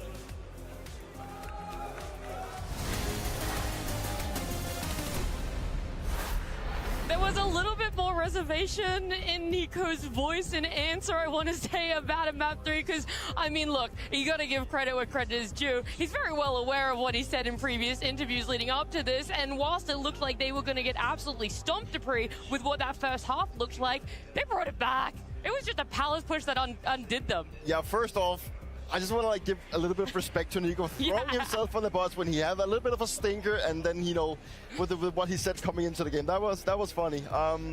For the majority of the match, I was again impressed with what Paravision brings. I think specifically for the C side, I think they played well off each other. On the T side, you know, the clock is their friend until the clock is not their friend anymore, because they use as much time as they can. They make Falcons doubt themselves time and time again, and I think the last round was a really good example of what actually forces them to make a play, to get information. I actually think we're going to get it right now, so I can showcase you what's actually happening. Nico decides to push into Palace. Belgium actually trades off getting a 2v2. What then happens is that, you know, m nglz right now, he doesn't know what's happening. kyosuke gets the frag when the guy is approaching him on catwalk, but it's more about the decision-making from kyosuke now that is funny, because he actually smokes off catwalk here, and you can just tell that he doesn't know what's happening. They actually rotated around to go B bomb side. Belgium gets a frag on him, gets a bomb down, and this is where the composure and the thing that Paravision does is they just wait out the round. But Belgium stood at that pillar for like 15 seconds without moving himself. And Tessus, he did not know where he went. James just plays out time, baits out money, waits for him to shoot, steps out, and kills him. And he solely played off the clock. I also just love the mid-round from James. As soon as he sees that or hears that kyosuke is on shore with the AWP, just says, we're going right at him. Even though kyosuke is the hottest hand there, he's reading the setup well, that a likely situation is going to be no B anchor in that kind of setting, that there is just going to be that one short opper, and it's almost just kind of a James stroke of genius right there. It was so difficult for him, but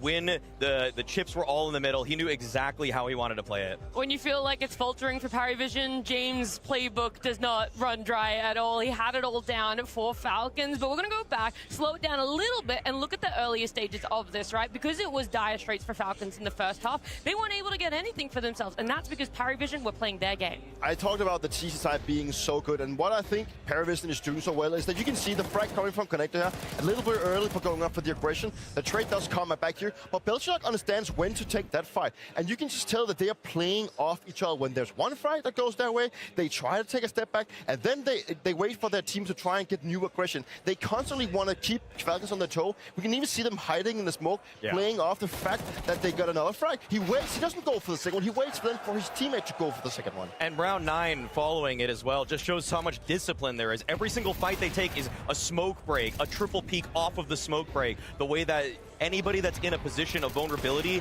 they know that they shouldn't be the one to play first. They get another kill with another smoke break, and then they also have the win condition there. The fact that Cielo this whole time was flanking, that's why nobody's overstepping, nobody's out of line, and that's the Paravision discipline. You just see them always playing every moment to a T. The fundamentals are so well instilled with the roster that you never see just one. If the guy at CT just died for no reason, which sometimes would happen with other teams, then it gives a way back into the round for the Falcons. But Paravision, they just put this stranglehold on you. It just really shines through that the James system is just in full effect, right? Bro's got aura looking at him, by the way. How we know he's staring into your soul. And this guy, he has showcased to these young guys how he wants to play Counter-Strike. And it just shows time and time again. And let's be honest, it's not flawless. Like, they're not just winning just like 13-5, just blowing Falcons off the server, but they make them look silly at given times. It's straight up important.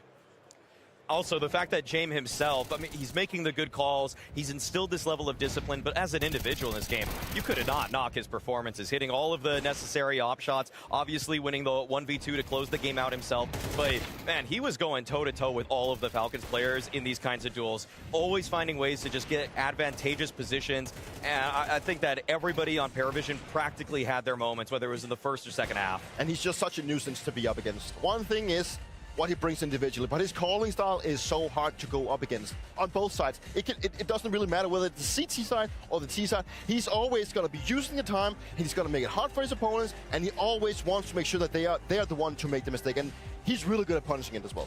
Yeah, Paravision see this opening that comes in the form of NiKo not stepping up in the first half, and they really capitalize on it. That gives them the lead. That puts Falcons on that round pressure as well. But I do wonder, what was so tough about that first half for NiKo to not show up at all? It's tough to pinpoint it because when a game is going this poorly for him, you think that it's a little bit unfortunate, but you could see some of the kills that Paravision were able to get on him were off of just good playmaking from them. Also, I would just say, almost by virtue of him sometimes being second or third in, it was kind of odd that the entry player sometimes from Falcons would actually survive that initial wave, but then somehow they are able to shave off NiKo as the round progresses. So that's what I mean. Respect for that one. NiKo's gone so high on my rankings when it comes to CS players after this one. You think it would go up when someone performs well. Bro's just aware, and I love that. 100%. Like I've been in a similar situation where you just can't get any frags, and it absolutely sucks because you're letting yourself down, but most importantly, you're letting your team down. And I think that's also a little bit of the case here with NiKo. We know that he's one of the three guys to actually have more impact, and I know that he's taking a step down for roles when Kyushu got into the team. But NiKo going 0 in 13 or whatever he did, that's not acceptable. Let's just be honest. We expect more out of him, and that also showed today. Yeah, we're going to see more into the second half, though, on the side of Paravision, or at least just in general of what happens post-plant, because they weren't able to get consecutive rounds for themselves. It felt like dregs were thrown their way to be able to secure anything, because Falcons were also turning up a little bit more. This round was also some of those slim margins that NiKo referred to in the interview. The fact that the retakes on the Falcons are encroaching. They're aware of many of the positions from the Paravision players here, and I would bet that if Kyosuke just had 5 more bullets in his rifle, he probably would have been able to complete this. But you could just see how rock steady they are, Dupree, when they're in these kinds of setups. How they're just giving these little jiggle peaks, and then they just their timings on when they actually want to take the fight. It's just so oppressive. It's so hard to get back in around once they're in secured spots. Is there any chance we can replay this? Because I really want to show one thing that I think is an absolute genius move from from James. He has the bomb. He drops the bomb and runs all the way back to want to go and flank mid. You know what I think? I think James understands that at this moment, they don't have any space. They don't have CT, they don't have connector, they don't have jungle. The only way they can win this round is by getting the bomb down, play as much time as you can, allow James to rotate around and get the flank going. Yeah. Luckily for James, his teammates stay alive for a long, long time, and they do actually fend it off. So it actually doesn't come into fruition that he rotated all the way around. But if that's what happens, that is pure genius in such a heated moment. That's round 21, and it feels like, they're surpassing expectations under pressure. But just a couple rounds later, round 23, it feels like Paravision struggle a little bit more. And that's either good news for Falcons fans or rough pill to swallow for the Paravision fans, because they end up missing 2 pretty important smokes. This is probably where some of the younger guys' nerves came into play, that even though there wasn't necessarily pressure in the moment, like a Falcons player that was coming towards them or anything, it's that they understand the gravity of the situation. So obviously you see that this is almost too easy for the Falcons because of all of the misutility, the fact that they've got 3 guys defending the bomb site as Paravision are attacking it. The rotations were so quick because they had all of the info, and then they were able to just push in from CT, and really there was just no cover. And it just also shows what caliber of player mnglz is like. He understands the situation. He knows that smoke is also missed, so he knows his way around, and he understands. So when the timing is running so low, they push when the clock is running down, because they know one guy has to commit to the bomb plant. And that's also got to be aware of what's happening inside, and mnglz did that well. I would say no one really would have predicted the comeback that Falcons were able to do within this game within this map, but do you guys have a prediction? Because it feels like it has. You can see it here over at Polymarket, just how much the script has really flipped there. So no prediction in that comeback, but now it feels like most people aren't even predicting Falcons to take another map, let alone this series. Oh, geez. I mean, I don't like to flip-flop. I said I had Falcons as the favorite coming into this one, and that we'll see. We'll see. I'm not counting them out entirely, legitimately. I feel like they started showing up in the second half. They looked a lot more composed. Nico obviously joined the server on round 13. So if he was there from the get-go, it's a totally different story. A lot of ifs, a lot of buts, but it's one where I'm still huffing the copium. Strong. I'm holding the copium. I'm huffing it. We have an exciting game, and I took the side of Paravision, so I'm satisfied with this. So I'm gonna stay where I am. That's for sure. Okay, I like it that you guys are throwing it all out there. And whilst you might have the overall series, so that's where you guys are putting it, what do you predict for Ancient? Tough one, right? It is. I mean, I think it's curious that the fact that they actually went with it. It's a map that they played the most. I think they're sitting at like an 80% win rate on the side of Paravision, so they feel comfortable playing it. I do think that Falcon has played 2 games recently where they've stomped their opponents, but it's been low. I think it's NRG and Tai Lu, teams that the Falcon should be making light work of. So I think they feel overall confident going to this one. In leading the series, couldn't ask for more. Yeah, all right. Well, it feels like Maui completely agrees with Debris. Said, I've never heard anything better in my life. And I'm going to give you something else that you're going to enjoy a lot. And that's the fact that Map 2 is going to be happening just after this break.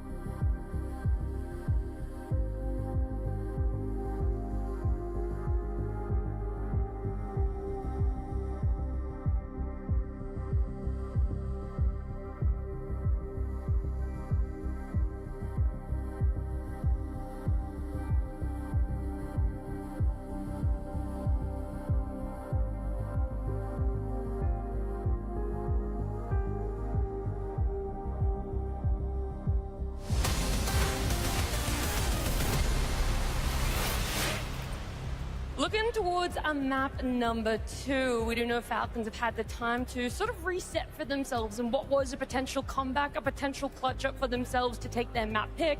But now they're going to be going up against Parivision on their map. And while they were joining the booth, we just had to double check, you know? This time around, is Nico going to be joining from the first round? Okay. Look, I don't want him to go too hard on him, all right? But of course, he is going to be sitting with the boys there, back in it. And whether or not he shows up, I want to see Falcons come together and continue on from what they had towards the end of Mirage.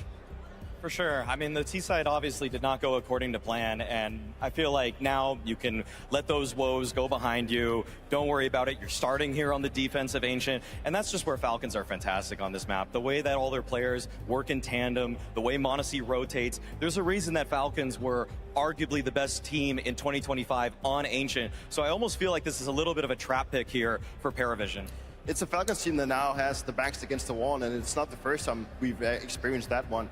I think the Ancient for them is notoriously something they've loved to play in the past, but now they're looking to, you know, try and find a little bit of redemption, and it is the map pick that Parivision, they won against them last time they played as well, so it goes back in the history books.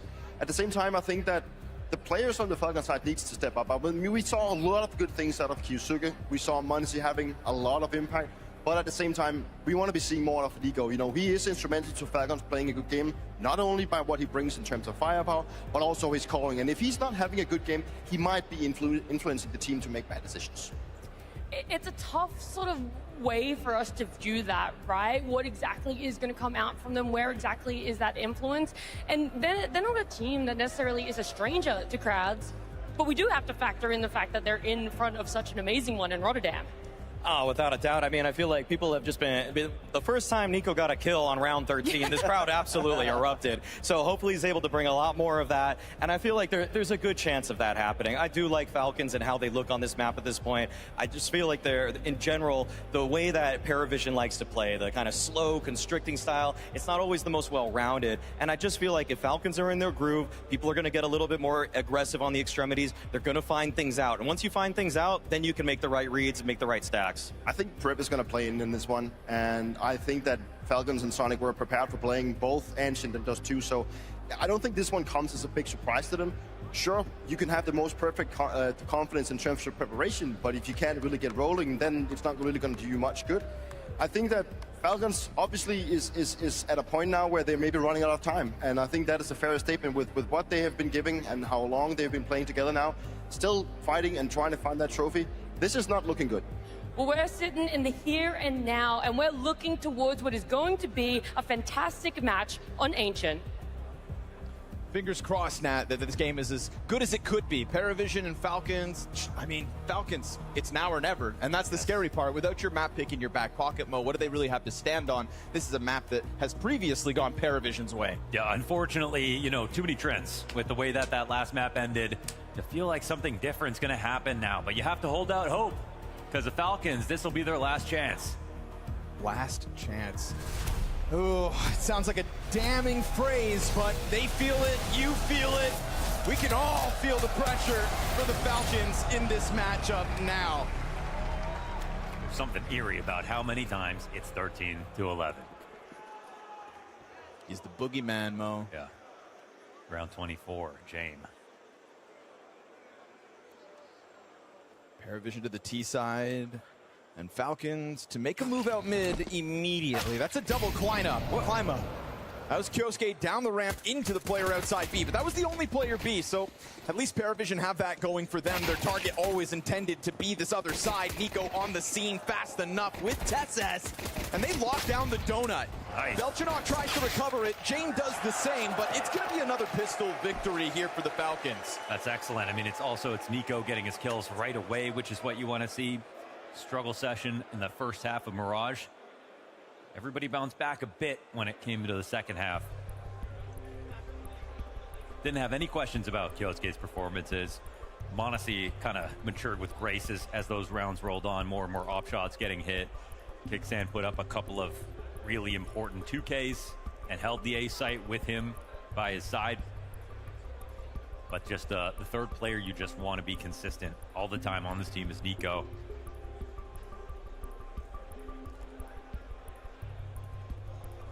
He ends map 1, 8-18, 0.55 rating. I mean, just horrifying stats for a guy like Nico. Yeah. But over his career, do you find Nico, like, what's your take on that when it comes to the map-to-map reset ability of him particularly? Yeah, I mean, you know, only I think because we're in the second half of his career, or, you know, time's going on, he's giving up more star stuff to other players. He's a bit more inconsistent, obviously. He's not the guy, the killer that he was in 2018 or anything like that, but he's still very close, and that's the most impressive part about him. So, no, absolutely would not bet on 2 bad maps in a row.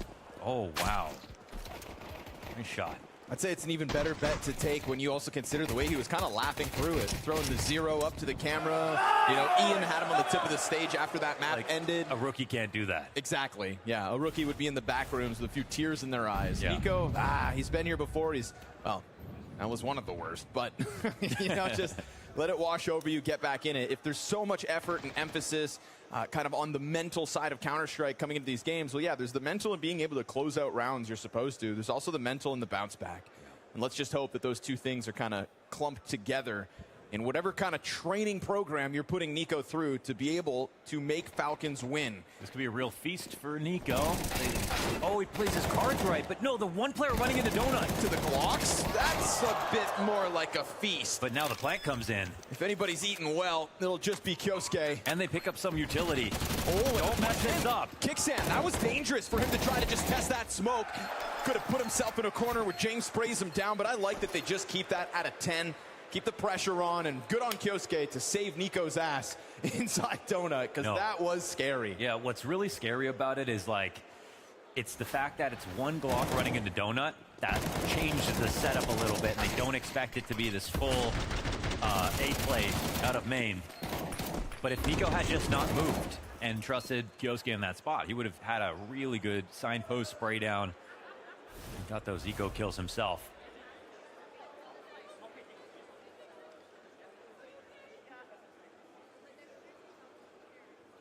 That even got a little scary with Kicksand running through that smoke. Yeah, it did. Because if he died, they can't actually just keep running through it. And not one, but 2 guns picked up by Paravision in that post plant. So you get through it. You got through it. That's all that matters. Kicksand decided to take control of the situation, and it paid off to keep Majority alive. First gun round for Paravision coming out, and they'll go immediately towards the mid play. We've already seen the willingness of Falcons to try to take over middle and pressure lane. We saw it in the pistol with Zwei dead, blindsided by such an aggressive opening.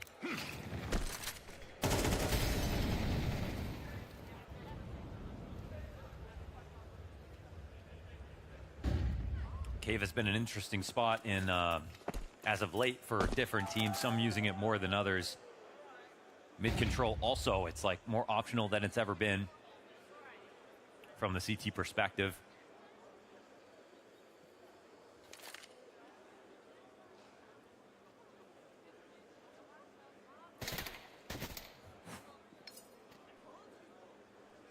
Playing a dangerous game, but showing a little skin like that. I mean, you see this Kyosuke lean back into the back line. Exactly. It starts to encourage sort of a whirlpool of CTs to come and swarm the site and overprotect it as Nico starts to walk away from A. Yep. More and more pressure and responsibility on Monacy alone. It puts pressure on him to get 2 now. At least Nico didn't fully depart. Still sat back by his spawn. Monacy pouncing as that utility comes out, but Belchanok got the entry. Then there's a bit of a stall there from Paravision. Nico slicing him down to size, dodging bullets in the process. Site's gonna get set on fire. Jane though, he's found a safety net, and this bomb plant's undeniable now. Fast move. Nico wants to go through it. Nota takes his head off, so the man advantage slides back and forth. Pesses makes the difference. Now we're talking. Nota's got a couple kills already. Oh, the headshot's clean, and he cuts it down into the 1v1 where Kicksand just starts to try to crawl at him. Slight health advantage. Nota plays the box, swings. It's only haircuts. Confidence to take it on his terms. When he's on point, it's always headshots. 4 kills in that round to Nota alone. The swift response here from Paravision, getting this bomb down with the kill from Nota to assist and stop them from flying through this. But they wanted to keep risking it. Yeah, that's nice. The ultra wide swing and commitment out of Nota. Showing a lot of confidence right there. Ouch. Kixan just ate a frag grenade thrown up the ramp by Ziello. Man, Paravision, they got that off a clutch. They've got a Deagle and a Tech 9 to work with. They have about as good of a buy as Falcons do. Yeah, these are damn near mirrored. Just more utility for the T's to play with instead. 3-player red room walk. Oh, and that's they're been gonna hurt. miss this. That timing is huge. They start to pounce. They're going to try to... Oh, no come on, trade Noda. needed. Right back in. You said it. When he's on, it's headshots, and he delivers another one to kick off round 4. Looking to tie it. Monacy along the wall. This is a high likely trade, but no. Monacy back into cover. And Belchinok trying to push that bomb forward, but already the B defenders are trying to get into the action. They get stalled out over towards Red Room. Nico's been found on top of green. They're just playing with him. Belchinok comes through with his second kill in the round, and never did Falcons B players get into the action. Yeah, it's the two pistols never rotated over, but they needed a scramble. They needed extra urgency in that spot, because once Nico became the only guy there, I mean, his spot's great if no one sees him, but they were so careful about every shoulder peek. They did not fly into that site around the corner when Monacy was sitting there, and he stayed alive for a long time. But honestly, Belchinok's shots were insane. Noda's was the instant kill on Kyosuke. And it's just that smallest bit of insecurity in the rotation. Right when they leave mid, Paravision come flying in. Right when you think they're done jiggling, you go for a little bit of a wide peek. They're still jiggling you.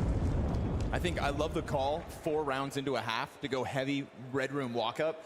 And Kyosuke on that rotation making audio, it just expresses everything. And no one else does a buy like this. They actually had like $1,300 on 2 guys. It's almost as if they said if you win with one, it's as if you haven't won. Right. And they wanted to make sure they have a strong economy to buy behind it. And so they even won this having 2 pistols. Because they knew Falcons wouldn't have much either. Falcons timeout, and they have to get a grasp on CT. You know, you can always see a CT Mirage come back.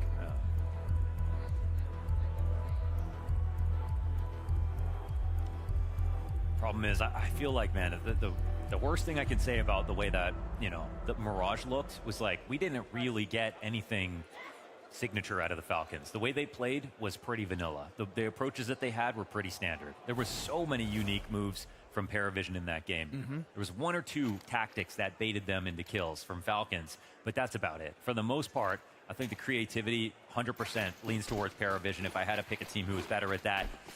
I suppose on the plus side, it was Falcons making maybe less mistakes in some of the smaller details. I mean, there were some awkward grenades out of Paravision as their half went on. It's crazy they could afford that. Right. It's crazy, yeah, because you're right. Even within rounds, they were missing. It's not their map, though. Fair. They have the 3-round loss streak on the map. Yeah, that's true. Not any longer. Yeah. They've bucked that trend.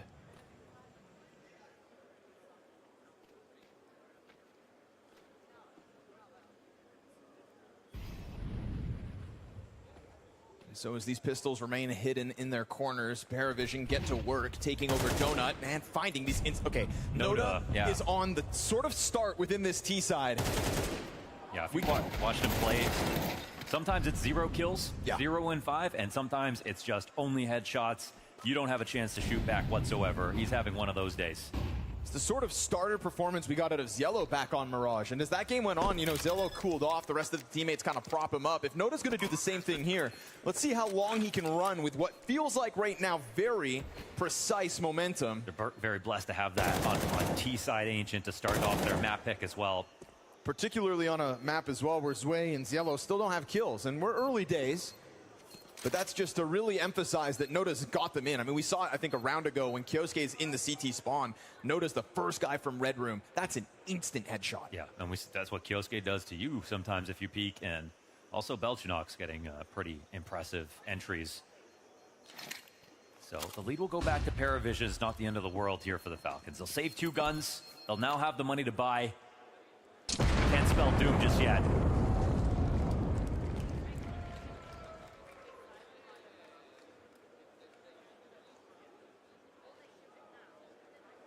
Honestly, silver lining is it's dropped AK over for Kyosuke. He'll get himself the op. Can't say the same about Paravision right now. So we've got one op on the field in this man's hands. Just been scary the way that Paravision have played as a unit, right? There's always 3 around the corner when they do commit to their sights so far in this attack. That's the kind of tempo and timing that could, catch you off. So they're going to go ahead and play this one faster right into Kicksan's hands. Good trade frag. Once more headshot out of Noda. Tessas pounces as that flashbang found its mark. But vision recovered by Ziello, and he's able to catch 2. Now that op shot misses. These are heavy hitters for Zwei to go up against. Just do not bungle this position. Zwei's already trying to calculate. Looks like m0NESY still got his angle, though. Fire didn't really flush him off the line. He technically could leave if he wants to. m0NESY peeled back a little bit. That molly to delay, and he's walking down the ramp, but does he want to go for the fight? No.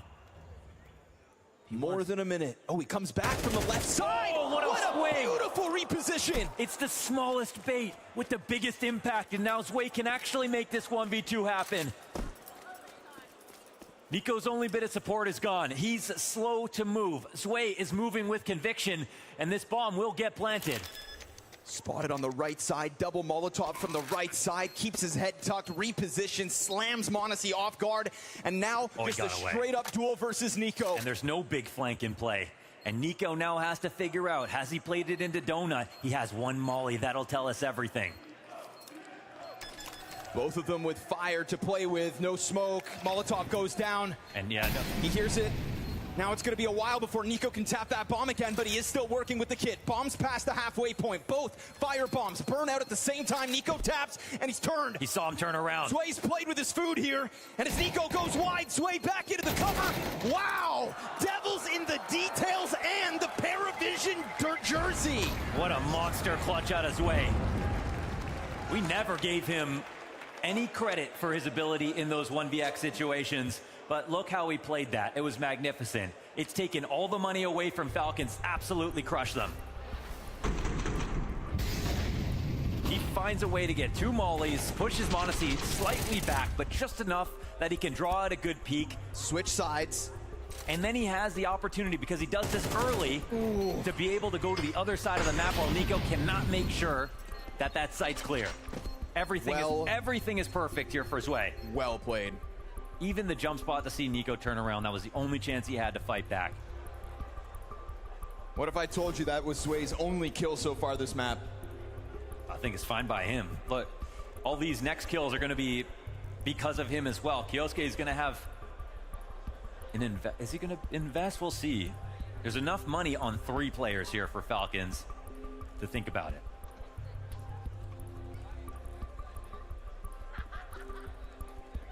But that's just crushing. You get the hold. You get Tessas jumping into the B site, 2K spray down. But the clutch is all that mattered. And honestly, even if they just won with 1, it just totally saves the situations for Falcons. They were outdone right there. What a nasty reposition. Yeah, that was classy. A classy round of Counter-Strike out of Zwei, one that really puts the pressure back on Falcons. They're going to just mosey into this round with that 1 rifle on Kioske. The 2 players that have played together the longest, and he got right in the middle of that chemistry.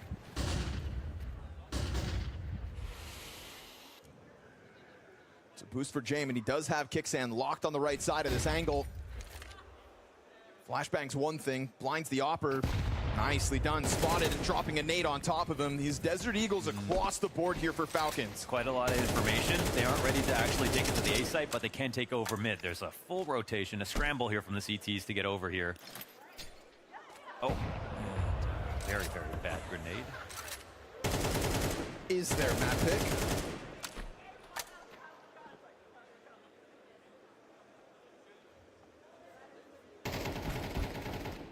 Really going for these spams. It's going to get that walk up. James ready for it. That was just kind of meant to get the rifle into play. These wallbangs constant. It's just body shots. It's leg kicks right now here for Paravision. They know they're on an anti-eco, playing all their advantages, looking for the push, and found one. And starting to make their move elsewhere as well. Sizing up middle. They do need to go get the bomb actually quite quickly now, however. Good catch. Looks like Zwei is going to be tasked with that. He's worried about any potential A main push. The bomb actually has to come back this way, too. Oh, great flashbang. Oh, that's Belchenok fully blind. Lucky to have gotten one of those kills. Bomb could always go back to A. Oh, yeah, it's got a hustle, though. But that's assuming NiKo doesn't just blast Nota out of the round. That was his chance to do it. To grab that AK, to close down this bomb site. And he's still trying to toy with it, but missing opportunities. I can't do it. That James bomb. gonna put him on down. Bomb arrives with barely any time left, but just enough of an option back over. So well done by Falcons to take that fight down ramp, and well done by Falcons to keep this round alive. They're not working with the kit, but they do have the guns for the job, and they've got the time as well to just go for this retake. Keep it clean. Zwei gets contact, lines them up. Kyosuke gets a team kill, but all it takes would be a headshot on Nota. He has no smoke to try to bait this out. He's not even working with a kid here. And they're not falling for it. It's gonna go right back to it. Get back on that bomb. It's a 10-second defuse. Don't you make noise. Nota slides out, gets him off, but now there's no time. Yeah. So Nota plays it cool. It's another very costly clutch round for Paravision, but there's a moment in that round where I'm thinking Falcons could have won. And that's where I think NiKo, you know, the NiKo we know sometimes, he gets that. He had chances to get the Deagle killed. Not everyone could be expected to do that when rifles are running at you, but you do expect that from someone like him. Unfortunately, that would have made the difference. To complement Kyosuke's 4K. If Belchenok doesn't get a fully blind spray down on the bottom of B ramp, and that ramp push goes a little better for Falcons, even one extra body alive, that round looks so winnable. Now, that's what got him into the game on Mirage, but that's not happening here so far. Guns back for Falcons here in round 8, but so far it's been Paravision's Ancient.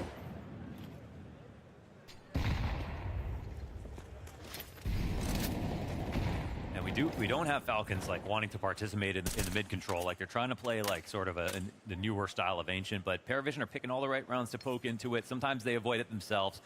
No one's really wasting utility on this area overall, but you're not getting those messy gunfights that teams lately have been trying to avoid. Problem is, like, if you give it up, there's a space vacuum on the map. Like you will give advantages over to the other team if they can just walk into it. And there's Yellow taking space as the CTs are rotating around the perimeter. He's actually already in Donut, man. They don't even have a view of this. This kind of looks like a crazy map, but what's really interesting is that if the bomb goes the way of A, this push could come up huge. Come on, NiKo. What can you deliver? Blindside out middle. And I think he would have got vision of the bomb right there. They kind of just need to molly the ramp. Zello's on this lurk. You got to watch him right now. Oh, spotted. No way he got that. NiKo, how'd you miss that kill? NiKo gets a second chance to fully blindside, but instead he's the one to go down. Fast sprint, of course, for Paravision into the A site off that, and then rifles flood out into their spawn. James goes for the jump over, but as he goes back to the duel, he's gonna find bodies. And Yellow's just tearing through everyone. 3 kills to his name, a deep challenge through. Belchenok keeps on sprinkling in kills. How does NiKo not get that? Oh my God, the full 180. NiKo had the drop on him completely. Now the 0 and 9 start, like we didn't really see too many, you know, gunfights that were disastrous when he played back on Mirage. But here's a couple of rounds where you can really see the difference in the impact. Oh man. Whoa. And it's round defining. That was the A site once again. That was going to get taken. Here's the money gone again for Falcons. Oh man. Another blind spray down that nets them one. More where the first one stood. Yellow trying to get into the engagement too, but smoke grenades in front of him means Tesses has still a bit of a pocket to play behind. Oh, Belchenok taking damage on the climb up. That actually cuts off the bomb. Zwei just got taken down by a third, but he's happy to just lock horns with Monacy. 5-7 on the flank. Good timing on the push. They're running. Tesses making noise. Does still get a chance to fire at them, but they turn around, take him down to 40, and then just kill him too. This is Paravision making quick work now of Falcons on Ancients. And now you can no longer say we made them look better than they are. They are good. They are super strong, and they're the ones punishing Falcons for their mistakes, not the other way around.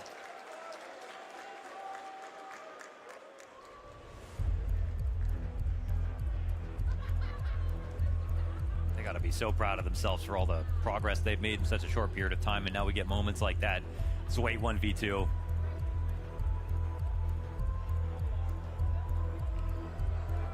Remarkable progress for Distan's roster. Yeah, if you can find one hiccup, one mistake, and it's off of the back of also a godlike move from Zywoo. That 5 versus 1 that Paravision lost. I like that Dastan came out after and said, you know what, I hope that round, if anything, teaches my players that every single round has to be played at 100%. Every situation, right? Yeah. Don't hesitate, don't blink, because if you do, games will come back against you. And so this is a Paravision with a full throttle sprint towards the finish line so far on map 2. I believe Onipixel is in the house today.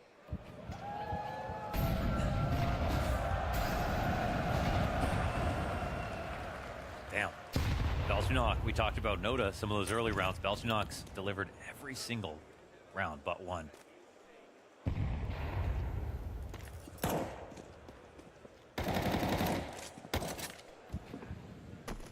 Finished that first map 22-15. And with Noda's nasty entries and Zwei's clutch, maybe you draw some attention away from him. But Belchinok rock solid in this series. Currently an understaffed A site. Nico pressing towards Donut. Nico's Atlas right now with the weight of the world on his shoulders. We're having to watch Donut and trying to get the spray down. Kyosuke's going to try to help him out a bit. It's yellow right to it with the headshot. Nico's still concerned about middle because he doesn't have any teammates over there. And now with the smoke on CT lane, he needs reinforcements within this bomb site. m0NESY tries to add himself to that tally. And here comes the peek out from Temple. TeSeS and m0NESY doing it. Nico offering just enough, and yes, damage goes back the other way. But a slow play from Nota, who's now down on half health as well. Yeah, it's just such a slow lurk out of mid, and I think he's watching to see if anybody's rotating out of B first. That's essentially his job. Looked like Paravision were going to get away with that, but it's all of the rotational support here for Falcons that wins the round. Surely they close this out. m0NESY keeps considering it, but Nota has phased it. He's ahead of the util. He's still ahead of this. m0NESY caught off. Nota's got a chance. I mean, how can he even plan? 10 seconds to try to chase it, force a mistake, maybe. Kixan's got the cover of CT lane. He had to clear TeSeS, hard clear him, and then he could have maybe got that bomb down, but just making it a touch scary. Great multis here from the Falcons, and like the way that Paravision are attacking is so annoying. They're coming out, but they're never fully committing. They're up there for like 15 seconds, well, just to the tail end of their smoke, then they start moving.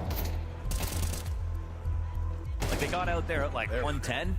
Yeah. By 50 seconds, they've started to move into the site. So it's very hard when you're trying to hide and cover and go for like a retake before the bomb even gets planted to know when the right moment is. Right. The other team isn't even moving. They have the clock on their side.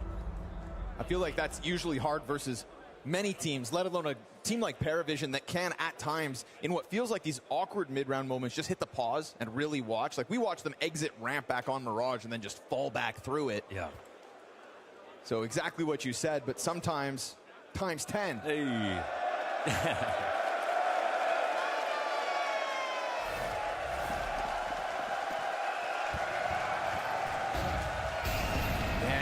Kind of a cool guy. Ooh. Nice one. Fast move back as Yellow wants footing out on A site. Puts it to question. Nice shot here from Kyosuke. Yes, sir. And TeSeS gets denied by Belchinok. Dude, the 90 degrees or 180 snaps have been nasty as this map's gone on. Ooh.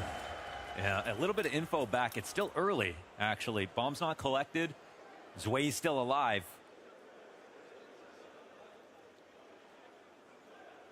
I don't want to believe they can make this happen again, but Zwei finds space. Yeah, I mean, Zwei's moving pretty wisely here. Kixan should just take a peek at the right moment. Gets found out. And here comes that utility. Really did a good job of holding on to this. Additionally, Fire cuts off the rotation for just that extra second. Zwei deciding to try to extend here.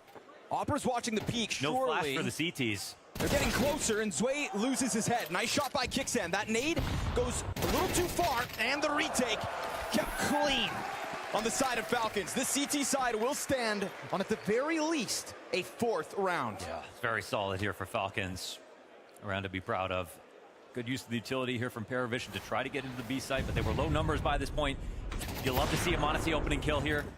They are fighting now into mid, but they haven't fought there so many times that it's just becoming a mess of grenades. Instead, they're picking the rounds where they think Paravision can come in light. Here's Right. a great easy chance for mnglz to get involved. I think that's what they're looking for with that engagement. About time that we see Falcons string 2 rounds together. Just like on Mirage, 2-0 start and then a hell of a cold streak. Ultimately, Paravision goes from their first gun round to the final round of the half with majority rifles more often than not. Slight limitation in this one. And once more, posturing outside of the B site. James is just beneath this angle.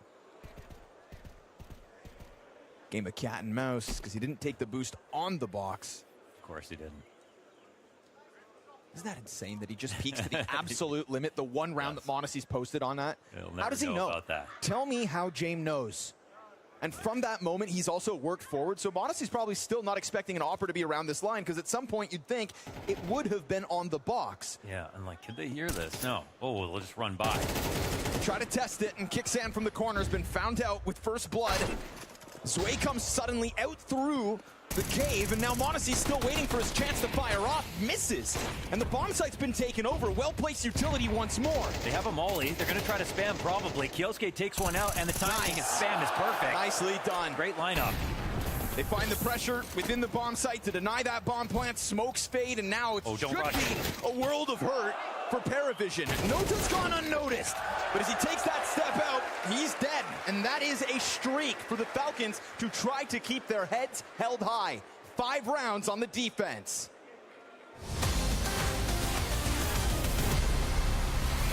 Trophies are heavy. You never know. That's a good one, yeah.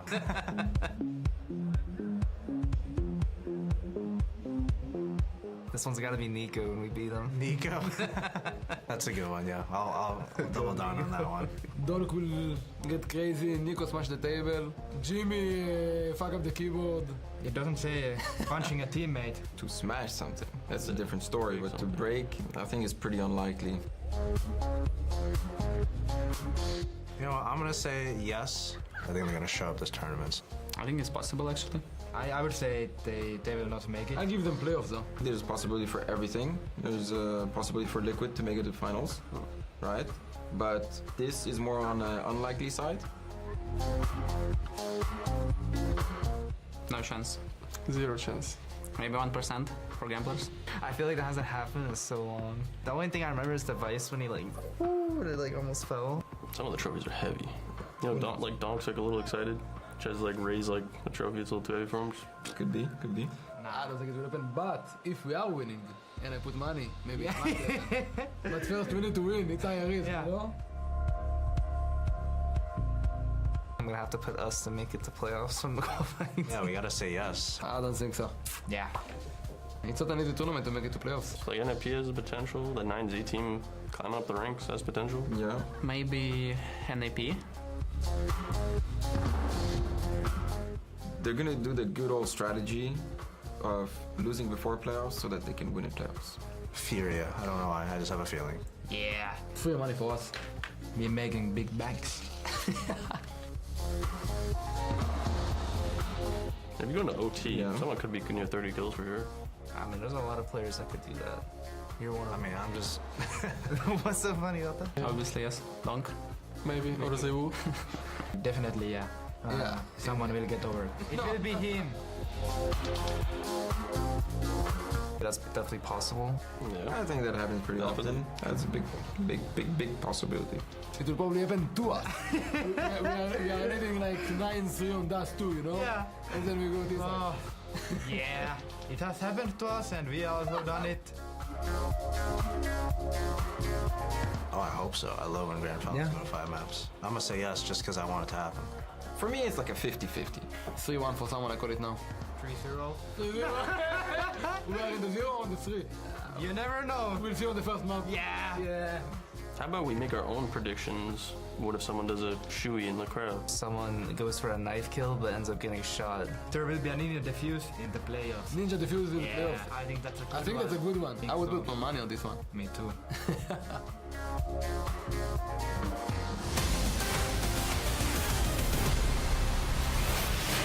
Free haircuts for most of that half as the headshots rolled through on Paravision's squad, but we get an answer.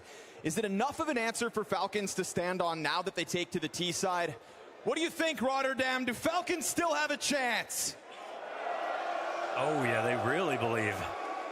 And who thinks it's James time? That is pretty 50. It might be a little bit towards Falcons, honestly. So they'll have to go up against it, against all odds, as usual. Everybody loves an underdog. Yeah. Falcons trying to hang on with an aggressive opening. It's the T-pistol towards the A site. Keep it simple. Utility on the feet, but it's 3 kills instantly for Paravision. And smoked out a donut. Everyone's here already. Gut-wrenching feeling for the Falcons starts to creep back in. Yeah, this could be super one-sided. And how ready they were for this pistol also just speaks to their preparation, how consistently they've shown the reads. TeSeS would love a duel at this distance. You know, 1 free kill, just to put it into question. Peel 1 player off this bomb site. They don't want to peek just for fun at this point. They're so good at playing on the absolute limit and then baiting you into that. Yeah. Yellow, the front runner of that core. And now that it's a 5v1, they know they've got this. So they'll shut down Kicksan over towards Donut. It's a rough half, but one that the Falcons could still weaponize. It just gets all the more daunting with a T-side pistol win. Yeah, they've answered back that 3-round streak at the end of the last half, but you know, we could have seen a better half from Falcons. The thing was that Paravision won all the right rounds. Again, from that Zwei 1v2 and every time they won a close round, it became a save for Falcons in the next.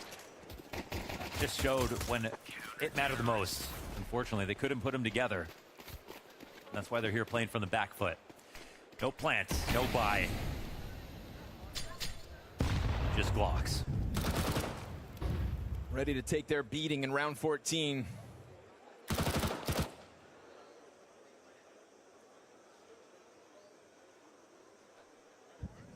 Belchenok remains the tip of the spear on the scoreboard for Paravision, and here over towards the A site, operating alone, very alone. Glock headshot. We said they had nothing to work with here, not $1 spent, so a kill is already something to be proud of. Yeah. Beyond that, let's see what they can do, because there's an MP9 in TeSeS's hands. Yellow's down to 18 health. Things could still get dangerous. Unbelievably so. Yeah, this was full Glocks, no investment whatsoever. M4 to lead the charge outwards, but it's just the positions here from the Falcons. If you could try to spread Paravision thin, that'd be great, but they'll get on top of that bomb. 5-second defuse coming through, and TeSeS's MP9 not able to get in there. Ooh. Still scary stuff, considering 5 Glocks came flying out through A main. What was smart, at least, is that they had all the SMGs. Perfect 4 Glocks. If you lose them, you only give over an SMG, so TeSeS got an extra kill with that. That's when it got marginally scary, and this initial dink actually made the difference in getting this bomb down. They could afford to run through the Molotov. So, a great effort, but not that 1 in a million full Glock eco to win. A 4-round gap as we get into a bye for Falcons. What have you got, Kicksan?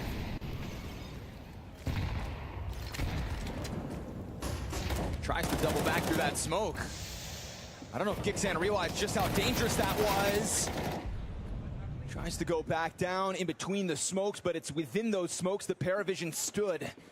In the meantime, middle gets taken over. We still got this Paravision heavy B lean. James operating alone on the other side of the map. He's in a spot where he can just watch things and get away from this.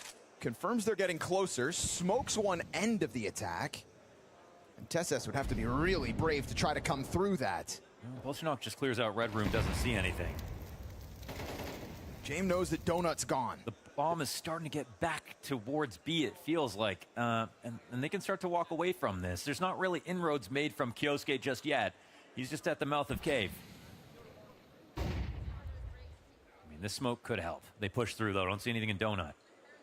How long do Paravision decide to stand here? Because Falcon's getting ever closer to just emerging through the cave. Sway gets active. They're all starting to walk over now, but they're in rotator positions. This could be good for Falcons. There's a belt of utility here for Cielo. He puts that incendiary right ahead of them, and then that opens the door for what was left of the rotation. Now we get the response out of Falcons, dropping their grenades, confirming the presence. Spray goes through a little ahead of time. The flashes are so good. They're able to cross over still. Tesses looking for his duel. That's a deep frag grenade, and Tesses dies empty-handed. It's Kyosuke at bat next. 5v3 for Paravision's retake. You'd think this bodes well. They play off Sway's flank, line up, and a good answer back as Nico secures the 2 headshots. And with 20 health, though, James got him dead to rights. Paravision to double digits. One good 2K spray down right there, but we saw the gap. It existed for about 5 seconds when Kyosuke was walking into the cave. They just needed to move. They gave Paravision enough time to not be worried about that smoke that landed over on the A site. And even though they had initially pushed it, they had to leave some room for doubt that maybe there was like a donut play that was coming in a little bit more slowly. So even with the Nico 2K, it's not enough. That one kill, and really could have made it a time pressure situation. That's James' 4th kill.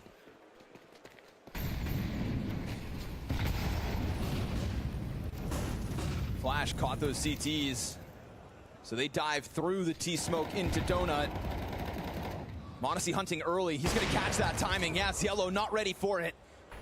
But nice boost from Nota to at least keep Vision out towards middle, and they go tit for tat. 4v4. And even with that op kill inside of the cave, there's not necessarily much behind it. Belchenok just took a patrol and saw nothing here. And on the other side. Yeah, that's kind of where you want to have the op, but is he actually going to stick around is the question. The bomb gets cut off. Uh-oh, that's going to indicate trying to inch their way either towards the donut or towards the red room. Tesses unable to fully kill James. Ready for the next duel. Takes some health off Zway as well, who he now knows is pinned against the left side. For as long as Tesses stays here, Zway is stuck. But if they come and bring players back, Tesses starting to consider that threat. Yeah, they're going to come to me. And as they do, they'll deal with him. A commitment into the A site. m0NESY and Nico versus 3. Only for a moment as m0NESY gets that deep angle. Misses his shot. And Belchenok's going to thrust Nico into the clutch. You'd think that was a must-kill position. 1v2 from Nico from Donut. No smoke to approach him. Both CTs with a kit.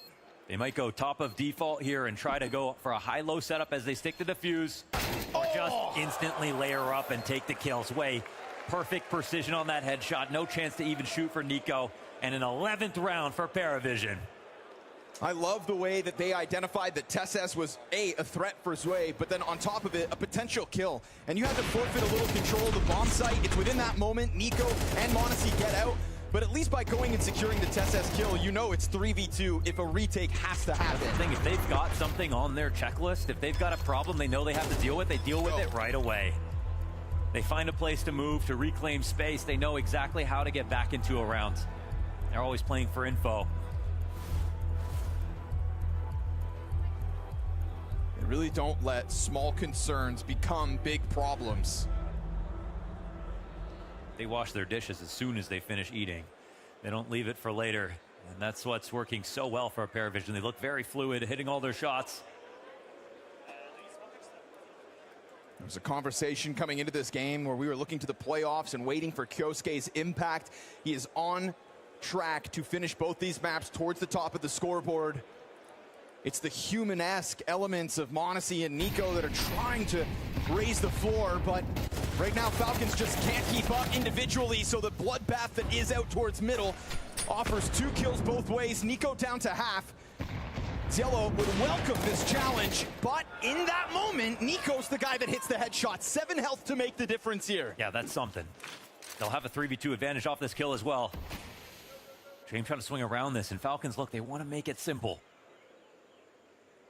James in the middle of it all. Is Nico tucked in? Yeah, plays behind it in the cover of the box. James wants to take a peek on ramp, and that's when Nico activates. Nico is the reason this round is coming together for Falcons. Absolutely. A nade landed square on his feet. He took half his health off. a couple more bullets, one more and he was dead. And instead he makes that 2 frags. Listen, it's a drop in the bucket for some of the missed opportunities, but it's still a chance here for Falcons and stops map point from happening. Won't be seeing Zwei attempt this one. So a 4-round streak off the start of Paravision's CT side. 3 of those 4 rounds by way of retake. There has been constant pressure in these rounds from Falcons, but now they finally add 1 to the board. They do, and they actually have gotten quite a few kills. I mean, Paravision have not just built up an enormous bank. Should be pretty important that Zwei saves this gun if he can. Ooh, or is he just looking to rack up a cost against them? Oh, they just don't think he's here at all. Yes. Unprepared entirely for Zwei to be in their spawn. Still a question as if he survives, though, and he will. There we have it. 2 guns the way of Falcons, and Zwei's rifle kept as well. So it was that crazy gun battle inside of mid. Both teams wanted it at the same time. Full use of all of their utility in this spot. Look at this commitment from the defense.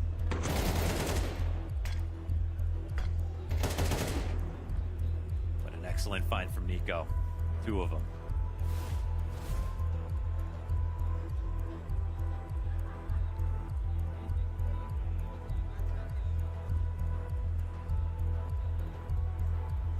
We know the skill is there. Feels like they're still trying to tap into a bit of luck now, Falcon. So yeah, keep your fingers crossed. Right, because you even see the mid trades come out slightly ahead for Paravision, so it does take that. That's a Nico X Factor moment here. Yeah, that's an individual level shining through. And to do it after eating the grenade damage, like you mentioned. And we started this game by saying the pressure is on. It has only elevated as Ancients, now 17 rounds deep. A ton of mid-util once more, and Falcons sign up for a fight that's just not there this time. Well, they throw their smoke. Wouldn't have mattered. Everybody comes flying through it. James just tried to go headhunting through red, but with fire at his feet, he gave up the angle. Now he's passive in mid. This looks like a nice spot here for Falcons. They've taken over mid. They've lost a marginal amount of HP. A lot of map control. Looks like a fast idea starting to take fruition. Oh, and mnglz misses that chance. That would have been an instant go into the A site.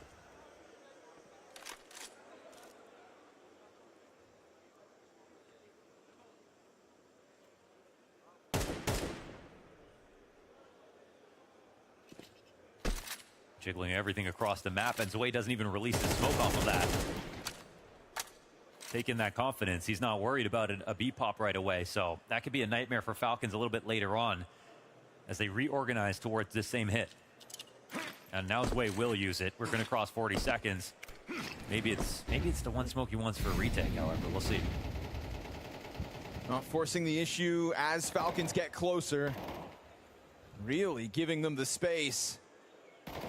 It almost looks like they still don't believe this entirely, but the bomb's getting planted now. That'll confirm it, and as the plant happens, Zwei eats the flashbang. So just tries to tap through in anticipation of Falcons players departing. They're not even going for this? mnglz holds the exit, misses the chance to cut them down, and so, Wait, this is kind of crazy. They were kind of just spread on the map. They were in a fine position to actually attempt it. They had the kid and some utility to go for it. A 4-person save, huh? Ahoy, what do you think about that? That was 5 players deciding to save. I think you're right, though, that they just kind of didn't believe it. They just didn't believe it all the way to the very end, but at the same time, they had 2 guys watching it. Yeah. It wasn't even an A stack, so okay. A good call here from Kixen to pick the more vulnerable site, and a win is a win. It's on the scoreboard. Yeah, they'll all make a lot of money off of that just to ensure they get everything they need. But conversely for Falcons, they didn't lose much either, so. However, Zwei somehow with the only death ends up on an MP9 and nades.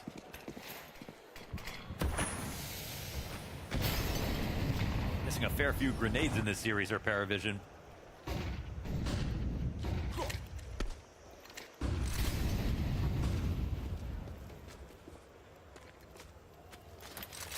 But again, it's a bit of a feign towards mid controls for them. Doesn't scare Falcons. It's 2 rounds in a row. There's really nothing there after having been so adamant about the triple attack. James, new position though. Missed opportunity, but the rifler in the corner. kyosuke knows about it. They're gonna try to keep that pressure on. Sway's dead, Cielo almost there with him. Still remaining adamant. Oh, but they have Cave locked up, so they can actually, come back around. Belchenok has no idea nothing's being watched. Which is wild, because that player had just shot at James, who you'd think would have raised the alarm.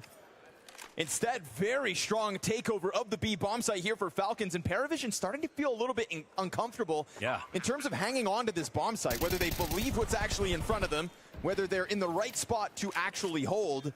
Yeah, and they tried something new, a little bit of a forward press as they start to lose numbers even when they're saving. And Tesses, who's now walked the entire map essentially, is just going to go chasing to deny these potential saves. James really wants that off, but he's not allowed to keep it, and so Falcons up to an 8th round secured. But how many times have we been here watching Paravision start to flail around a little bit? How has Noda gotten away with this? Surely he dies. Surely. God damn. 4? Nah, Oh, okay. 3's enough. It's damage versus the Falcons short. 3-round gap between the 11 rounds of Paravision and the 8 that Falcons just secured. Quality stuff out of Kixan, and again, the info is already passed on that there's 2 at the end of Cave. They're watching this. That kill's crazy. Yeah, Belchenok just jumps to his death. Not nearly cautious enough. It's one thing to take that duel, it's another thing to just jump right through. Falcons have been right there on the brink, but Belchenok spams him down. It's another move where this time Paravision sign up for the mid-fight. In a round where it's James on a 5-7, MP7 for Sway. Feels like Falcons know what they want their evolution to be here. Respond to the mid-death by just taking over B, but it's a fast move by Paravision. And Kicksan's now been popped. Nico gets the headshot back, but there's that yellow SMG to come out and take the edge. There's another player coming. It's James all the way behind them on the flank. So early to have gone through with this A push. He pauses. Because Paravision realized that this commitment to the B bomb site has seemingly disappeared, but is it because they're just in the corners they stand in, or is it because they're already out middle, heading to the other side of the map? Feels like James is going to figure this out. Ooh, they're watching the flank. This could be beautiful. I mean, it's such a weird spot to watch. It's actually perfect. Excellent here from kyosuke, and now they got to be thinking about A. They hit that pause button at the right time. They won't beat him there. Noda's going the extra distance to get into Temple early. There's a lot of firepower between these 4 players still left alive, so who's got the edge in this head-to-head? A 12th round on the brink for Paravision. Here comes that Noda swing, and kyosuke gets the kill after the fact. There's a health advantage here for kyosuke, but we're talking AK-47s and headshots capable by both. And Zella doesn't look like he's ready for this. Approaches quietly. Big reposition from kyosuke. That's huge. 3 frags and the clutch. kyosuke brings another round home. Double digits on the other side of this next round. kyosuke with multiple closes in a playoffs game when Falcons need him. Covering that flank is pretty unreal. For how early that was in the round, that was excellent awareness.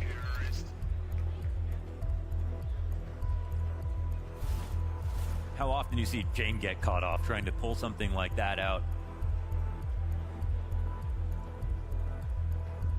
And that'll be the last of the timeouts. Got another nail biter, as it always is between these 2 teams. Of course. I think what still has me scratching my head is James makes that push on the flank. Usually I feel like James would make that push where there's like any kind of trade potential, any at all.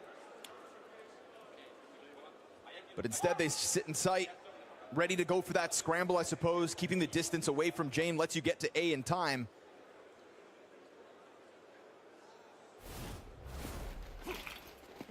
James runs a risk, and this is what it costs them. All right, so Operation Don't Get Eco'd. Falcons finally get a moment of reprieve. They've got pistols to go up against.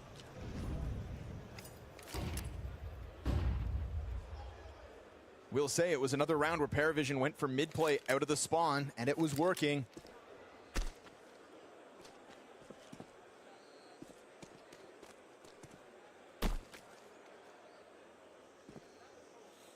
Good luck with this one, James. Oh.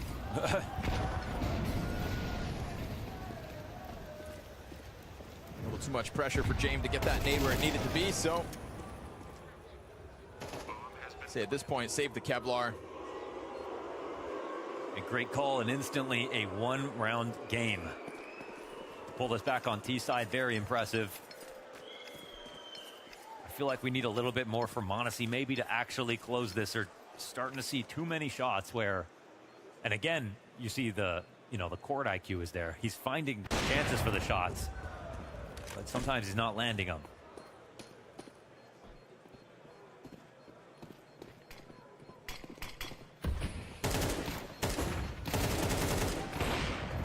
Trying to deny the exit off the bomb plants. You're allowed one. But all the other Falcons hang on. 4 players strong as it is a one-round game. Paravision's lead has gone up in smoke after securing 4 rounds on a CT side to start the second half. And now we look at that James 4-kill game that he's got going on. Sorry, bro.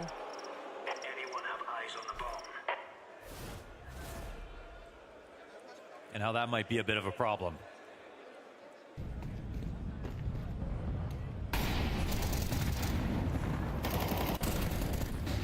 Another big opening move out middle though, right? Paravision trying to tap back into this. Ooh, they're running for it, but the flashes, I feel like we're a little misaligned. No, not like this, Falcons. TeSeS pops his head through the smoke. Nico's on the chase. The lineup's there. Oh, gets the double back. That's what they needed. He steps up on the chase, avenges Kyosuke and TeSeS. That was a sloppy attempt to get out elbow there by Falcons. Yeah, that was. It was a little bit mistimed. Not blind enough. Too many players there. But James already shoved himself forward towards a main. So again, they always look to get something back.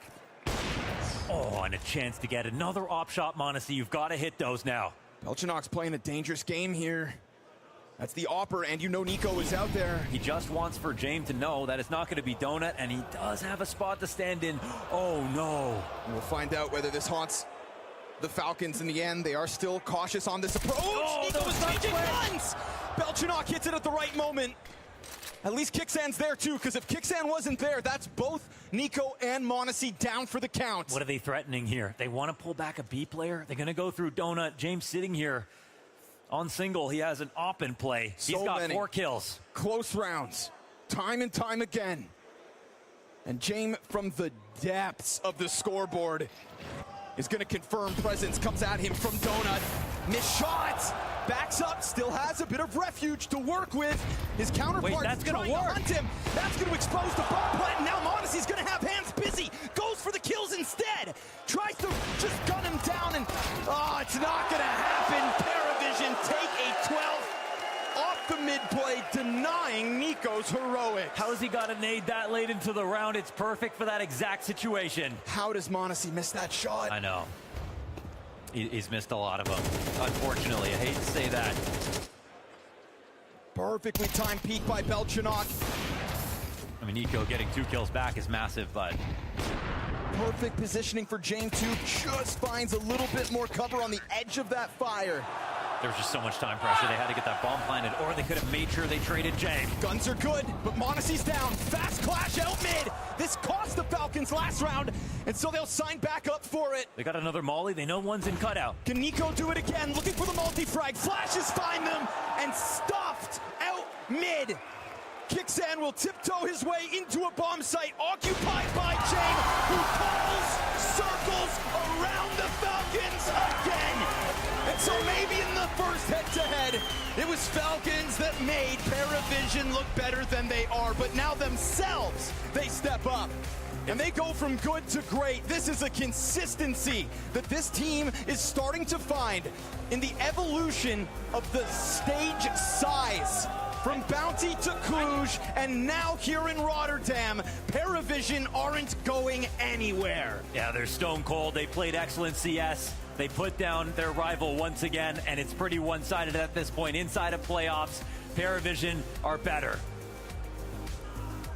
You think of the head-to-head as well that comes tomorrow. Two teams on the cusp of attempting to break through, to chase down Vitality as others struggle.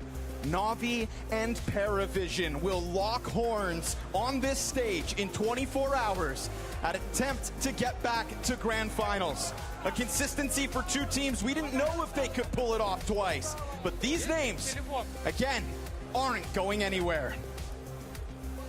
First things first, any Paravision fans in the building? I'm standing by with Way. You just have Falcons' number. You beat them time and time again. What's the secret? I guess we are just better. I love that. You are becoming more and more structured. You are so disciplined as a team. How much credit do you want to give to Coach Daston and James, and how much are you evolving as a player under their leadership? It's all their work, like James and Daston doing everything. We just like robots who needs to do their work, and we know that we are gonna win. That's what we proved today. It's also so impressive as a team that you managed to squash that slight piece of momentum that they started to build there at the end and close things out. Did you think that the victory was ever in danger? No, I don't think so. Like, it's 2-0 anyway, so even if we lose one of these maps, it's going to be third map, and it's so comfortable map for us, and I guess it didn't get that dangerous as it could. What about you personally? You seem to be getting better and better as well as a player ever since leaving Spirit and coming to join this roster. Where do you think you've seen the most improvement? Paravision, of course, because like it's so fast growing, and like it's the most comfortable team that I've ever been. Finally, last point. Have you got a message for your semi-final opponents in Na'Vi? Be ready. Be ready. Thank you very much and congratulations.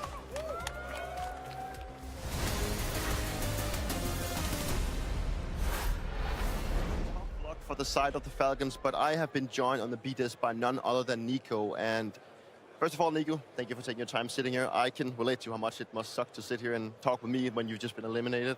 But I want to ask you, and I want to go back to your Mirage game, where you had a little bit of a stinker, let's be honest. And how is it to be sitting in that situation? Because you said in yourself in interviews that you had troubles getting into game, and was this just another one of those situations? Yeah, it was super weird. I just felt like I couldn't get a proper duel the whole half pretty much, and I think I played poorly, of course, but I think us as a team were a lot hesitant, and it just felt like every time we entered the site, we didn't know like what was open. We had to kind of clear everything and stuff like this. So yeah, I mean, from my side, definitely, obviously you never expect to start like this. Yeah, honestly, not much to say. I was feeling pretty good going into the game, actually. Yeah, sometimes just things don't go your way, and it sucks. What about the preparation? Because you had a lot of time to prepare for Paravision, and, it is a team that you can probably look a lot into and get a lot of cues how to play. But how is it to actually face them in real life on the server? How is it to play against James, and how difficult is it actually to face Paravision? Yeah, I think they started like slowly adapting as well. I think they started changing up a bit the way they play. So this is something that, like, we obviously have to prepare for what we see, but they're also doing a very well job of kind of changing things up. So it is definitely a difficult opponent to go up against, because you don't do the things that you usually do versus them. You have to do it a bit differently. You really have to be strong with the setups. It's very hard to go sometimes for the information plays, because you don't know if you're going to face like 1 or 4 guys there. They're playing a lot in groups, so it's definitely harder and different to play versus them, and it's something that we still haven't obviously figured out how to go up against. But yeah, props to them. They're playing some solid CS, and as I said, they also now changed the map veto a little bit. We obviously knew there was a chance they're going to pick Ancient, but they beat us every time on Dust 2, and we have struggled on Dust lately. So props to them for switching up the veto a little bit as well. So yeah. Talking about engine, you had almost a chance of making it back into the game. There's actually a round 20 that I want to show you that maybe you could take me through with your thought process, because you're the one that takes a lot of space into the B. So what is happening right here?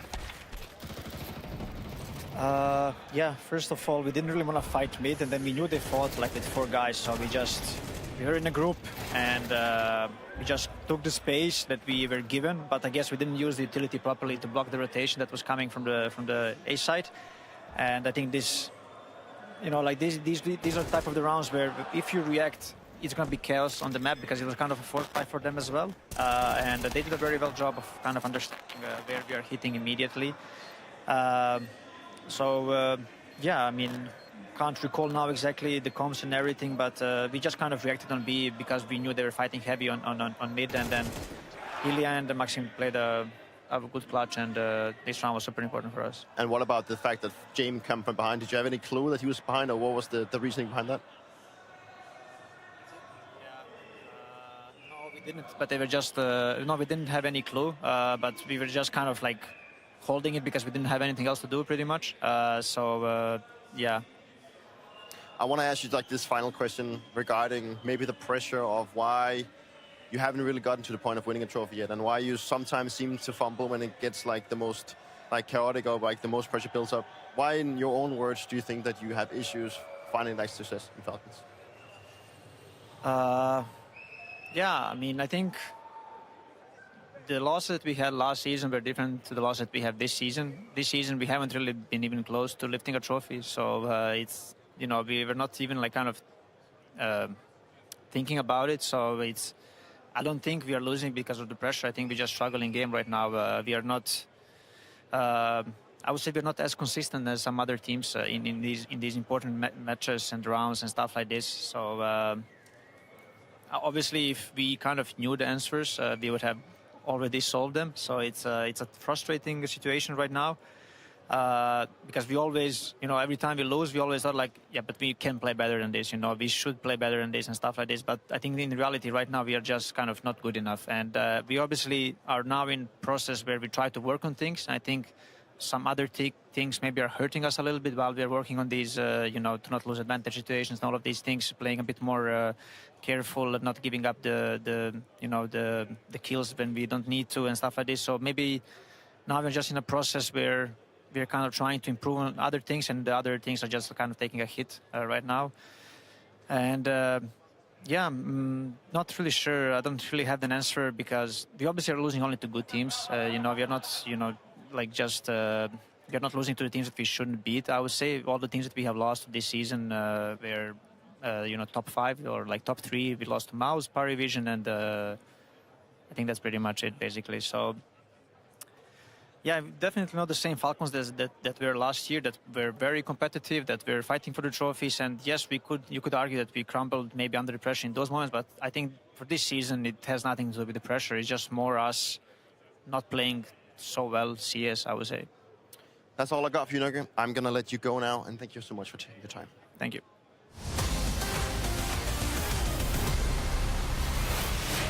Yeah, Nico taking a lot of time to really talk to Dupree about everything that went wrong for them, breaking down a couple of rounds. But a team that everything went right for is Parivision, and we have their coach Justin joining us. Congratulations! How happy are you for the boys and for yourself? I am very happy, because today I thought they will win. Because everything was, today is the day Falcons should win, because they're in good form. We are losing. They won last match. It was close match, but we lost against Vita. We were losing 1v5, and it was 3 days break. And atmosphere was, oh no, today, it was inner feeling that they will win today. But you thought Falcons would win? Yes. Okay. Oh. Yes. Well, then I have to ask, how did you spend? I talk with my team. Yeah. Sometimes I don't care. If we lose, we lose. Just remind that. I'm not like in film, like, today we should win 100%. We need. I don't care. My team don't care. We just play. I know that we can play good, but extra pressure is too much for my guys. So then how do you spend the 3 days off? Like, how do you break it up? How much time is dedicated to prepping for Falcons specifically and just working on team comms? We know Falcons generally well because we're playing third time.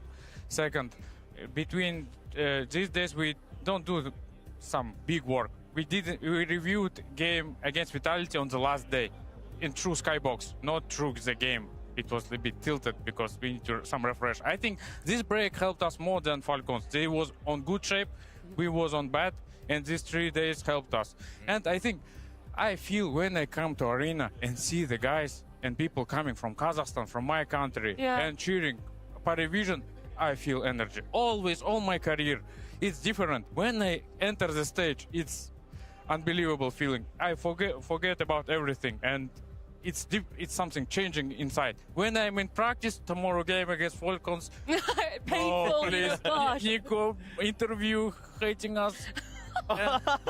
So you read that? You read that? You know. I don't think that he meaning something bad, but it was like, oh no, we should win today because he said that. I understand. How do you think your team is now shaped up in these kind of arena moments? Because back at Bounty, you didn't think that all of this was going to always continue. That you kind of tempered expectations. But now you guys are holding discipline in tight games, in an arena like this. Has there just been growth from people like Belchanok and Ziello and everybody? It's our strength is we're speaking one language. A lot of teams are international. We can speak a lot of things faster and easier. Second is pressure. No pressure for us. Every other elite organizations are waiting for trophies. Parivision is new. We are stage 3. Don't care. Just play. It's the difference. If I will be in Falcons with $1 million players, it will be different. And I'm trying to use it in my side. And before the game, I just play, guys. Just don't think about it. And I'm trying to decrease the level of stress. That's all. And Nota, Belchonok, JM, and me, more than 1 year together. And some basics is about our strong side is playing 100%. Play fundamentals good, and we need to close every round in advantage. And we don't have superstars, but we need to work on situations harder than other teams because they have, for example, Donkey can kill 3 guys. My guys can't do it. Sometimes on some maps or sides, but not stable.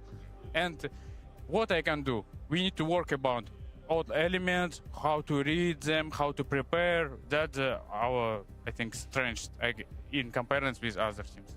Dastan, I wish we had more time to talk to you. You're an absolute pleasure. I'll be sure that if we see some more Parivision wins, we'll get you back on the desk. But thank you so much for joining us. Congratulations again. Thank you. Yeah, it's so much fun. Dastan, he's going to go back, going to go join the Parivision guys. And I mean, he's left me with a lot of high emotion and high hopes. And I think I say this not lightly, right? Many people out there say we don't have expectations. And part of it is kind of lying to themselves, whether they know it or not. I truly believe Dastan does not have expectations, and he does not put that on his players. Dastan, after the Bounty win, came up to us in the green room and said, guys, please do not expect us to do this again. He really would try to make that an adamant point that what you saw here, winning a whole tournament, is not going to happen every single time. And then we saw at Krakow, they crumbled in the group stage. Then back at Cluj, they go up to the top again. And then ESL Pro League, they crumble very early in the tournament. So they're still finding consistency for themselves, but when you see the highs of this team, you can't help but get excited. I would have loved to be here to hear what Dastan has to say about this one. I think that, it's for everyone out there that is now thinking that Parivision cannot play beautiful Counter-Strike, then they should probably go and watch this game. They should also watch the game before that, because I think Parivision is, they're playing some damn good Counter-Strike, and I'm very impressed with what I'm seeing. And now it's going to be interesting to see how that's going to look against Na'Vi tomorrow. One thing you didn't hear, Dupree, Dastan said that he didn't even think that they were going to win today. Right. So that's how low his expectations were in these moments. They're really downplaying their expectations. I know. They're so humble about these kinds of things. I mean, you can hear it even when he goes, we don't have any superstars on our team. That isn't to say that he thinks his players are bad. It's just that he's aware they have to work 2 times, 3 times, 4 times harder than maybe other players are expected to themselves. And unfortunately for Falcons, who put so much out there for themselves, who were able to bring it back so closely in both maps, couldn't even find themselves closing out either their map pick or their opponents. And so then their journey at Blast Premier Open Rotterdam kind of ends here. And it's a tough one, tough pill to swallow. Unfortunately for the Falcons, once again, we see them lose to a team that at this point, you can't say that Paravision are a lesser team, but that the individuals would not reach the highs on any given team as the players on Falcons are built up to do. So to me, this is once again, Dupree, you might want to cover yours. To me, this kind of comes down to the leadership. I would even say the coaching, the fact that you can't get on the same page. And again, I thought third time was going to be the charm for Falcons. I thought they would figure out a way to counterplay the Paravision style, but again, they're just left scratching their heads. You are seeing mnglz on your screens there, and he's taken some time to sign some things for fans, have a little bit of a moment with them while he can. But before he gave up his time generously there, he did do so with Ian as well. This kind of interview's never nice, it's never easy. mnglz, the Falcons, you fall at the playoff hurdle once again. How are you feeling right now? Disappointed. I'm very disappointed that we lost against them, yes. Does the pressure of being a super team and finally clenching the trophy that you guys as a roster believe you deserve, do you think it gets to you in moments like this? It gets to you? What do you mean by... Do you think it gets in your head at all that there is pressure on you to be the super team? No, I don't know how others feels, but I don't have this pressure that we are like super team or anything, that we have to win trophies. Obviously, we expect ourselves to go longer in the bracket. Not longer, but I don't know how to say it. Further in the bracket and win this kind of games. But yeah, sometimes we just play worse than what we expect. Why do you think Paravision give you so much trouble as a team? Trouble as a team, I think they're a very disciplined team. They have a different play style compared to other teams. We still haven't maybe found success against them, but I'm pretty sure next time will be better. I hope. But yeah, I'm very disappointed we lost. I think it's everything in our head, I'll say. Just finally, any learnings from this event here in Rotterdam that you can take on to your next event? Yeah, I mean, sometimes I cannot understand what you said. Like, what have you learned? It's not your fault, it's my fault. No, it's my English. No. I'm a Northern Englishman, it's hard to understand me. What have you learned from this event? Learned. Okay, land. I like landed, you know, I worked in land. What we learned from this event, I think, in my opinion, we played actually much better than the previous tournaments. Let's say when we played in Cluj, when we played against them, I think we played, like today in my opinion, we played even better. We found their weaknesses, but we just could not win a lot of clutches, and also we didn't show up on Mirage on T-side. But yeah, what we learned, I don't know, like be more disciplined, I think. I would say just how to play as a team better, and that's it. All right, well, we'll look forward to seeing you next time. Thank you. Thank you so much. That's a lot of tough thoughts and feelings to be able to convey and articulate, but mnglz does a good job of it, right? He talks about, yeah, maybe we need to be more disciplined, maybe we need to have a little bit more faith, get out of our heads a bit more, but he's also right in saying they did play better. Paravision just played better. Yeah, and he even puts it out himself, saying that they should learn to play better as a team. I think that's like that quote I really want to take out of that interview. And it's not like Falcons doesn't know how to do it, but they just do it. They don't do it as consistently, and they don't do it as well as Paravision. There's a lot of don'ts and do's. I was going to say that's a do's, not to do's. But that's you know, everyone needs to understand at home, like what Paravision is doing, specifically with the whole jiggling, baiting for each other, playing off each other. It doesn't come easy, and it literally doesn't happen overnight. It's something that has to be, you know, drilled into the back of your head for a long, long time. And even though you do that, it is still extremely hard to pull off. So what they're doing, that's in my books, that's very beautiful Counter-Strike.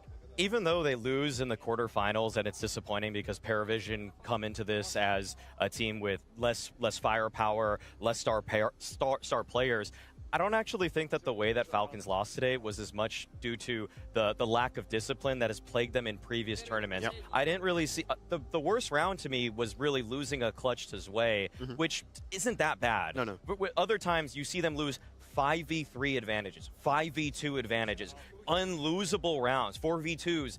This time around, that wasn't really the case. We had a very quiet Nico on map 1, and if he was there, they win that one. And I will say, Ancient, I'd say the overall plan was better for Paravision, but it wasn't the classic Falcons choke. It was them fighting back into games after getting pushed because Doston, Paravision, James, they just had a better idea of how to play out the gate. It's a really tough comparison to ever draw, and either way, both of these teams leveled up. But if you're both leveling up, that's going to result in Parivision still getting the better of Falcons. And it does mean that we do have our semifinals ready. It's going to shape up tomorrow to have a lot of action, with Mongols unfortunately losing 0-2 against Aurora, Falcons going down to Parivision. It does mean that we get the pleasure of seeing Aurora up against Vitality and Na'Vi Parivision right there. And if you want to know exactly when potentially your favorite of these 4 teams remaining are going to be playing, well, you know that we're going to start off with Aurora Vitality. I don't think you want to miss that, and it is a rolling schedule, so at any point, Na'Vi and Parivision could be ready to go and take that stage tomorrow. That second game bangs. Yeah, I cannot wait to see Parivision play Na'Vi. I want to see it. We're going to go ahead. They got no chokers in the building there. No one's a choker there. Everybody's it's good tactical CS. This is Maui's Christmas Eve. This is the night before Christmas for Maui right now. Tomorrow's Christmas Day. 2 teams going toe-to-toe that has such a foundation, such discipline, and such great, mindset for the game. I think we're in for a very big treat tomorrow. We are, which means I want to say goodbye to you guys as quickly as possible so that you can maybe go and play a couple of pubs yourself, maybe go straight to bed and wake up and enjoy what is going to be the action of day number 2 for Blast Premier Open Rotterdam.